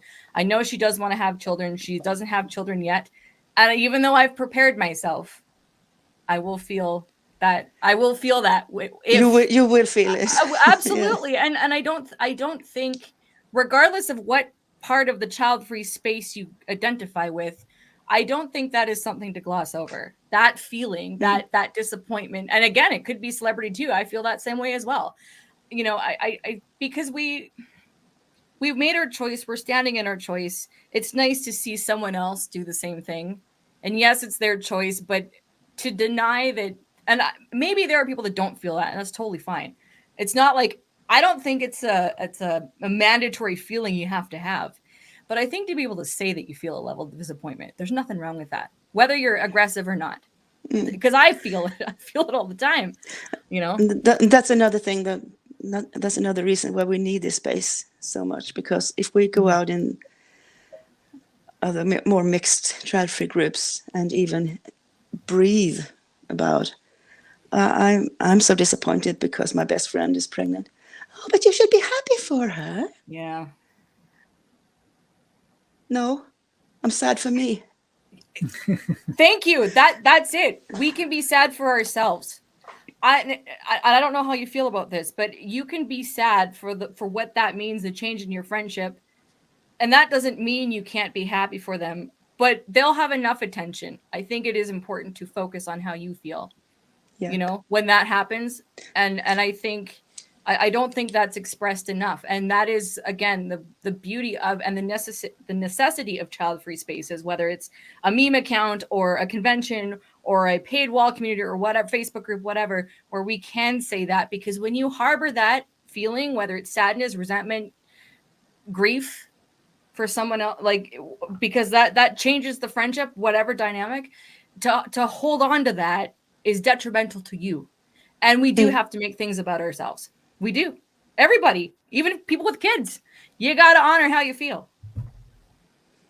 You do. Exactly. Yep. That's right. LeNora, ask your question that we've been waiting to get to. All right. So the final, to wrap this up, and this conversation may go for a little bit.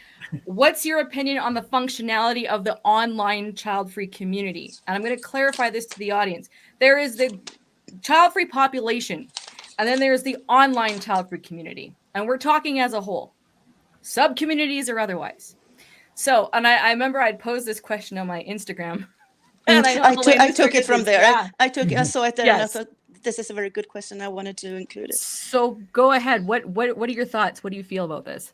I started saying that at the beginning of this talk. I don't think we can talk about a child-free community because we are too disparate, really. And your question was, does the community function? And you were asking it with a slightly different viewpoint. You were talking about the content creators, but I was taking it I more was asking into- from a content creator point of view. I was definitely asking from that stance. So however you want to answer. Yeah, and I took it further. I took it into Okay. my realm, Yeah. sort of. And I would say there is no general child-free community. It does not function. It doesn't function for us anyway, for the aggressively child-free. We're too different. We're too disparate. We are not one community. What we do have in common is the choice not to have children. Mm-hmm. And I think that's about it. And it would be great if all child-free people could, would or could work in the same direction, strive for the same goals. I don't think that's possible. It's easier when we're talking like this, and you see people and you somewhat know each other a little bit and so on. But when you meet the keyboard warriors online, right, and there are loads of keyboard warriors within the so-called Childfree community, those who, they police us. We can't say this, we can't say that, we can't think this, you can't feel that, you can't be this person, you are wrong, which means that my personality is wrong. Right. And I think that is also why it digs so deep, and why we react so aggressively, because they tell us that we are wrong as people. Do you feel rejected by the generalized child-free community? Kind of. That's a long time ago. That train passed. But yes. But I think it's good though for those that are, again, new to the online child-free space, because this is the thing, and part of why we're speaking about this today is that people don't really know what they're looking for when they come into child-free spaces. They don't maybe know where they're at. They don't realize how angry they are. Maybe they don't realize that they're anti-natal. Like, it's a big, I'm going to say, like, it's a big realization to, first of all, say that you don't want to have kids, but then find other people that do that, and then how to navigate the nuances, because no one said, hey, this is what you're going to experience. You're going to find some groups that are too happy about kids and are all about their nephews and nieces. No. And there's going to be child-free people who hate kids and want to kick them. And there's going to be people that want to make conventions and be nuts on screen. And everyone else wants to be a keyboard warrior. And some of us aren't. We put our faces, our names, we speak. You get to hear what we're really saying. Right? So it's such a... That community thing, it's I agree, it's not there yet. But the whole space and the whole community is obviously necessary, because when you're new to the idea, whether it dawns on you later in life, or whether you're young and only starting to realize who you are or what you are, you need to start somewhere. Yes. But you also need to have different kinds of groups, different kinds of spaces, and to be able to find the space that's right for you, obviously. So it is needed, and not everyone realizes that they're that angry or that aggressive to begin with. I didn't either, and I lived like the first 30 years of my life without the internet, so I didn't have anyone to talk to about it. But on a more philosophical level, the community is not working, not from where I stand, because we cannot see, in general, I'm not talking to us, but we in the big community cannot see eye to eye on things. We cannot see eye to eye on anything. And here I come back to where we sort of started from, because some people, even within the community, does not see or does not want to see the difference between child-free and childless. True. If we can't even agree on those definitions, how the beep can we agree on anything? Yeah. That's true. Right. So you think that the starting point of a community is, first of all, what if that were, I'm just putting this out there, what if that were the goal, to have a definition that enough people agreed on? Are you talking about definitions? You know I love the Sorry, topic Cody, definition. calm down, Cody. That would be a brilliant start. That would be a brilliant start Yeah. to have first of all to have the bleeding definitions of Swedes Childfree are more polite than Canadians are. I'm listening to you speak. I'm like, wow. Sorry. No, it's great. It's great. You say whatever you need to say. We're all for it. I've been talking a lot with an English person lately, and they're quite outspoken about their nice words. But I've had a lot of backlash. I'm in even now. I'm in a lot of real mushy soft groups because I want to see what is said there, basically. And keep an eye out and scout and spy and so on. And that there was someone. There's a group that people are openly childless in that group, and in the group's name isn't even Childfree. It's just we don't have kids, that kind of group. And someone had a miscarriage or lost a child. I don't remember, but something. She was childless anyway, and someone came in and talked to her, and she said that I've accepted this. I'm moving on with my life. I'm grieving, but I'm taking next step, and now I'm child-free. And people were like, "No, you're not. I'm sorry. We're sorry for your loss, but you're not child-free." And she went ballistic. And you're rubbing it in, you're kicking somebody who's already lying down or whatever it was. And no, we're talking about the definition of words. If I have an apple and a banana, I can't say that the banana is the apple. Yeah. So that's where we can't even agree on that. So I can't really say that we have a community. We might have lost her. Oh no, because I had one more thought. She said she might disconnect. Well, hopefully she'll get her. Okay, her router. Because this, we'll wait for her to come back. Oh, but I pulled her off screen real quick. Just to the audience, this question had been posed earlier on the last panel, and then we're going to wrap up this one and go to panel number 3.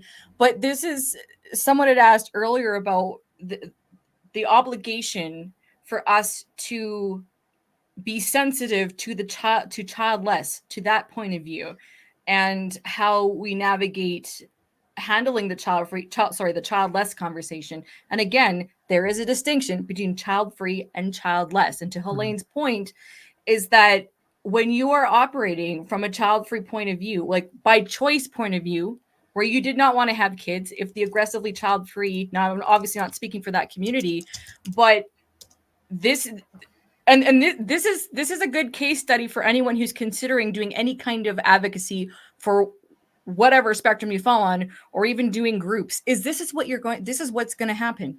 You are going to have different cases. You're going to have different people's different life experiences.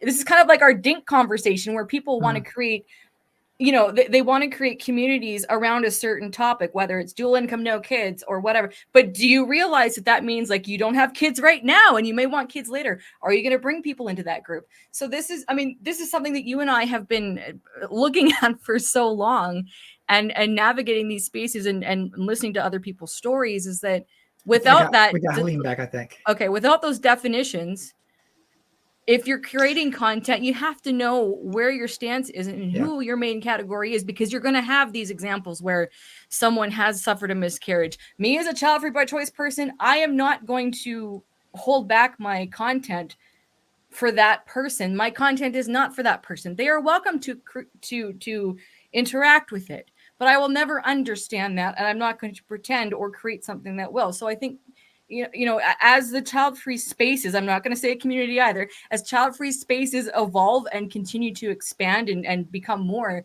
keep in mind, what point of view are you wanting to really connect with? Because we're not all the same. We are not all the same. Clearly, we're not all the same aggressively or just regular child-free. So Helene's back. All right, good. Yay. Yes, sorry about that. Okay. I don't remember where we were exactly, or I haven't heard everything that you said either. No, I was just commenting to to the lady that had the miscarriage, and how if people are wanting to create communities, they have to kind of know where their stance is and where their audience is, and to keep in mind that if you keep it open, you're going to encounter so many different people's stories and the quote unquote gatekeeping, and you have to be prepared for that. And it's not for the faint of heart. I'm going to say it's not for the faint of heart, the things you have to deal with when you create child-free anything, to be honest. So yeah, I've seen some of the examples that you give on your Instagram. Yeah. What the comments that you get, or the direct messages that you get from people.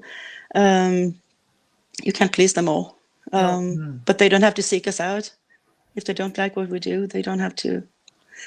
But the point is, and going back to the group thing, some groups just want to be as huge or have as many members as possible. And if they want to encompass even childless people who, by definition, want children, can't have them, have lost them, whatever, we don't have anything in common.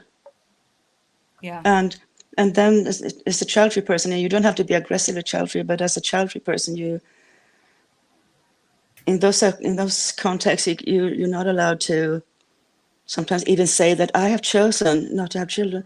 How can you say that? I'm infertile. Yeah. It's such a good point. Whether you're a content creator or not, I think that's, again, something that people need to understand is it's not the same energy. I knew this. I didn't realize when I started talking about being child-free by choice is that there would be a childless community as well, because you discover the different communities kind of at the same time. And I picked up right away the energy coming from even if it was childless by circumstance and transitioning to happy, like to be accepting, I should say, it's still a different energy. Of course it is. And people, I think people need to understand that it's going to, like, if I am, and even in collaborating, for me, it was more child-free by choice, because that's my energy I'm giving out. I am never going to apologize for not wanting to have kids. If your Childfree Convention is for the by choice community, anyone is welcome to consume this. Anyone's allowed to participate, to listen, what have you. But we are not going to apologize for not wanting to have kids. We're not going to apologize for making our content geared toward people who have chosen not to have children, even if they're aggressive or not. And again, saying as a Canadian that there's no, like, we apologize for everything. Apparently, we're not gonna, no, there's no. You do have to take that stance. I guess I get aggressive in that regard, not for child-free, but just for from a content point of view. If you are child-free by choice, do not apologize for creating content to celebrate that choice. Don't. We have so few spaces anyway. There are so many spaces. First of all, for parents and children, obviously, but also for childless. Don't seek us out. Go to your peers. Yeah. So, no, we're not apologizing. As we kind of wrap things up, I guess a very basic question can I ask, because it's one of those things where it's like, well, clearly ACF people, they must be so unhappy because that's all they exude towards children and parents and whatever. It's like, so are ACF people happy, Helene? We are very happy, and the group is called Childfree and Loving It, right? No, joke aside, we're made out to be, we're bitter. Well, we didn't have a nice childhood or happy childhood. We will die alone with our cats or our dogs or whatever. We're just the same as everyone else or anyone else. We're just as happy or unhappy or content or discontent or whatever. But in the spaces that we're in, that's what we talk about. We don't go about our day-to-day lives bitterly hating things. That's not what it's about. And coming back, wrapping it up again, leave us alone. Leave me alone with not wanting children. Leave me alone with not wanting to be near them. Leave me alone with my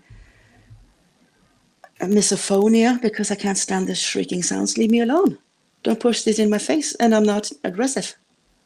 push it in my face and I get aggressive, even as a Swede. I love that. I love it. I want to give you a hug. I love it. I mean, as a Canadian too, Swede, forget the American story, Cody. You got about it. I think it's been really, I mean, this is, first of all, thank you for coming back. Sincerely, thank you for coming back and having this conversation with us. We really did want to learn and listen and provide the space for you to really say what you wanted to say. And I think it is so important, again, because this is going to be archived, and just there's so many reasons why this conversation is important. But I also love the cultural aspect, because, you know, I mean, I think we see a lot of American versions of Childfree, and Americans have a certain air or arrogance about them, I guess. That we're awesome. What? Just go ahead and say it.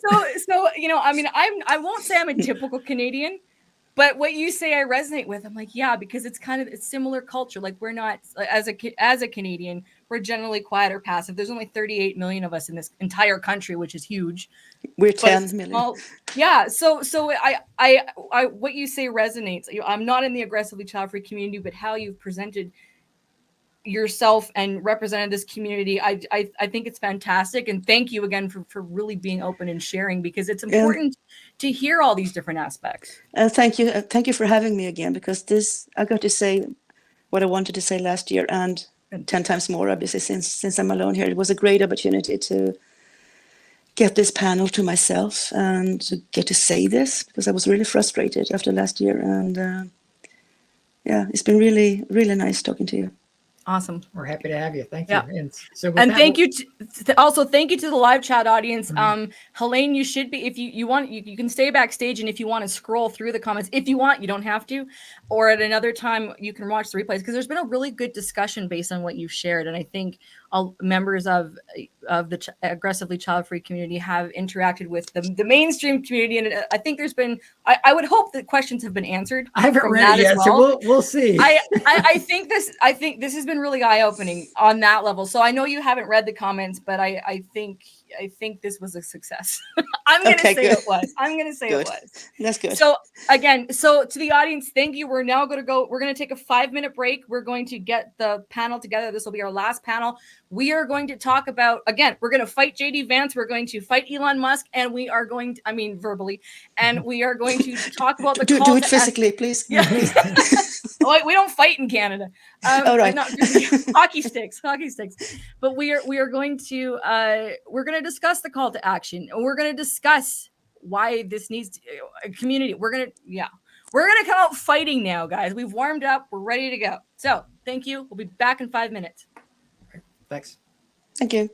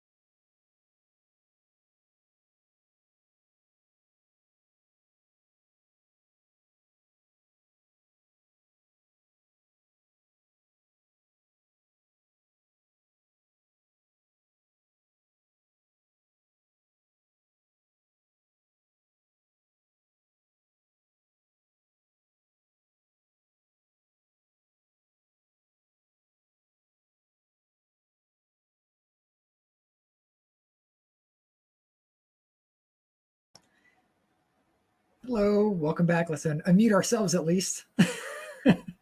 Again, another great speech. You missed it all. Okay, I was muted. We are back.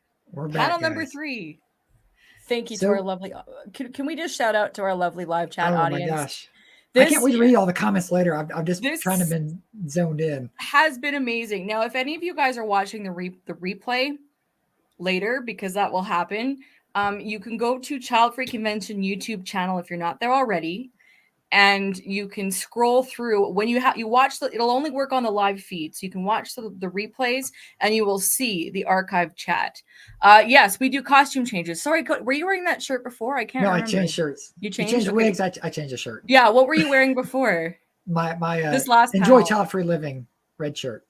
Oh, no, you kept that for 2 panels? I did, yeah. Oh, okay. That's why I was like, wait, all right. Yeah, we do costume changes here. Same dress, different hair. And same, good for you. You know what? I thought we were obligated to wear Childfree Convention merch, but you didn't, so. I didn't. All right. This is the only time I get to wear this dress. All right, so again, thank you to our lovely audience. We really, really appreciate your just keeping the live chat fire as always. Keeping the vibes going. So here we are. It's fighting time now. What are we doing? All right, well, let's slowly pull people up on stage once we see them in the background there. I'm going to add. Here we go. And when they're ready. All right, well, I'll start talking and you can add them, LeNora. So this section, panel, whatever we're calling it, it's called Hey Childfree Community, do something. Like we kind of were talking about this in the planning stages, and as you've heard us kind of mention throughout the convention here, that the online community, the active community, the self-identifying individuals that say they're child free is only like, it's a fraction of the population. Like, you know, in America, even if it was, you know, if you said there's only 10% of the population is child free, which is probably more than that, that's basically Canada. It's like 35-40 million people in America. That is Canada. Yeah. In America alone that are child free, but our spaces don't represent that. Again, as I mentioned in a previous topic here, that like Childfree Reddit is our biggest like open source community at 1.5 million, and it hasn't grown in like 2 or 3 years. So I mean, that's like nothing. So when we're out here, you know, building communities, making content, we know it's for a very small part of the population that recognizes that they're even necessarily a part of this community or that we even exist. So that's kind of where we're diving into with this part of the panel. And so the first kind of question really here is child free a movement? I hear it a lot. Community. Well, I see it a lot. Sorry. No, is it a movement? I'm like, are we moving a community? Because Okay. I hear often it's like, oh, the child free movement, or, you know, just putting the word movement and child free together in a sentence. It's like, well, are we a movement? What are we moving toward? What are we doing? What's our goal? What's our focus? And so, panelists, let's go. I don't think it's a movement, and if it ever was, it's not now, because I always look at it as a definition, and we are continuing, and we've seen today, we're continuing to work hard to define it as child-free versus childless. So I don't consider it necessarily a movement, as it's more of a definition that the community has tried hard to define. Anybody else? You want to start at the top? I looked up. Am I sounding weird? Am I okay? Yeah, there's some feedback. You can A little bit of echo, but it's okay. Yeah. Okay, so I looked up movement for the definition, and it's an organized effort by supporters of a common goal and a series of actions working to foster a principle or a policy. You said policy, Christine. You know I love policy. I mean, based on that definition, no, I don't think so. It's an identity, definitely. It's an identity that might be harnessed for some group action under the right conditions. But we're not organized moving in like some specific stated direction. So no. Yeah, I had to look that up. I was looking that up this morning and I was reading it. It was it was a big long thing in Encyclopedia Britannica, and I was thinking, this is too much. But apparently, at least like Therese said, the core thing about a movement is that at the very least, I think there's supposed to be a unified movement towards some sort of change, some sort of stated change. Like the feminist movement was obviously equal rights. The racial equality movement was obviously equal rights for race and everything. It's like everything has every real movement has a real easily identifiable oppression or inequality, or people are being denied essential rights. And I don't think that is the case for child-free people. So it's almost like not only have we not stated some kind of grand thing we're trying to move toward, we don't have some kind of grand thing we're being kept from either. And that grand is the wrong word I'm using. I mean, something basic that we are due as human beings is what I mean. I just want to say, so I'm laughing, not at what you said, Kristen, but what Dan put in the audience for the younger generation of what Encyclopedia Britannica was. The Wikipedia was so good. Was Wikipedia in bound print form before Wikipedia? Didn't even think about that. I think we're all dating ourselves. I think we're all dating ourselves on this panel because I think we all know what Encyclopedia Britannica was.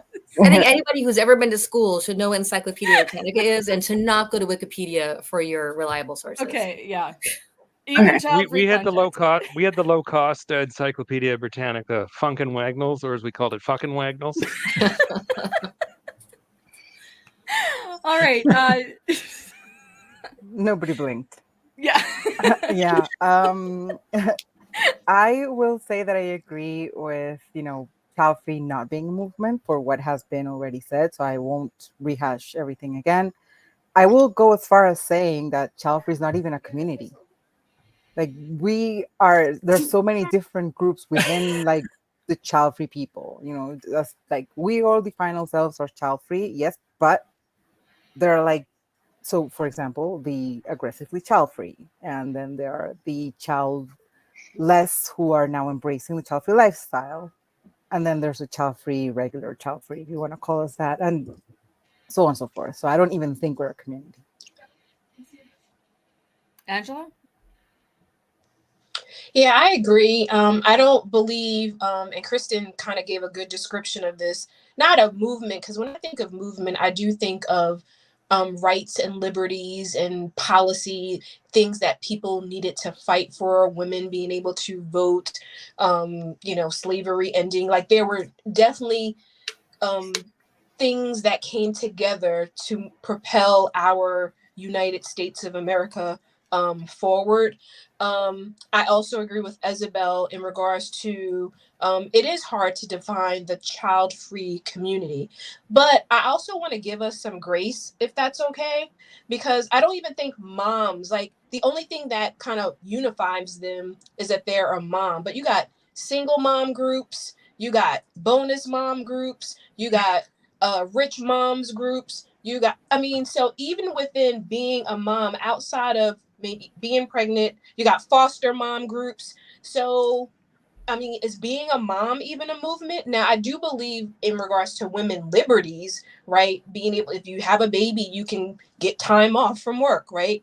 Me being child-free with this pretty face, no one's giving me extra vacation, right? So we're not a movement, but I would like to think that each of our platforms, whether you're writing a book, doing a podcast, being on a news station, it gets us closer and closer to people just saying, this is who we are. But I don't believe moms have a movement, and they can't define within themselves what it means to be a mom. Are you really a mom if you didn't give birth, but you foster 10 kids throughout your lifespan? Some say maybe not. Some say of course. So I want us to have some grace for ourselves. Can I just jump in and add that I think that the people who think there is a child-free movement are the people who are detractors of people who don't want to have kids, because it makes us look like some sort of powerful, terrorist group, honestly. And so they call us a movement because it's threatening. Well, clearly we have an anti-population agenda, as was pointed out by troll number 3 in the comments earlier. Yes. Sorry, I didn't mean to distract if you had a train of thought going. No, I didn't want to get ahead of ourselves. Once I start talking about this, I know. all over. We're still on question 1. Who has an answer? Christine needs to say her thoughts. Yeah, I might be getting ahead too, actually. But no, I agree with. I think I would say that whether you're looking at, we keep saying child-free versus childless, which drives me nuts because I look at the continuum, but that's me. But I think that you could say that in either definition or self-identifying spaces. So not, and so, but are we trying to be a community? Like, is that the intention? Is it like, is there even a common goal that doesn't have to elicit defining it as a movement, but what is it? Like, what are we, do we need to move towards something? Do we want to? And even in creating definitions and listening to the last panel, I just kept thinking, like, why can't people define how they want to define? It doesn't mean they're ignorant of labels. It means that's how they explain their experience. People within our demographic. I say demographics so much more because I had this conversation with Cody a long time ago when we were talking about what is community or just all this stuff. And I catch myself all the time when I need to distinguish, because I like community and I love the word and I like the possibility of it. But I do use demographic a lot, which makes me sound more awkward, but it's the truth. I like demographic. I feel like, and now I'm going to answer this question. Sorry, were you done, Christine? I didn't. Yeah, go on. Okay. So sorry. We get this panel is the last one, but we can go for a while if we need to. So I'm gonna say this from a content creator / business point of view. So keep that in mind when I give this answer, or give my answer, I should say. I feel like using the term movement and then also using the term community are buzzwords that people need to use to gain traction for whatever they're doing in the child-free space. I don't actually I feel like you can get a sense of community in the child-free space. I look at this panel here. You guys are my friends. We've had conversations that have nothing to do with being child-free. Well, except Cody. Cody and I only talk about child-free content. That's all we talk about. For 3 years, it's just been business with us. But I've interacted with all of you on different levels. I get a sense of community through child-free spaces. But it's a good word to use to bring awareness and to get traction for what you're doing. Same with movement. But listening to everybody's thoughts and having spent time in this space now for a while, I feel like until there's some definition, and basically what Christine said, if there is, if something can be defined finely, then there might be a shot. It's not that it's impossible, but I just think that community and movement are just easy buzzwords, and everyone's going to find a sense of community in this space in some form or fashion. I'm not knocking that because that is true, but is it an actual community? I don't think it is. But you can still get a sense of community. Yeah, and I really like that you said that. I think also, like, if by having to have everything defined so that we feel safe with sameness and or difference, like, is that the goal then? Is that the goal, to get to a community space? Is it based on identifying terms? I think you just said your call to action for the end of this panel.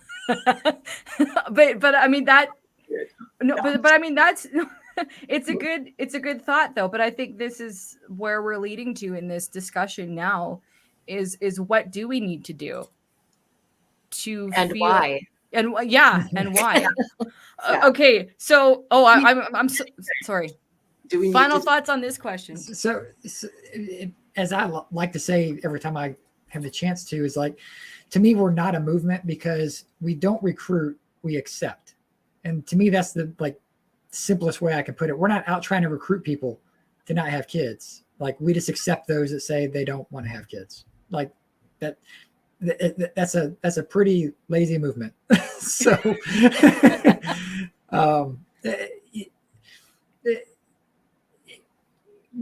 choice and just letting people know that it's out there is really the only thing. Therese brought up a great point. The people that really kind of weaponize us as a movement are the people that want to say, look at them, they're bad people. They're trying to change, society as it has been for tens of thousands of years. Or there have been people who didn't have kids for tens of thousands of years too, but whatever. But the people who use the term that we're a movement in that regard, it's just fodder. Like, don't be stupid, I guess. Put that out there in a clip somewhere. It's like, we just are who we are. There's nothing, we're happy. I think I'm happy. I think everybody here, for the most part, we're happy people, and people who have kids are happy. Like, who cares? What's the difference? Like, we just choose not to have kids. We're not a threat to society. We're not a threat, to the future of humanity.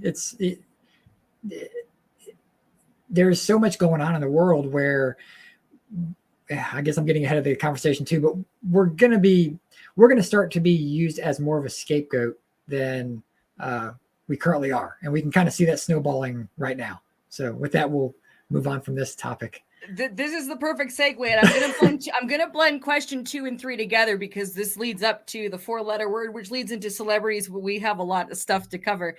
So we're talking about the online community right now. Is the online child-free community too passive? And what does the online community as a whole want or expect from society?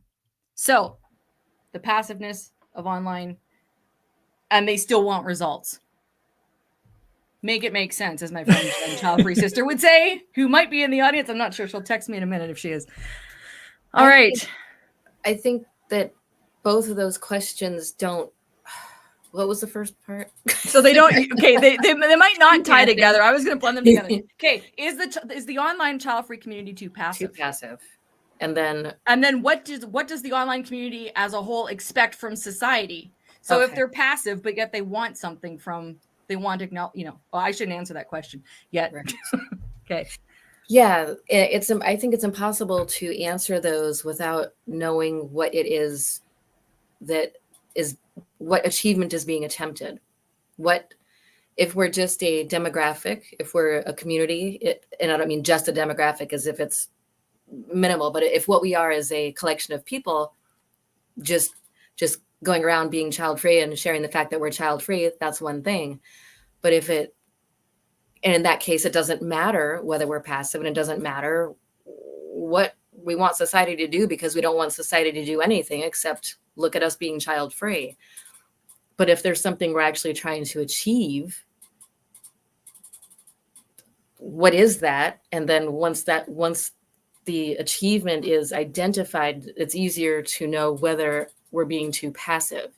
My goal as a child-free person doing anything with regard to being child-free is trying to desperately fight pronatalist opinions and propaganda, and really just drive holes into whatever they're saying is a reason someone should have kids, so that no one is forced into it, and so that no one is pressured into it. I mean, I think it's really important to, as we've all agreed, I think choice is the key.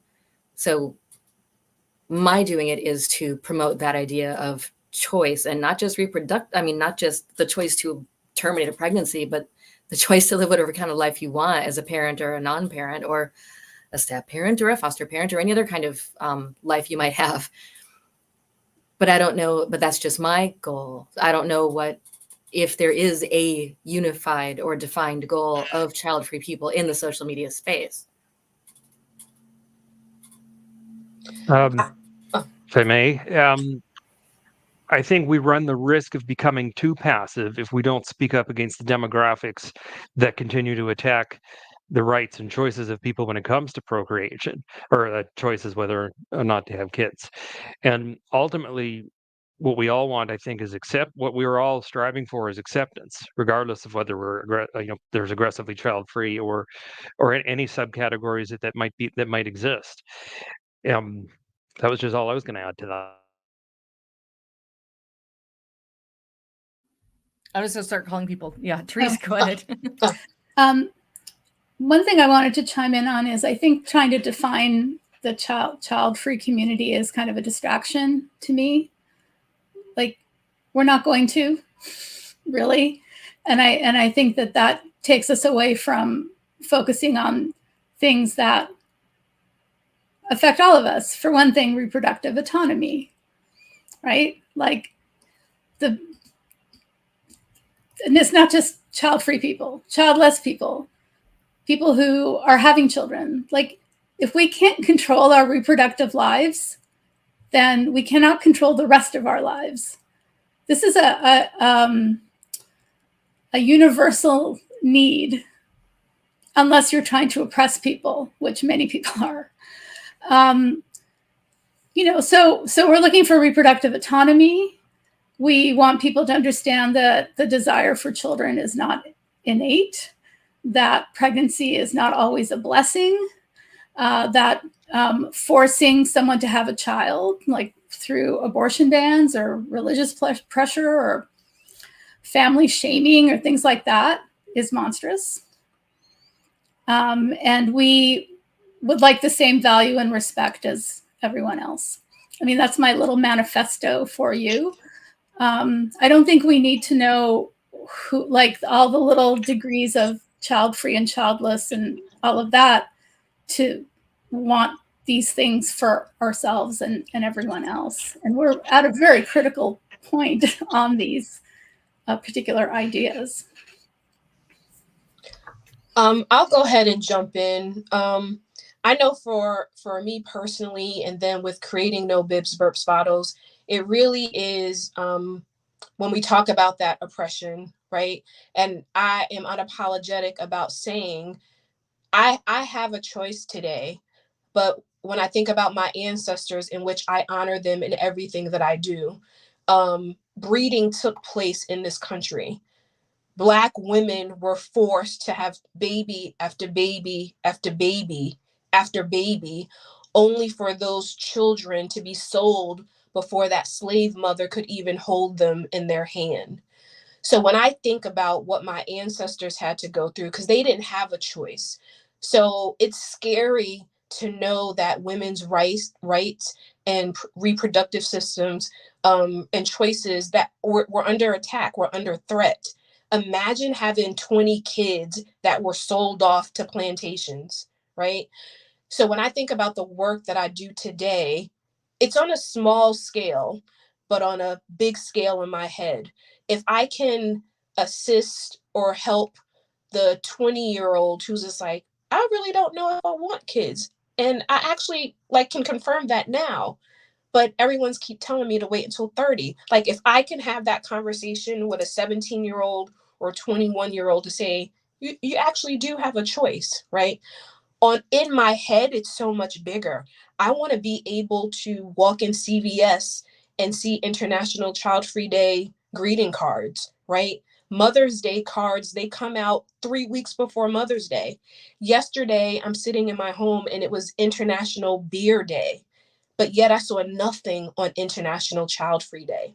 Now, do I have the capacity to lobby and write policy and force CVS to have greeting cards? That would be a huge lift just for me, which is why I say I don't believe we're a movement.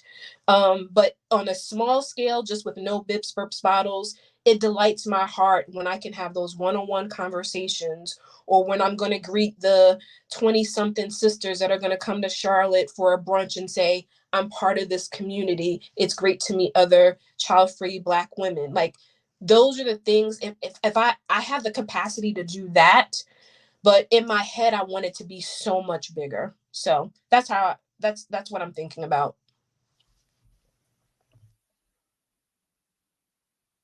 Who's next?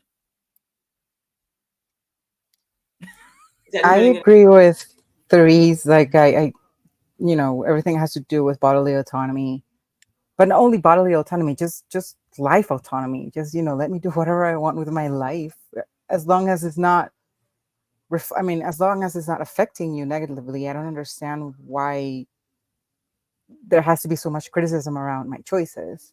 And I think the purpose of the Childfree community as a whole is to hold that space for people like us who maybe don't have family members who understand where they come from, or don't even want to understand where they come from, or friends who are telling them all the time, oh, you're going to miss out, you know, they're making the worst decision, you're going to regret it. And then some people, after they get told things like this repeatedly, are going to start doubting themselves. So if they find this space that we're creating for everyone in our community, is a bit like, no, give yourself permission to make the decision that's best for you. There's other people like you in the world. You're going to be fine. You're going to be happy. It's okay. If this is what you want, just do it. Instead of caving into, you know, peer pressure or because it's all too common. I see it all the time. And that makes me sad. So, you know, I think finding the support in the community and the conversations that we have, and fostering spaces like, you know, the brunch that Dr. Harris has, or Therese's showing of her documentary, you know, all these spaces are very helpful for people who might have fear of maybe regretting their choice that they're so sure of right now. Thank you for that, Isabel. I wanted to come back to, Kristen, what you said in the beginning. And,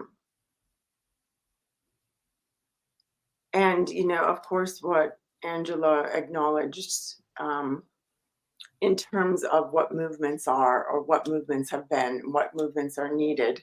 And to what Therese said about, you know, reproductive rights and weaponizing all of the things that we've said about our community and how that's going to grow the community, because I'm in a flow, okay? And it's such the baseline of attack, and it's the foundation for so many other things.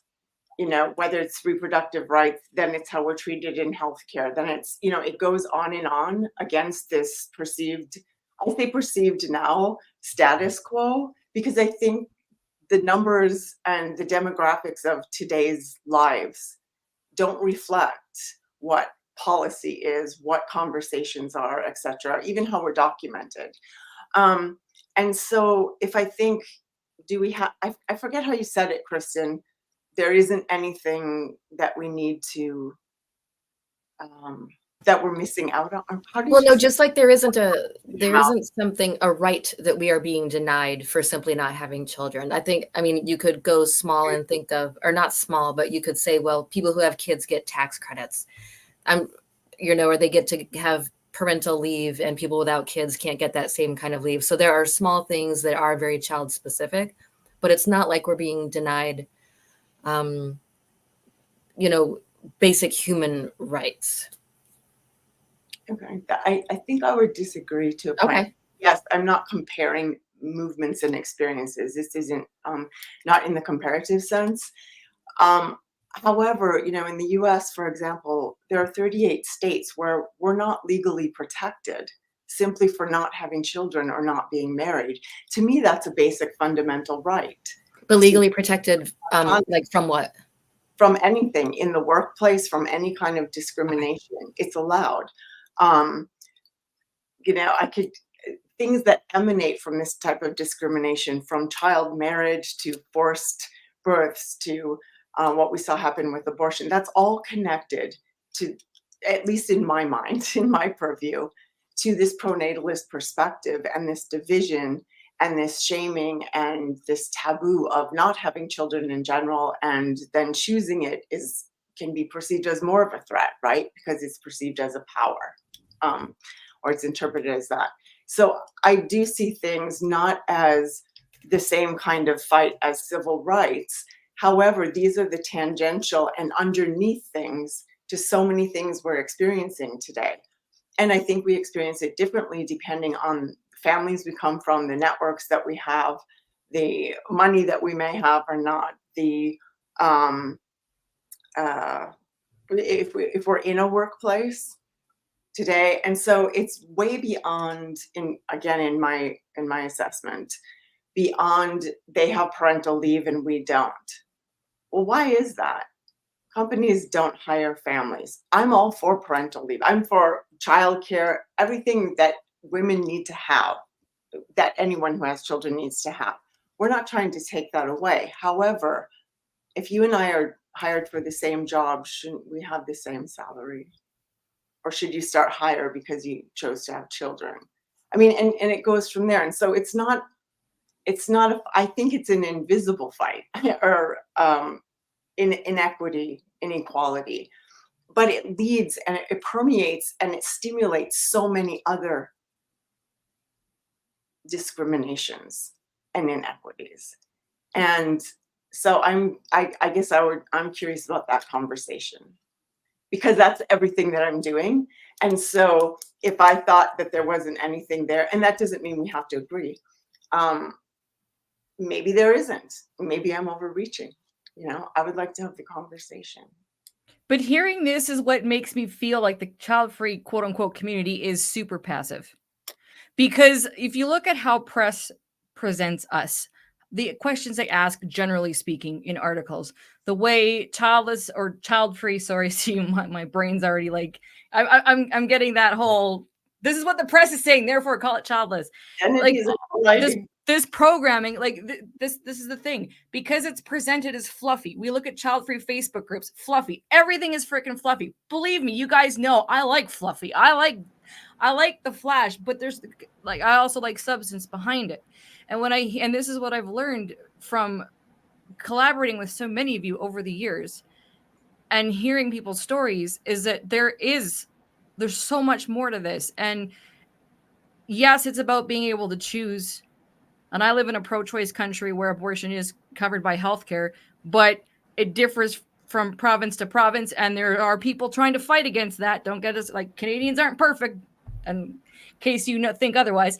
But that's the thing. It's that people, generally, I find child-free spaces online are looking for the superficial stuff. Again, nothing wrong with that. But somehow it's not being put together that there's a lot more at play. And just because I can comfortably live my life here in Canada, more or less, I can go to the doctor, all that good stuff. I don't need to say anything. I can live free as a child-free woman. But that doesn't mean there isn't stuff that's happening. Like, and that's the thing. And I think in order, and that's the other question, what does the online community want as a whole or expect for society? And they just want to be left alone and just being taken seriously in their choice.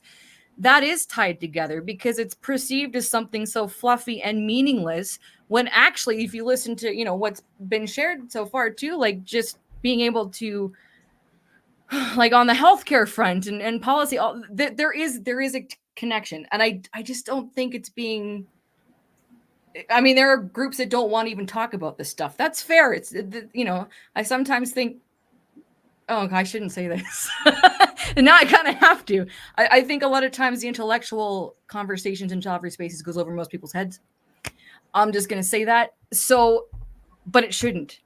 Because even if you can live a very fluffy child-free life, there are some real things at play. And a lot of us are able to live fluffy child-free lives because of, and Angela put that, really well, sharing that information. Like, guys, there's so much, it's much deeper than just the fluffy stuff. It really is. And I feel like the online community does not get that as a whole. I really don't. And you guys, I'm free to, you're free to disagree with me, but I just don't think they get it. generally speaking, the online community, no matter who they are or what they want, is pretty frivolous for the most part. Most people aren't political. They don't really get involved in issues. They're focused on, other very important things like, feeding their families or, I don't know, stuff. But I think that's kind of like across the board. Most people don't want to talk about political stuff. But one thing, I really shouldn't say this, but I'm going to anyway. We have full permission to say whatever we want. This is our convention. Okay. I really dislike the term child-free lifestyle. Really, it's not a lifestyle. It is a very considered way of being. It comes out of a need to be our authentic selves and be respected and live the life that we think is best for us. And I feel like by calling it a lifestyle, it's really just like, here I am on the beach with my margarita because I don't have kids. Woohoo! So this has always been gnawing at me. So I just wanted to say that, even though I'm not supposed to say things like that. You say whatever you want. Exactly. I mean, this is the thing, though. We've been fighting this for all of our lives. Oh, we don't want to have kids. But this is, Cody and I have talked about, like, sometimes we have to shine a light into the quote unquote community that we're advocating for.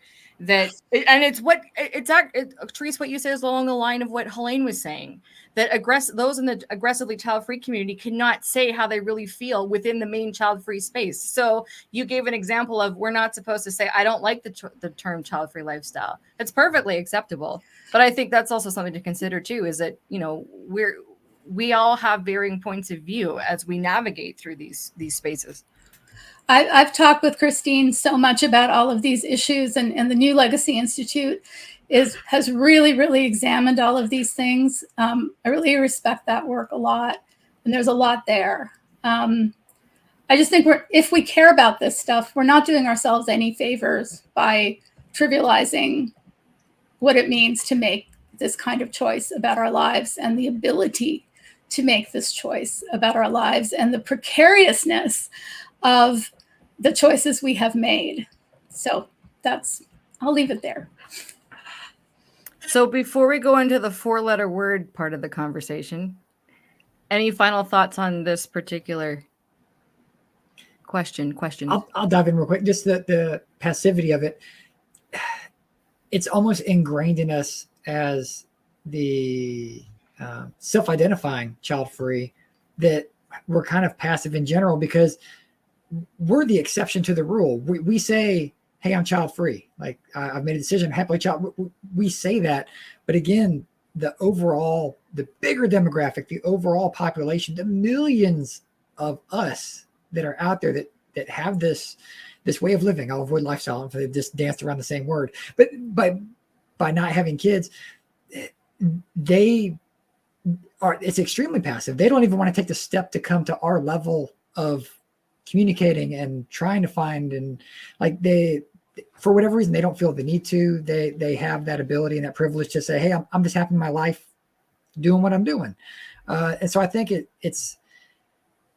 might be difficult for us in general just to kind of break that mold of what we kind of come out of, because we're a passive group in general, because we fly below the radar. Like, we're told to stay in the dark. If you come out, it's like, oh, that's going to make people inherently kind of be passive. And so, is the community passive? Yeah, it is, because we've been trained to be that way.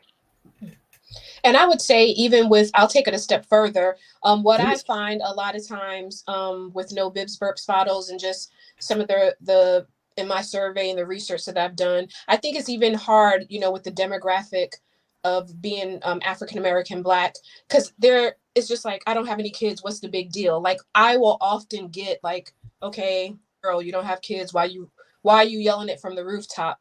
And so I think, it's like, people are just living their lives. They're having a hard time understanding, just because you have kids Why do you have to announce it? Why do you have to talk about it?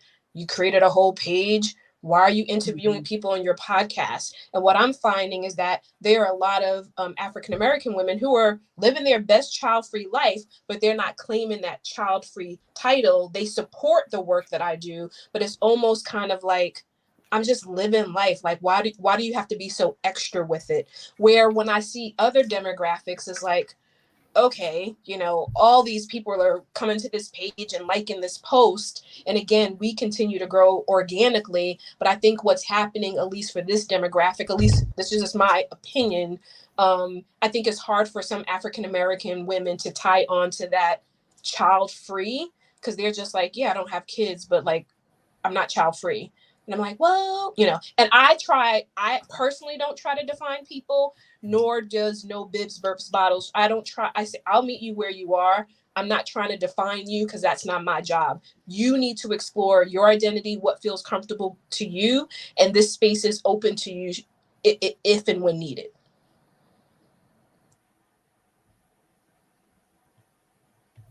Yeah.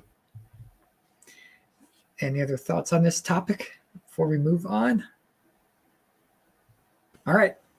So ironically, I kind of came up with this question and this whole thought like months and months and months ago. And just like Kristen, I can see the future. What kind of spurred it is the fact that there was a pro-natalist conference that happened at the end of last year in December. For those who don't know the term, very loosely, it was the natal convention. The natal convention, yeah, yes. Which is pronatalism. But that's essentially the extreme encouragement of people to have kids. Like, not that you can choose not to, you have to have kids. Like, and didn't they receive a $10 million donation from Mr. Musk?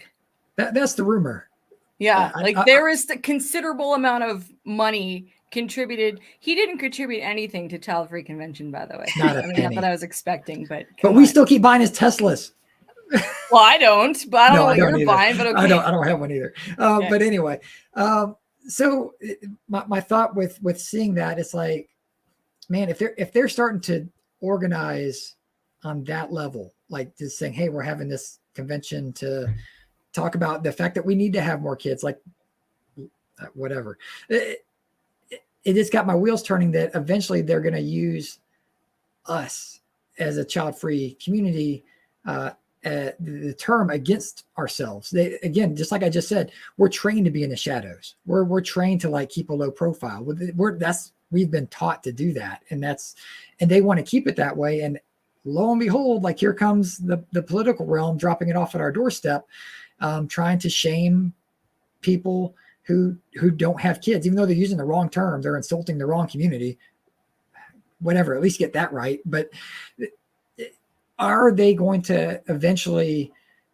I guess I'll read the question as it is. So, is child free at risk of becoming a four-letter word, like not being said, and weaponized by pronatalists who want to push their agenda? Let it be. It's already been weaponized, and it continues to be weaponized. And we've seen child-free and childless, especially in the last week, become weaponized because of what's happening in the U.S. Political arena. So I'm of the view that hardcore pronatalists have an even bigger agenda, and it's ultimately about the control of the choices people can make regard to family planning. So. And people are weaponizing. It's more that they're weaponizing childless in reference to Vice President Harris, who is not child-free or childless. She is a step-parent. So it's already been weaponized, and it's going to continue to be weaponized with those who have an agenda. And the irony there, I find, is that that the people that tend to weaponize it are mostly conservatives who actually genuinely don't believe in conserving anything at all. I think the more I really think all they did by throwing out stupid whatever JD Vance said, which is just so low-hanging fruit stupid that it's offensive.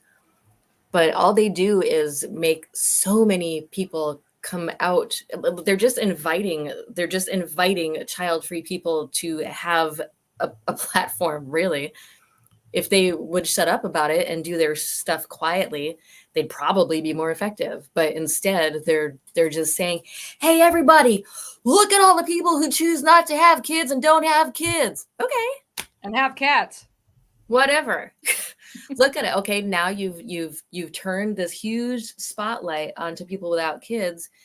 And thank you very much. We'll take that light and we'll use it and we'll speak in it and we'll do all kinds of stuff while you're listening. You know, that just encouraged people to listen. Like, oh, what are they going to say? Well, let me tell you. Yeah, it's as if we have not been waiting for a moment to chime in.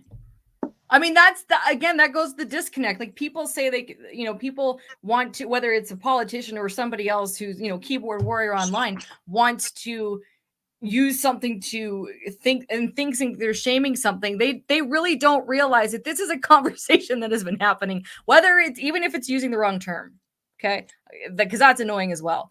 But they act as if we're still in the shadows. And actually, nobody is. They've been waiting for a moment to speak, except for those of us who have been doing this for a while.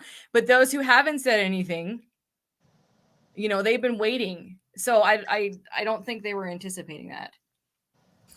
But also, there's also this lens of, and again, I see things. I always try to just say, Angela, like, see it from this lens.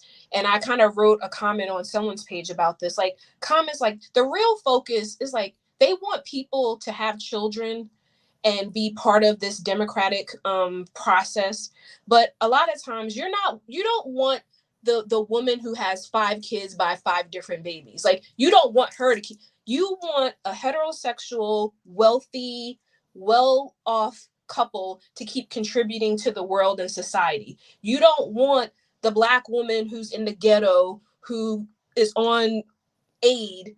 You don't want, she doesn't really matter to you, right? If anything, you want her to stop having kids. So sometimes when I really think about it, I'm thinking, who is he really talking to? Because you don't want everyone to keep having kids, especially if they can't, if you believe they're sucking the life out of resources here in the US. So I want us to be mindful of not drinking the Kool-Aid, and really, who is he really encouraging, or who are they really encouraging to continue to populate this world? Yeah, this is a Christian nationalism that we are witnessing here. And it's completely wrapped up in white supremacy. The fertility rate panics are about not generally people not having enough kids, but, white women not having enough kids. The thing about pronatalism is, like, it's a two-sided thing. Like, on one hand, it's encouraging or even forcing people to have children.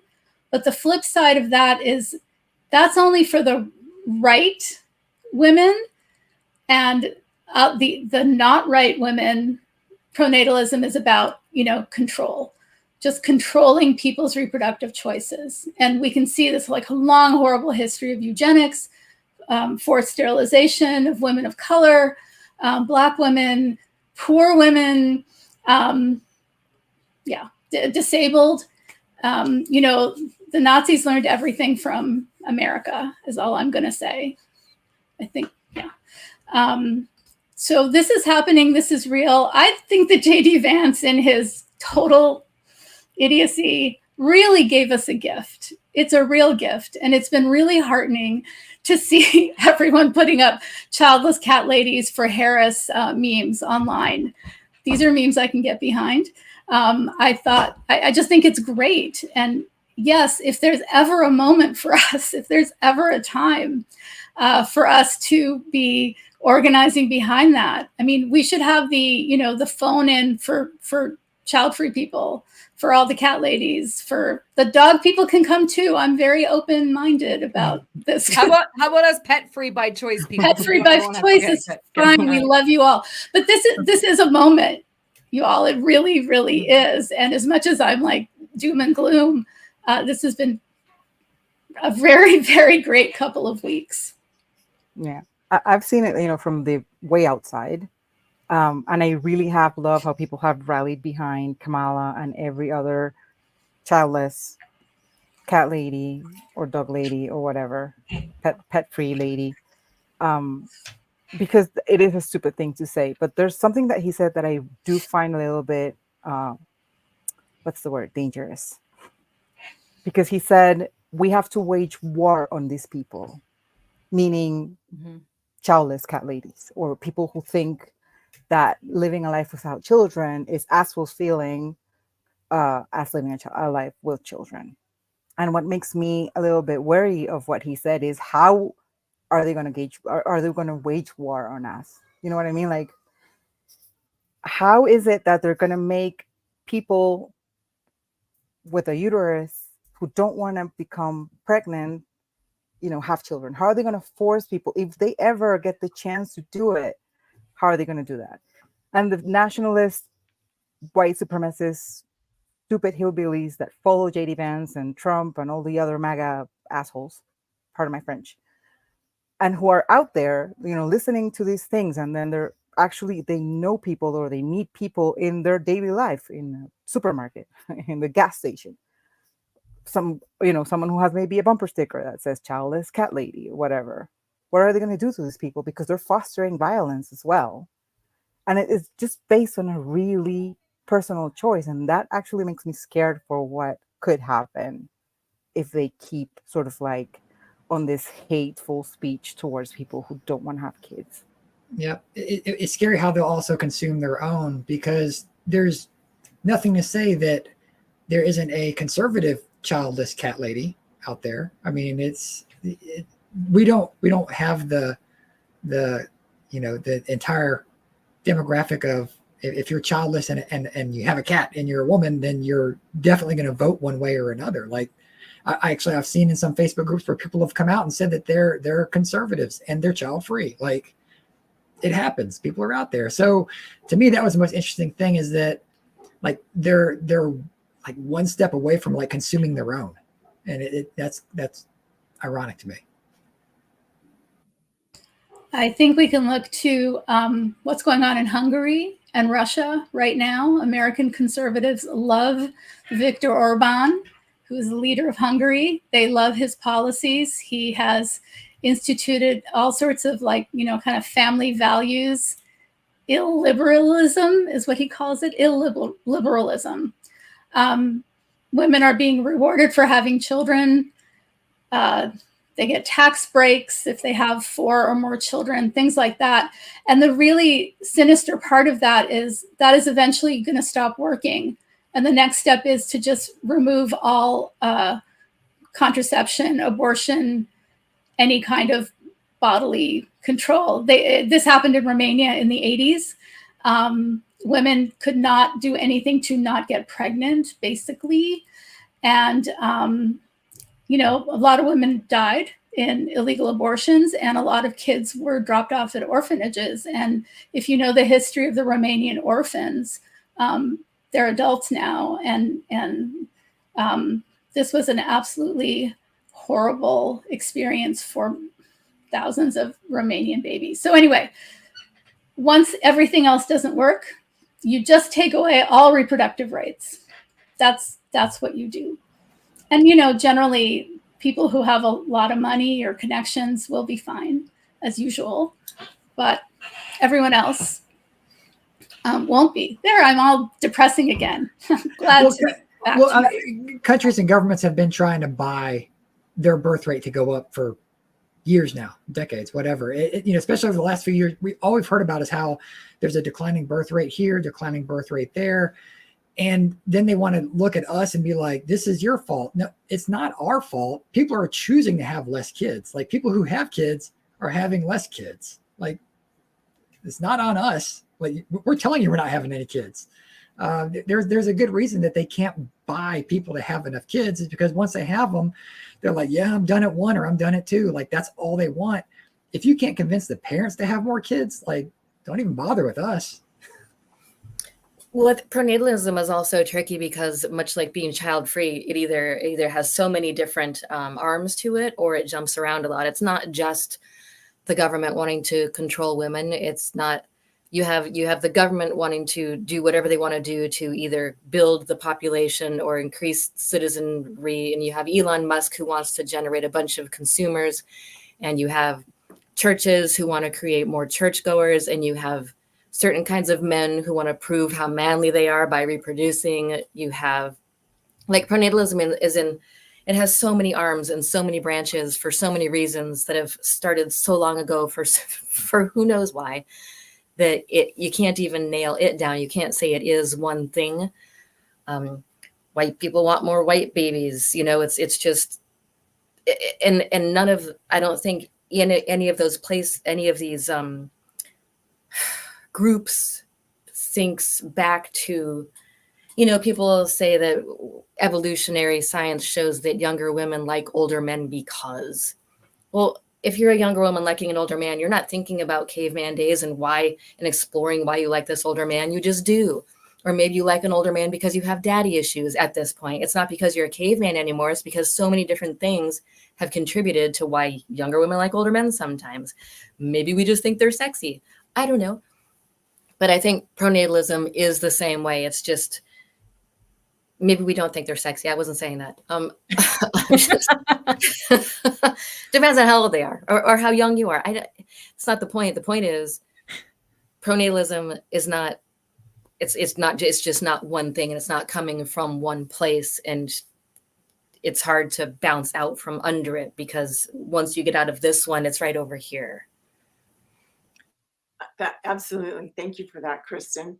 And also, sometimes it's just such an irony. I mean, not having children for whatever reason, and a lot of the stereotypes and things that are hurled at us that have been spoken to today.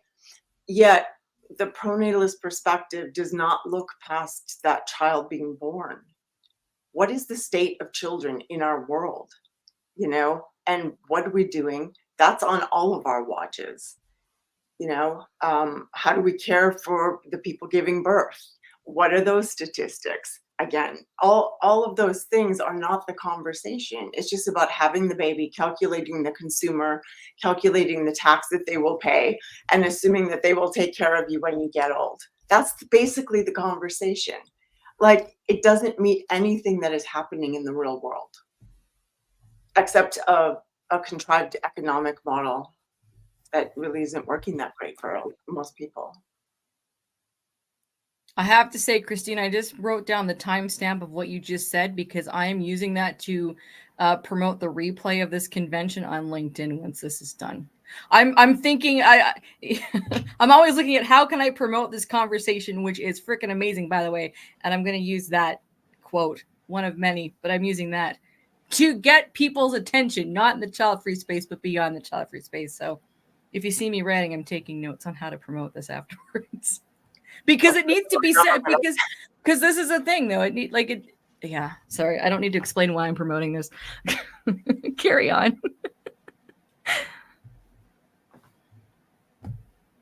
Who has the next topic? Has everyone answered? Guys. Yeah. Okay. Have we said all we want to say on? Well, it'll come up in the next part too. It probably will. So, this is. Oh yeah, the celebrity. I know, Therese. A few of us are dying to talk about this part too. So, all right. So, are child-free adjacent content creators benefiting from being on the fringes of the child-free community, but not outright supporting it?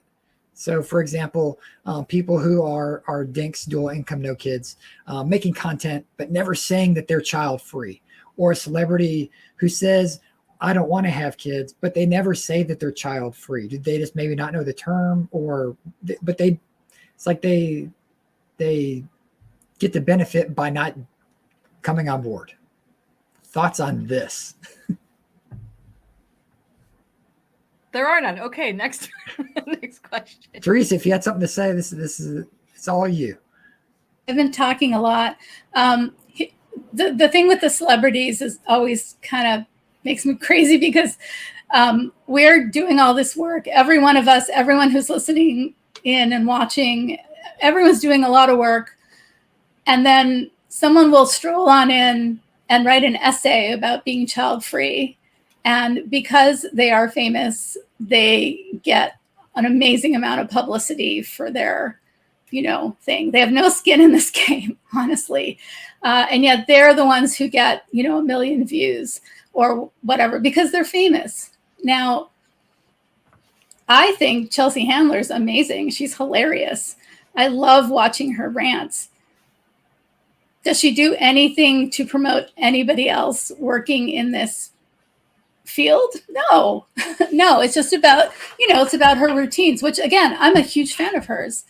But I feel like sometimes celebrities could maybe just give us like a half an ounce of their fame to point people towards people who are like doing this work.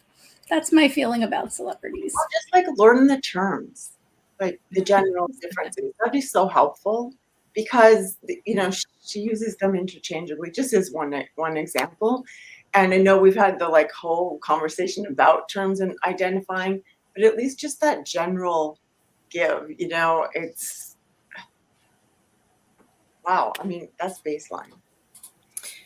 I think you see that a lot in any area of someone with their own thing to promote, produce, whatever. Someone always has a different level of audience, and it just kind of goes up. You have the person who's just starting, you have the person who's mid whatever, and then you go all the way up to Chelsea Handler or beyond. And nobody really does too much to help anyone else because they're very focused on their own thing. I think that is one thing that you notice even on Instagram or whatever with all the different child-free accounts. Everyone is very loyal to their own brand and everyone's loyal to their own purpose. So there's very little, unless you're taking memes from somewhere that you think are really great child-free stuff, like, hey, this person made a funny thing, I'll put it here. But like most people will scrub off the identity of where that thing came from. We learned the hard way as child-free girls. Yeah. We had to start putting our content creators pay attention to this. Put your logo in the middle and do like a fade so they can't. They have to crop like out watermark. Watermark. Thank you, watermark. You have to protect your work as content creators. Put it in a space that if they crop out your stuff, they take out the important stuff. We learned that the hard way. That's in the beginning for child-free girls' social media. And I wonder sometimes if fame isn't like money. I listened to the podcast Armchair Expert, and Dax Shepard was talking to somebody who had a lot of money, and they were talking about constantly feeling money insecure because of how they grew up. And so they could make oodles of money and they still never feel quite safe enough. Like, well, if something happens, I could lose all. And so there's this weird psychological need to get more. So I wonder if that's the same with some people with fame. This is my act. This is my fame. I'm going to capitalize on this child-free stuff. I don't need to give any of my stuff to you because I have worked very hard to earn this thing that I have. It's hard to encourage sharing of those things, even when you're all joined in on the same sort of goal. Even on a smaller scale, just getting collaborations amongst the people who make child-free content now, the walls are so high. If you're like, hey, do you want to work together on this, or will you share this? And there's just so much like butting of heads of people like really trying to protect that little island that they've built. And I understand it. But again, it goes back to the topics and conversations we've been having. It's like, well, how do we expect to grow if we're all so protective of our stuff and we don't have something like the convention happen where we bring together, all these different minds and efforts into one place? That to me, that's how we grow. But again, that falls back on my natural desire to network people together and make it happen. So yeah, the super famous, I can see why they don't do it. It helps them for PR and Chelsea Handler, I've heard her say she doesn't have kids, but I've never heard her say the word child free. But then people are like, but she's selling t-shirts that say child free at her shows. And it's like, so she knows the term, but she doesn't say the term. That confuses me. Like just in general. Cody, I think you and I have to tell everybody how we go back. This is the one thing we battle on. Out of all the things we've done for Childfree Convention over the years, this is the one thing we don't agree on is Chelsea Handler. And I said, we should talk about this live because I think we had a very long conversation about this during one meeting, because my stance is I don't believe that Chelsea Handler is capitalizing on the Childfree community. I think she was already famous enough. She's had her platform. Yes, she speaks up and uses child-free and childless interchangeably, but I think because the child child-free community online is so tiny, she doesn't need to capitalize on it. She's living that life, yes, but I don't think that it has made her more famous. I don't think the child-free community has made Chelsea Handler more famous. I don't think that she is taking anything away from us in the sense, like, we're so small. Nobody of any fame knows that the online community exists. Not really. Ruby Warrington, who wrote Women Without Kids, though, was on Chelsea Handler's podcast. So there is a tie there, because Ruby is, she is active to an extent. So that's, I think, the closest thing I've seen. But again, Cody, you had a different view about this. Like, I don't believe that Chelsea is capitalizing on us. We're so minuscule that we didn't make her famous. No, and I never said we made her famous. Of course, I recognize that she's had a career before them, but the amount, like, she's definitely gotten like a PR kick. I don't think she has, though. I don't think not from the child-free space, though. Like, I think it's to do with the media, but not to do with child-free people. But that's what I'm talking about. She's gotten a media bump. It's just like why some people, they have their relationships online or out in the public. It's like, oh, so-and-so is dating so-and-so, so they get their publicists together, whatever. I'm a fan of hers for certain. I'm just saying in the regards, like the conversations you and I have, is that, again, I think that she has gotten a little bit of a bump because she's probably gained more followers because people find out that she does have that child-free stance. Like, she's gotten some more notoriety within our own space, as does anybody that comes out. Like Seth Rogen on his little interview, that when he said he, doesn't want to have kids and whatever, is a very passe conversation. But then all of a sudden he's everywhere in the child-free spaces. Like, everyone's so ready to crown the next, like, child-free Mount Rushmore person. Like, put them on child-free Mount Rushmore. Here we go. And same with John Cena, but they could also change their mind instantly. Even though John Cena has a vasectomy, he's married again, and he could have a reversal. And he said he doesn't want kids, but that doesn't mean he's child-free. He could adopt or whatever. He seems pretty sure. He seems pretty he sure. Does seem pretty sure. But to Cody's point, until someone says something, and I don't know if he's talked about it lately. Who knows? Mind you, I think he was on the Drew Barrymore show. But back to Chelsea Handler, I can't let this lie. I just feel like we're like and this speaks to the passivity of the child-free community. We are such a small thing that it doesn't. I can't see her getting much of a bump because of the child-free community. We are, but again, remember the greater portion of our population, the millions of us, they recognize what she's saying. They're like, yeah, I don't want to have kids either. They don't say they're child-free. Like, maybe that's why she doesn't say child-free, because the greater portion doesn't say they're child-free. I don't know. Well, I don't think the greater portion knows to say child-free. Because most of us didn't until we entered the online space. That's where I looped it into, like, our conversation. But she does know the term child-free is there because she's selling the merch. Like, she knows we exist. Like, at least say you're child-free. Like, we'll take it. Like, that's all we want. And a lot of times I think that, and I do think that when a celebrity like mentions it, whether it's no kids, and of course then we put the label on it, like sometimes I'll get DMs and then we share that Chelsea Handler video. We'll share that. It's us that's sharing it, or we're getting it because someone has mentioned it. I will put it out in space. I would love for Mary J. Blige to come to No Bibs, Burps, Bottles, Tracy Ellis Ross. And again, I also am mindful that some people are not going to say, I'm child-free. It's easier for some people. It's almost like it's easy to digest if I just say I don't have kids, because maybe they're tying the term child-free to something bigger than I don't have kids. But celebrities, they have their brand. So anything that they say, reference, and we're seeing it with Vice President Kamala Harris, like, she hasn't come out and said, hey, I'm childless, I'm child-free. Like, if anything, she acknowledges that she's a stepmom. But like, it's like we're trying to hold on to something. But celebrities, like, I think anytime they can reference that, and if it gets a buzz to us, if someone finds out about Isabel's platform or Dan's book or something from a celebrity mentioning it, I'll take that. I'll take that traffic to us.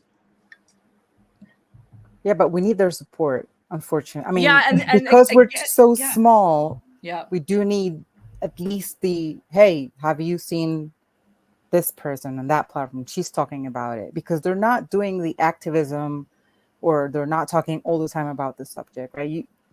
I know Chelsea Handler she's done some skits with it. She's done some routines. She's funny. Yes, she's funny, but it's not everything that she talks about. She talks about many other things. And I can say from my experience, not in the English-speaking space, but in the Spanish-speaking Childfree space, we've had a push from a couple of celebrities who have pointed our way people, and that has helped a lot in terms of visibility and just getting the conversation out there, and just, having more people be part of the conversation, whether it's to say, oh my God, I didn't know this was a thing, or to say, oh my God, you guys are going to end with the population in the world, which happens as well, in Spanish and in any other language. We also get trolls, but at least the conversation is going. So it would be very helpful if she would, point our way and say, yes, I'm Childfree, these kids is whatever, but hey, there's a whole community. Go and, see this person's profile and go and do this activity. Like, that would be really helpful. And I don't think it's going to cost her anything. I don't think she's going to lose any followers or, fans if she does something like that, personally. Yeah, that's just, to me, it's just to say the word child free. Like, just that's all you really have to do. That'll make enough people Google it, and here we are. Can I just ask the panel, who else is tired of the, oh, I didn't know this was a thing comment? Like, can we just get that out there, that it's like, oh my God, seriously? I mean, again, people, I just feel, because it's been going on a lot longer than a lot of us have been alive. And I'm just like, really? Yeah, but I'm also tired of people saying, why do you have to talk about this? Yeah. And not only people who are not child-free, people who are child-free have come up to me and say, yes, why do you talk about this? Like, who cares? That's a big thing. We don't want to have children, like, whatever. We had a great comment on the Childfree. I'll let somebody else answer the question, but there is a comment on the Childfree Convention Facebook, or maybe it was International Childfree Day. I can't remember. But anyway, so some gentleman in Ireland was saying 90% of my friends are child-free. This doesn't need to be a discussion. This was under the Childfree Convention, one of the posts that we did. And so then I went in and said, so I take it we take it you won't be celebrating International Childfree Day on August 1st then. Never got a response. But that is, you hear that. Child-free people online and offline feel there's zero need to have any of this conversation. You don't need to say a thing. That takes me back to what Christine was talking about all of the ways that we are impacted through pronatalism and other things, and a lack of awareness that not wanting kids isn't just like, you don't want kids and that's it. It's a whole host of issues that we're subjected to. But there's not that real awareness. I don't think people think about it, because I don't think people think about a lot of things. People don't think about it if it's not a problem for them personally. Yeah, that's true. I mean, if it comes from, first of all, guys, you have a lot less pressure in general terms than women with a uterus have for being child-free. That's one thing, or having children. And then the other thing is, if you're white, privileged, from a first world country, it's a whole different ballgame than being a person of color from a developing country. It's a whole different ballgame. So, I mean, you have to also understand, I think we have to also understand that people come from their own reality, and sometimes they just don't have the capacity or even the will to actually like open their minds and expand their views to other people are living in different parts of the world, or even in different parts of their own society. Well, just to flip the coin over, it kind of goes into the next question we had as a topic. But so people who, they say they don't want to have kids, and they don't have kids, whatever. Society doesn't seem to care too much. But if they say they don't want to have kids and then they have kids, that's a totally different mindset. It seems like from society, that's when it's like, oh, see, they changed their minds.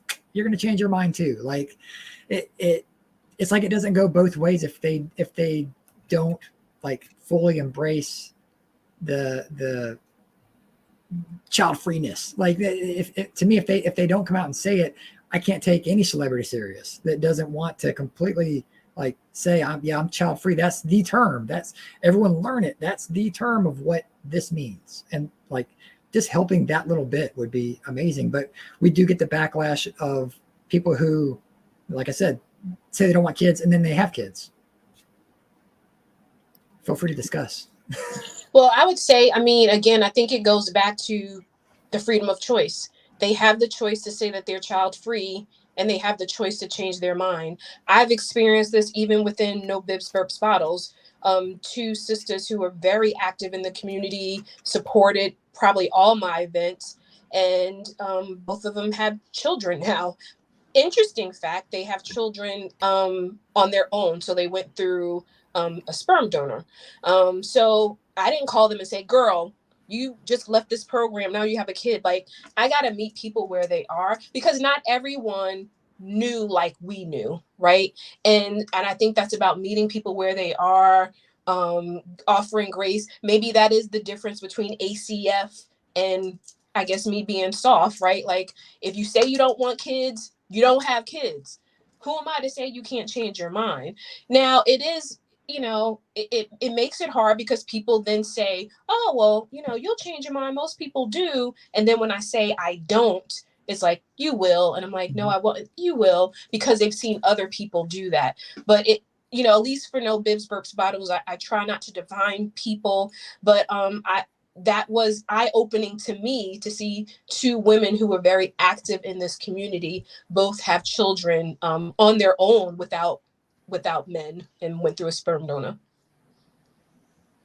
I think it's interesting, going back to the celebrity aspect and bringing that into this part of the conversation. Is it because the child-free choice is so underrepresented, as we know, in mainstream anything? And if it is represented, it's often not correct, or there's some elements missing for a variety of reasons. And so it's like there's this hopefulness, as Helene had mentioned, the disappointment when someone close to you announces that they're pregnant. There's that, oh my gosh, so-and-so who's, you know, famous celebrity decided to have kids, therefore no longer on the t-shirt that we made, got to take that name off, right? And because we are looking like people, and I say we in general, are looking for someone who emulates that choice, and that who's done, you know, is by society standards successful, for whatever that means to you, and they've lived they're living a child-free life. And so to see that, so absolutely, yes, they can change their mind. That's the point. It's choice. But again, there is that disappointment, you know, and it's kind of like, why is that? It's because that we're and again, we generally are.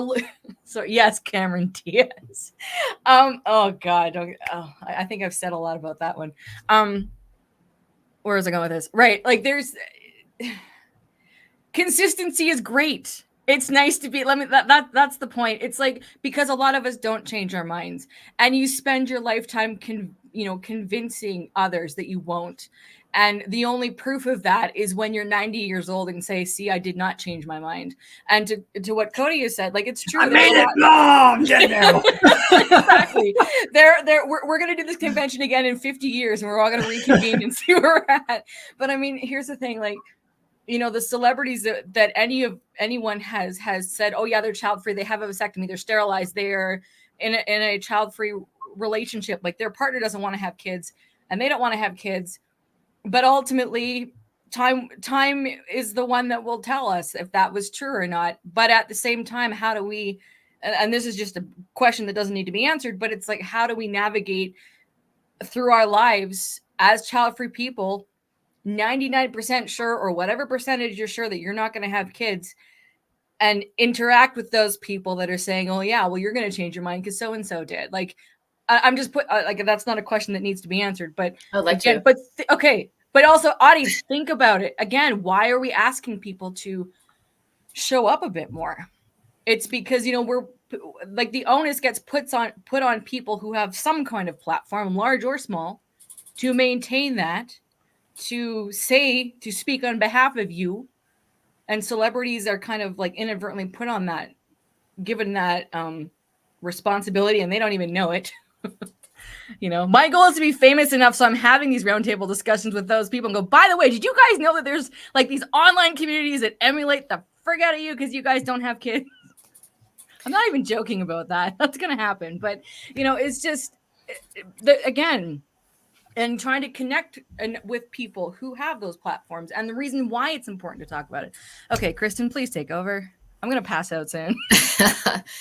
I think we're kind of kicking ourselves in the ass when we turn to celebrities to put them on this child-free platform, not only because when they suddenly decide they want kids, here we've totally embarrassed ourselves by being like, look at this famous person who doesn't have kids. Aren't they fabulous? Because they're famous and don't have kids and they're famous.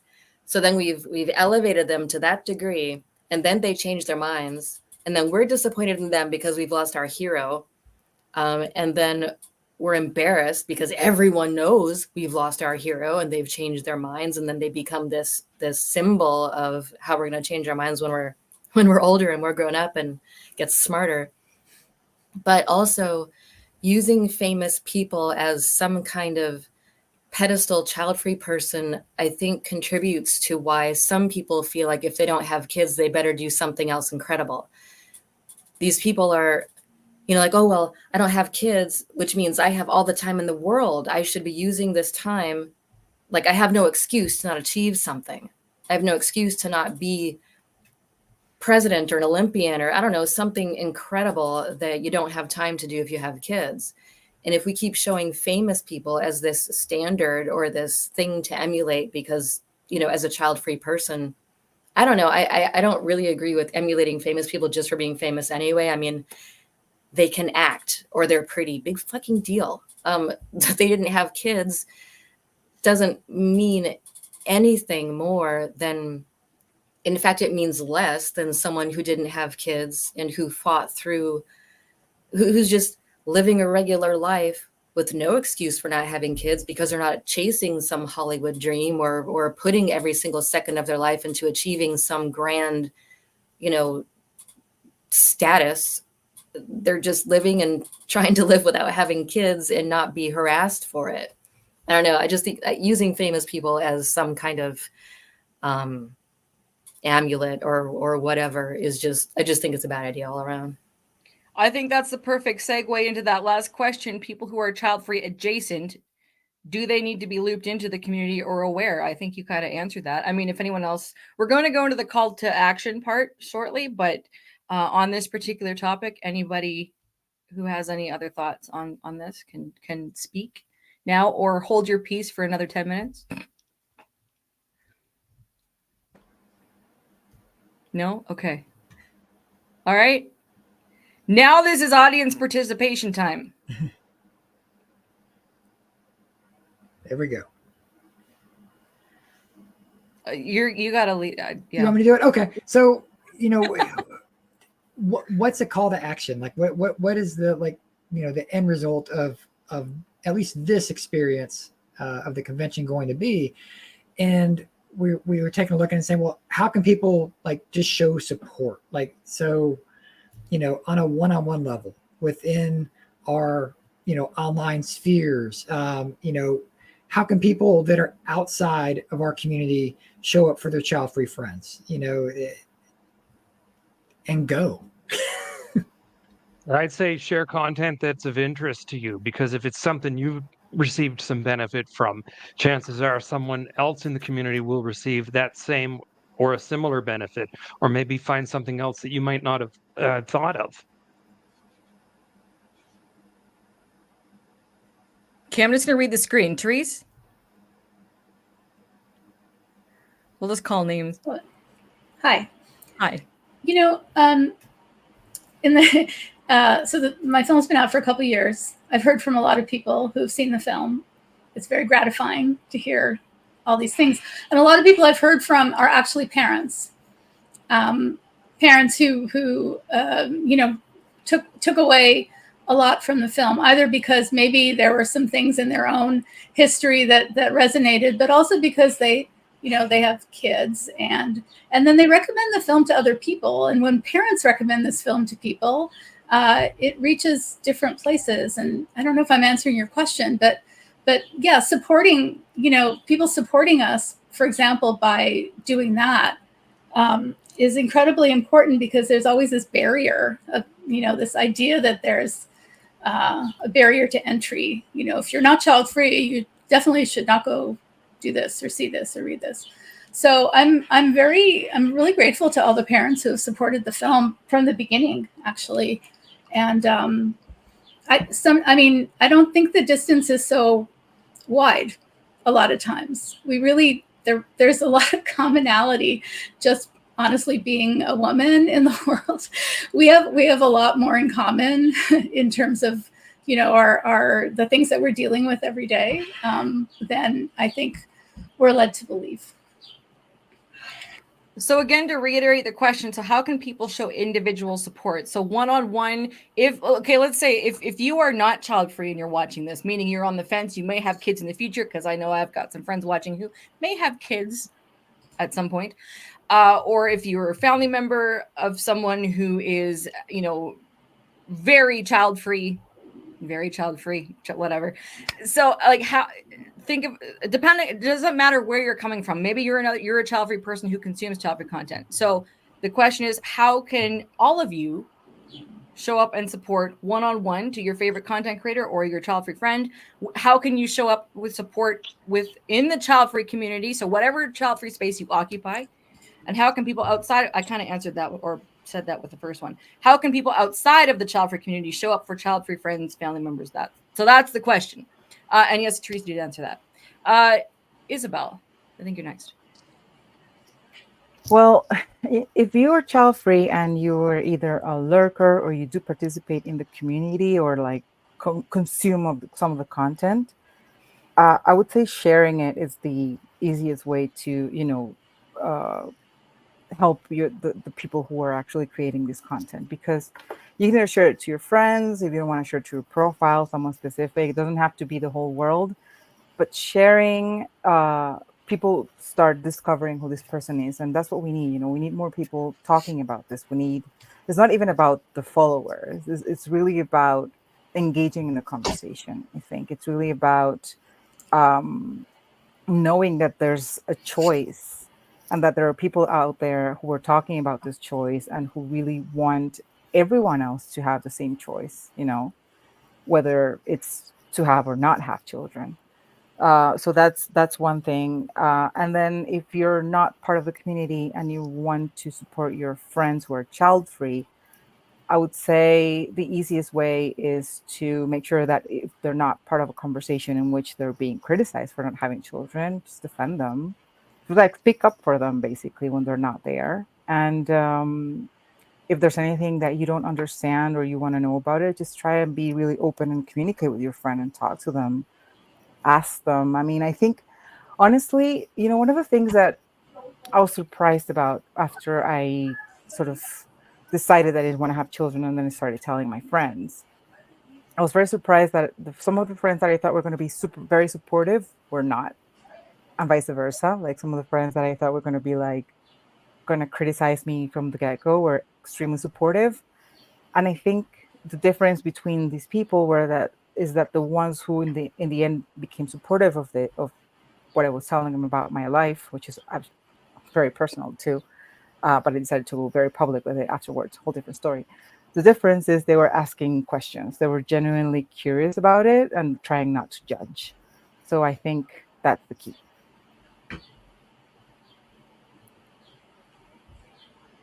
Dan, go ahead, Angela. Yeah, go ahead. Oh, I'll jump in. You know, I always try to lead from like, I can't make people do anything that they don't want to do. So with no bibs, burps, bottles, like if you see the content and it resonates with you, you know, definitely like or share or comment. Again, because we've already shared that it's a lot of work that goes into this. I think there's a misconception that if you're not African American, you can't press the heart. And I'm like, the Instagram, it's open, right? There's an audience, there's a audience that I connect with, but I had one person said like, oh, I'm white, like, can I follow you? And I'm like, all you got to do is press that button in my bio, and of course you can consume this content. So, but I don't want anyone in any of our spaces who truly don't want to be there or have a desire to learn, to be entertained, to be informed. But I also want to challenge myself as well as all others, like being able to just connect with each other. We're all doing really great work. And a lot of times we actually need each other to propel forward. Like, you know, when I called Therese and was like, hey, I believe in you and your film. I'm in a higher education space, you know, we had conversations, but it's because I had worked with her before. I believe in the work that she's doing, that I was like, let's collaborate. How can I bring you here? So being able to see opportunities, right? If there's an opportunity where someone's like, I need a Latina to speak about this, I'm gonna think about Isabel, right? So being able to support each other within the community itself.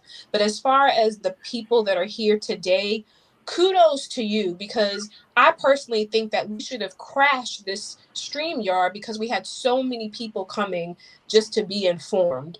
So, you know, support the content, engage with the content. If your content creators are doing things off of social media, which many of us are, buy a book, listen to a podcast, attend a brunch, you know, stand behind policy and things that will help propel us all forward. But just sitting around and just like, oh, that's a nice, and like it's free to literally press the heart and follow people that you align with and engage with. Okay, Dan, I'm going to make you follow up on that. I don't know if there's much I can add to that, because I kind of would echo everybody else's comments. It other than and maybe I'd reference my previous answer, because sharing that content, buying that book, and maybe even giving that book or to somebody else, or sending that article to somebody else. So I'm consuming any of my content now just I find very intentionally, whereas I'm not using socials. So there are things that might still strike me that I might send or send to someone as an informative thing, to say, here, maybe this might explain things a bit more. Someone I might have engaged with previously, or who has questions about it. So there isn't much I can follow up with on top of everyone else's brilliant comments, other than to echo them. Has anyone not answered this question?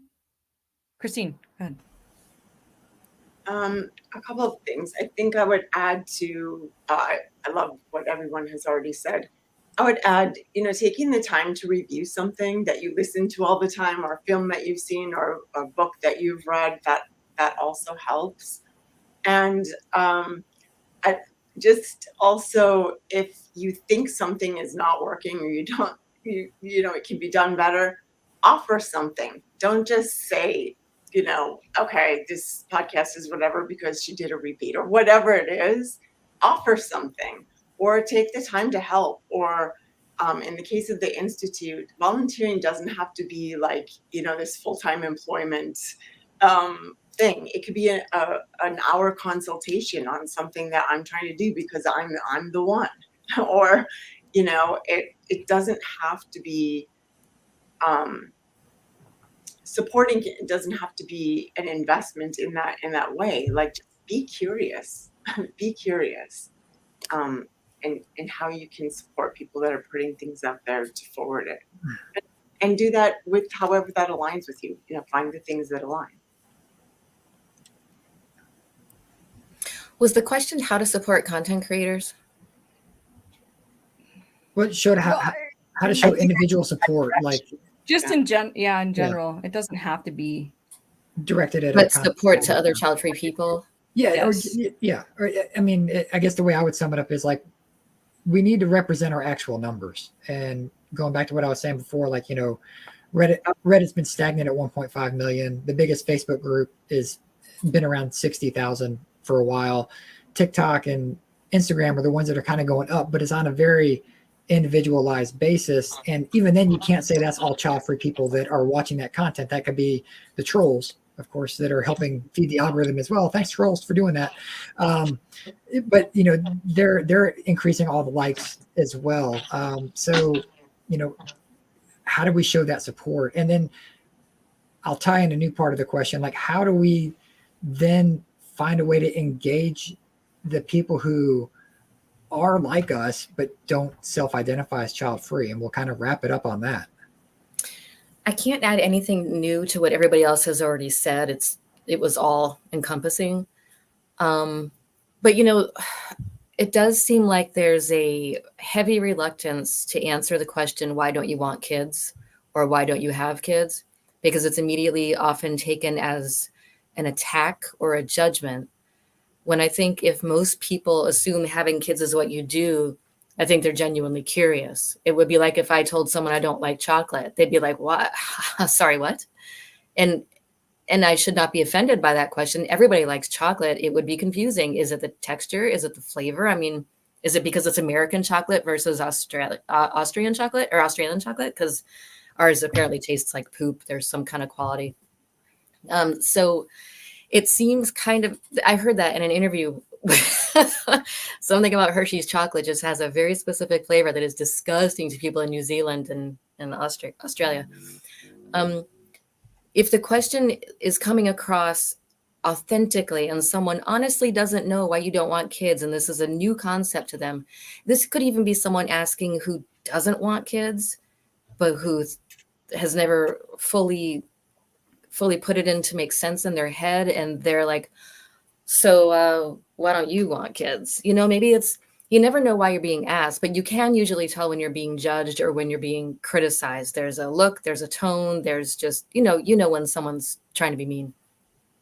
So the only thing I would add is to, if you have the time, if you feel like someone's not trying to take advantage of you or make you do emotional labor, it's just a question. Just answer it, and don't make it seem like such this treasured, secret or click that no one else gets to know anything about. I mean, if you say, go read up on it, that just kind of makes you look like a jerk. It's like, I would like to ask someone, why did you have kids? I really want to know. Did you genuinely want them? Was it inertia? Were you kind of pressured into it in some other way? But that's all I have. So I'll say for specific to Childfree Convention, everybody watching the replays, trolls included, tell people that this channel exists and tell them to go watch the last 4 years of content, including today's conversation, because a lot has been covered in the 4 years that we've done this. And whether there was something today that resonated with you, or you're one of the people going, why didn't you talk about this, and this? Chances are we've talked about it in previous years, and those conversations are worth having. Those are what you would call evergreen conversations, generally speaking, which means they just, what's the actual definition for evergreen? Like, it stays fresh, like it's relevant for like consistently, just for those that don't know. And I mean, I know this, but I just want to make sure I'm getting this right. That's evergreen content. Okay. So this is a specific call to action for Childfree Convention, because there has, a lot has been shared from this YouTube channel through these events that we've done for 4 years. It's worth talking about. And absolutely, Angela, it should be blown up, which is again why Cody and I were like, why are we going to do this? Like, I have, again, so many thoughts echoing what everybody has said, but if someone's lurking and is shy about interacting with child-free spaces, totally get it.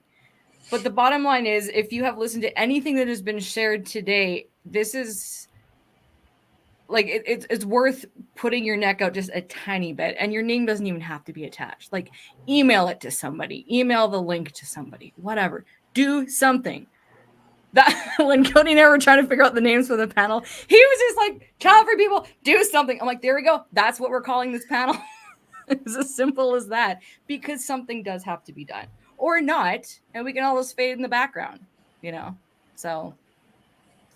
Well, and that's kind of the crazy thing. It's like, being that whatever content creators making, anything related to the child-free space, like, we're kind of like the only line of defense of like defending why we choose to do what we do. Like, that's basically it. So like, if we, keep losing content creators, if new content creators come in, but nothing new is being said, hopefully their stories are all being shared. But if it's just a bunch of memes and stuff, it's not going to get us anywhere. But, if you want to create content, by God, start creating content and see where it goes. Like, you're welcome to begin.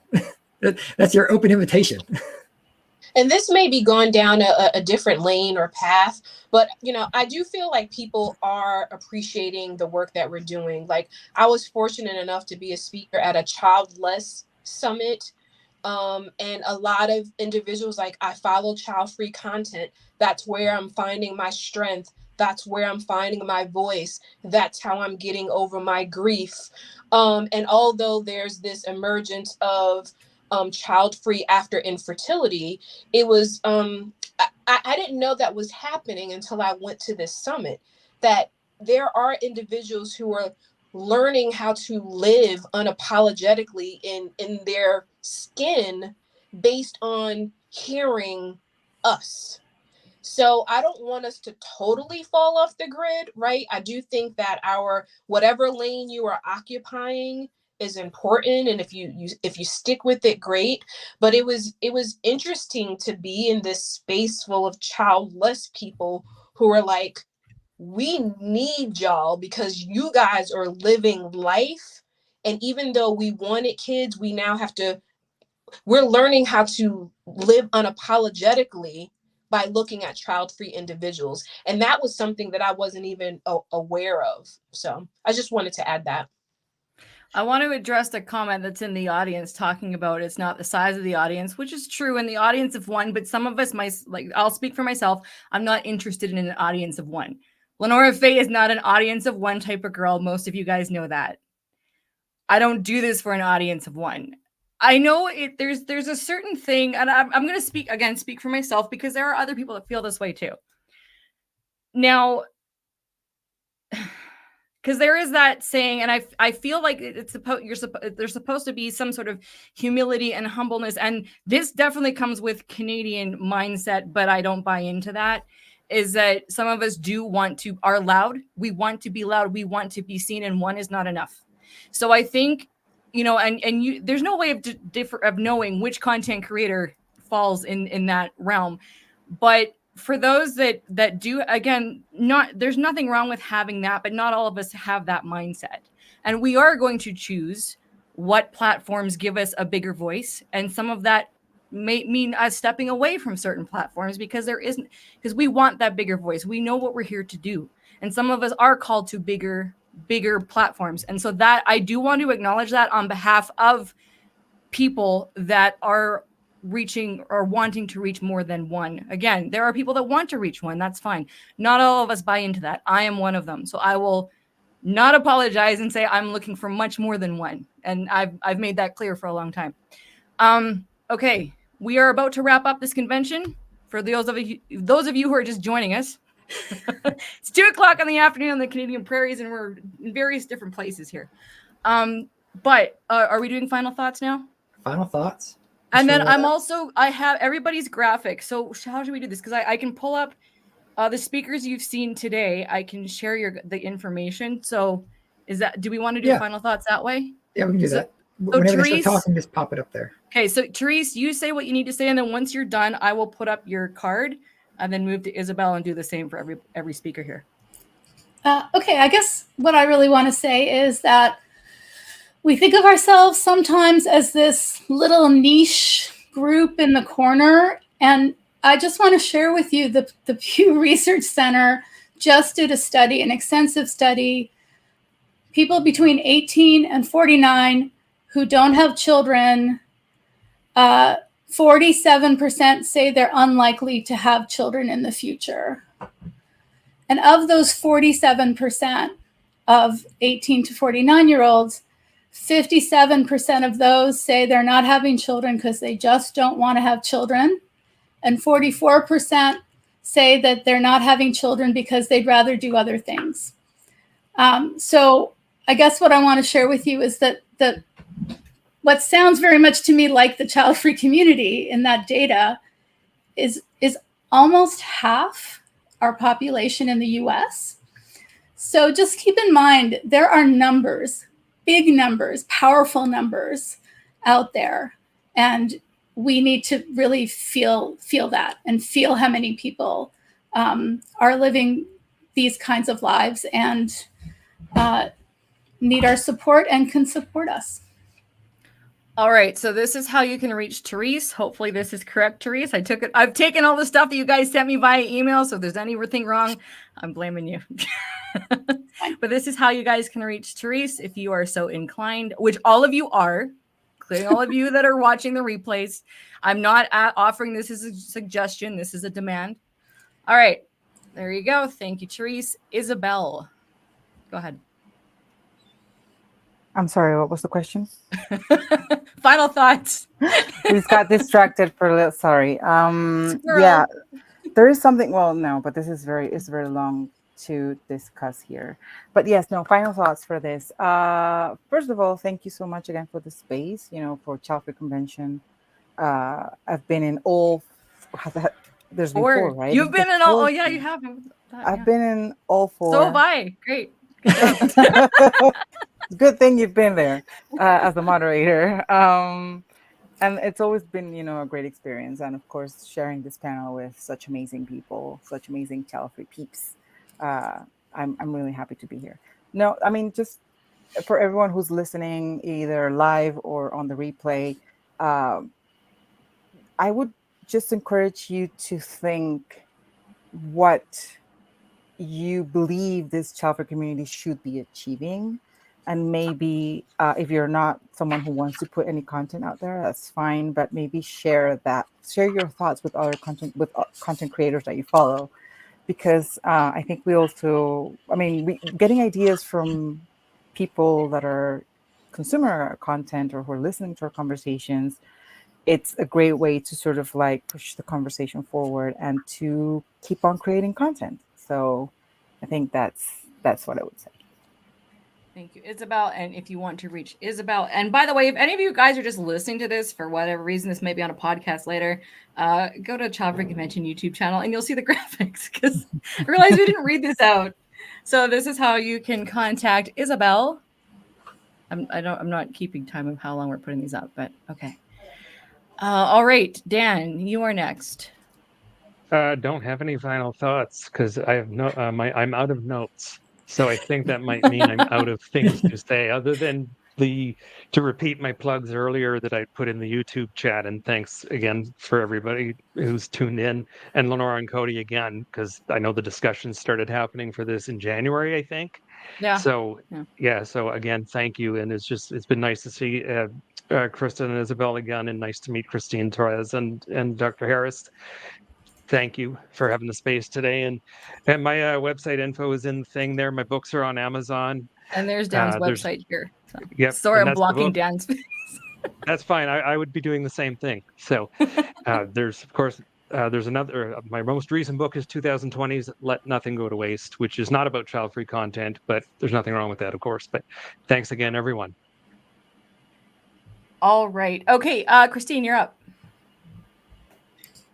Kristen, you're so bad. He's like peeking around. Okay, my last thought is, to the numbers Therese just shared.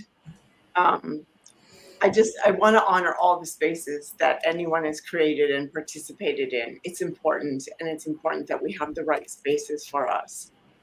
And then I would like to make the invitation that just every once in a while, if we can come out of those spaces and come together and then go back again and have these larger conversations toward, anything it is that we want to achieve. But that really is what I'm trying to do with the Institute, so that we have a platform that also we can have different conversations. We don't have to negotiate our personal identification, and it's good to know where we can go, whatever that is. So I guess that would be my invitation, and I just want to say thank you so much, Cody and LeNora, for having me here, and for all the work that you do, and for each and every one of you, everything that you contributed today, and all the work and more that I can only imagine that you do day to day. So thank you so much. Thank you, Christine. And there's Christine's information. All right. Okay, we are going to Angela. Hey, well, one, I want to thank every guest that has joined us. You're a real trooper if you've been with us since this morning up until now. But this wouldn't be possible if we were just talking to ourselves. It would have still been a great conversation. But I do want to thank those who came out this morning and this afternoon to join this convention. LeNora and Cody, you have done something very, very special here. For the last 4 years, you have brought child-free individuals together. You have put topics in front of us. Some of them I was like, that's a really good topic. So I know that there's been a lot of labor and love to plan these, but I just wanted to give you your flowers now. This was unheard of. Like, I've never been to a child-free convention until you started it 4 years ago. So I want to say thank you very much for your effort, for your hard work. And it doesn't go in vain, right? You have something that you should be very proud of. And for it to be August 4th and for it to be on the 4th. And we didn't even plan it that way.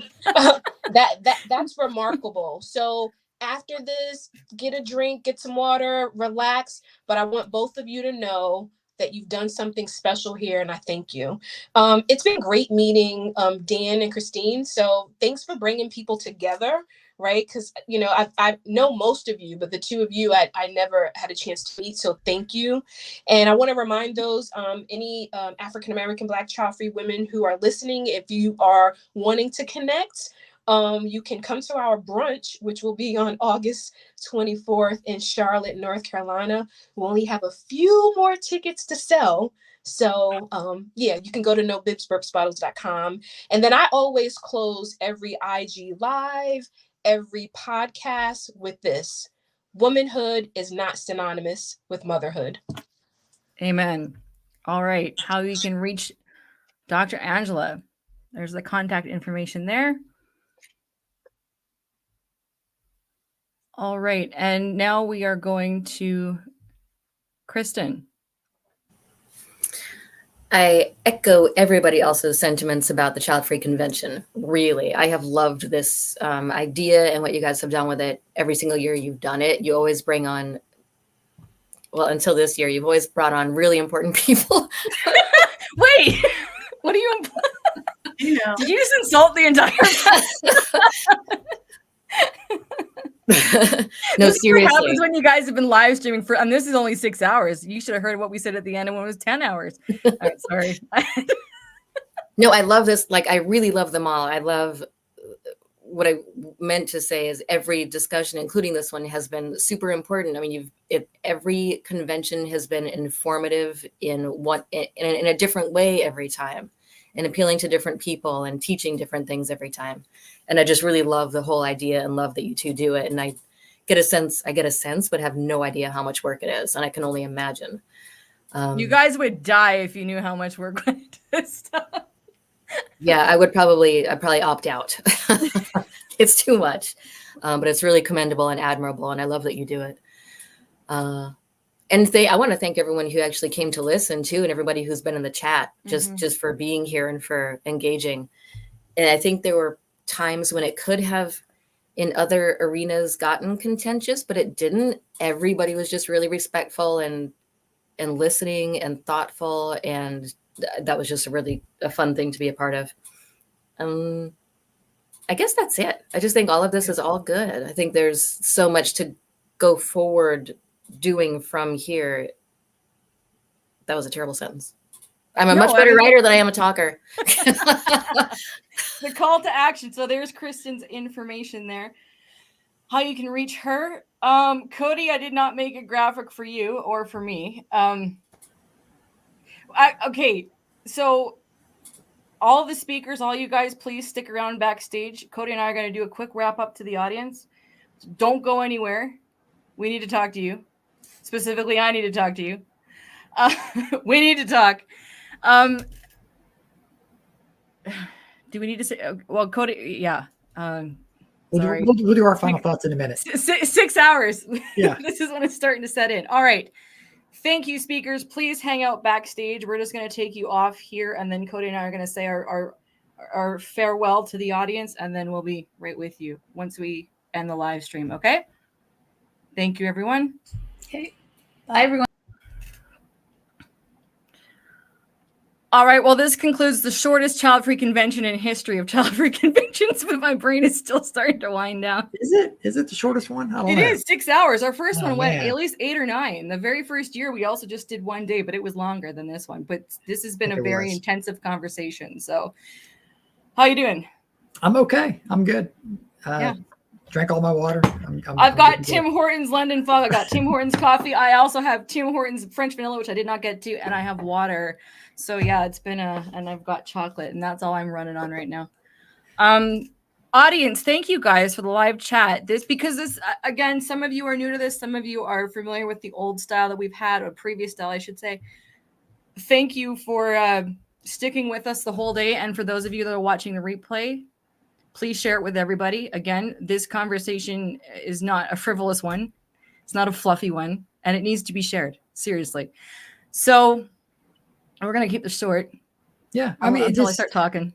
Well, like just for me, creating content and looking at it, like we kind of whine and complain. It's like, oh, the algorithm hates us. It's the algorithm. It's the algorithm. It's not so much the algorithm as it is the apathy. And I think that's probably the biggest thing that we could use that help from as a community as a whole, is just to not be as apathetic about putting our foot forward. And, you know, the content that's being made out there, you know, great. It's there. Enjoy it, consume it, like it, follow it, share it, all that good stuff. But, you know, as a consumer, like, you know, you could ask for more from the content creators. That's why convention is what it is. Like we try to hit topics that no one else talks about, that no one else is even thinking about. It's not even on the radar of anyone making content. I'd be surprised if really anything we talked about today or the last convention has been talked about in anyone's content they're creating. So, and that's not to say it's like, oh, we're so smart. No, it's because these conversations need to happen on a little bit deeper level. And the hopes is that someone else continues these conversations. That we said that ever since the very first one. The reason we started this was to begin the conversation. And we're in year 4 now, and the conversation is still going on our end.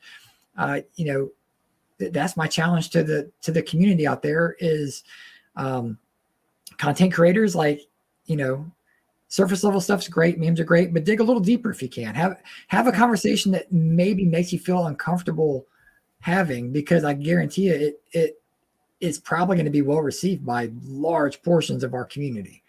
Yeah.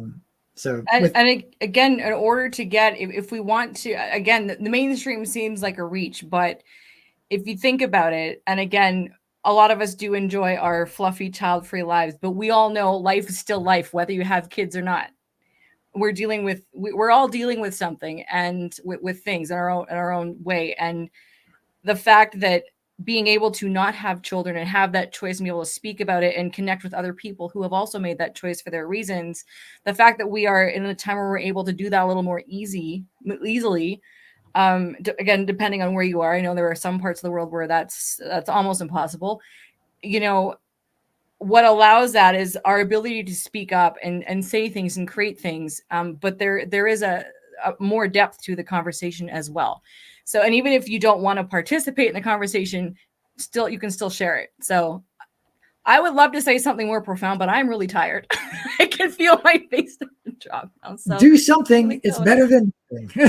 Thank you. Thank you very much. So again, thank you to our audience. Thank you for everyone who's listening to the replays. Thank you to our amazing speakers, and for everyone that has supported us through the last 4 years. We really, really appreciate you. Please go out and do something, like Cody said, and say that one more time, and then I'll put up the brand. Do something. It's better than nothing. Bye, everyone. Later.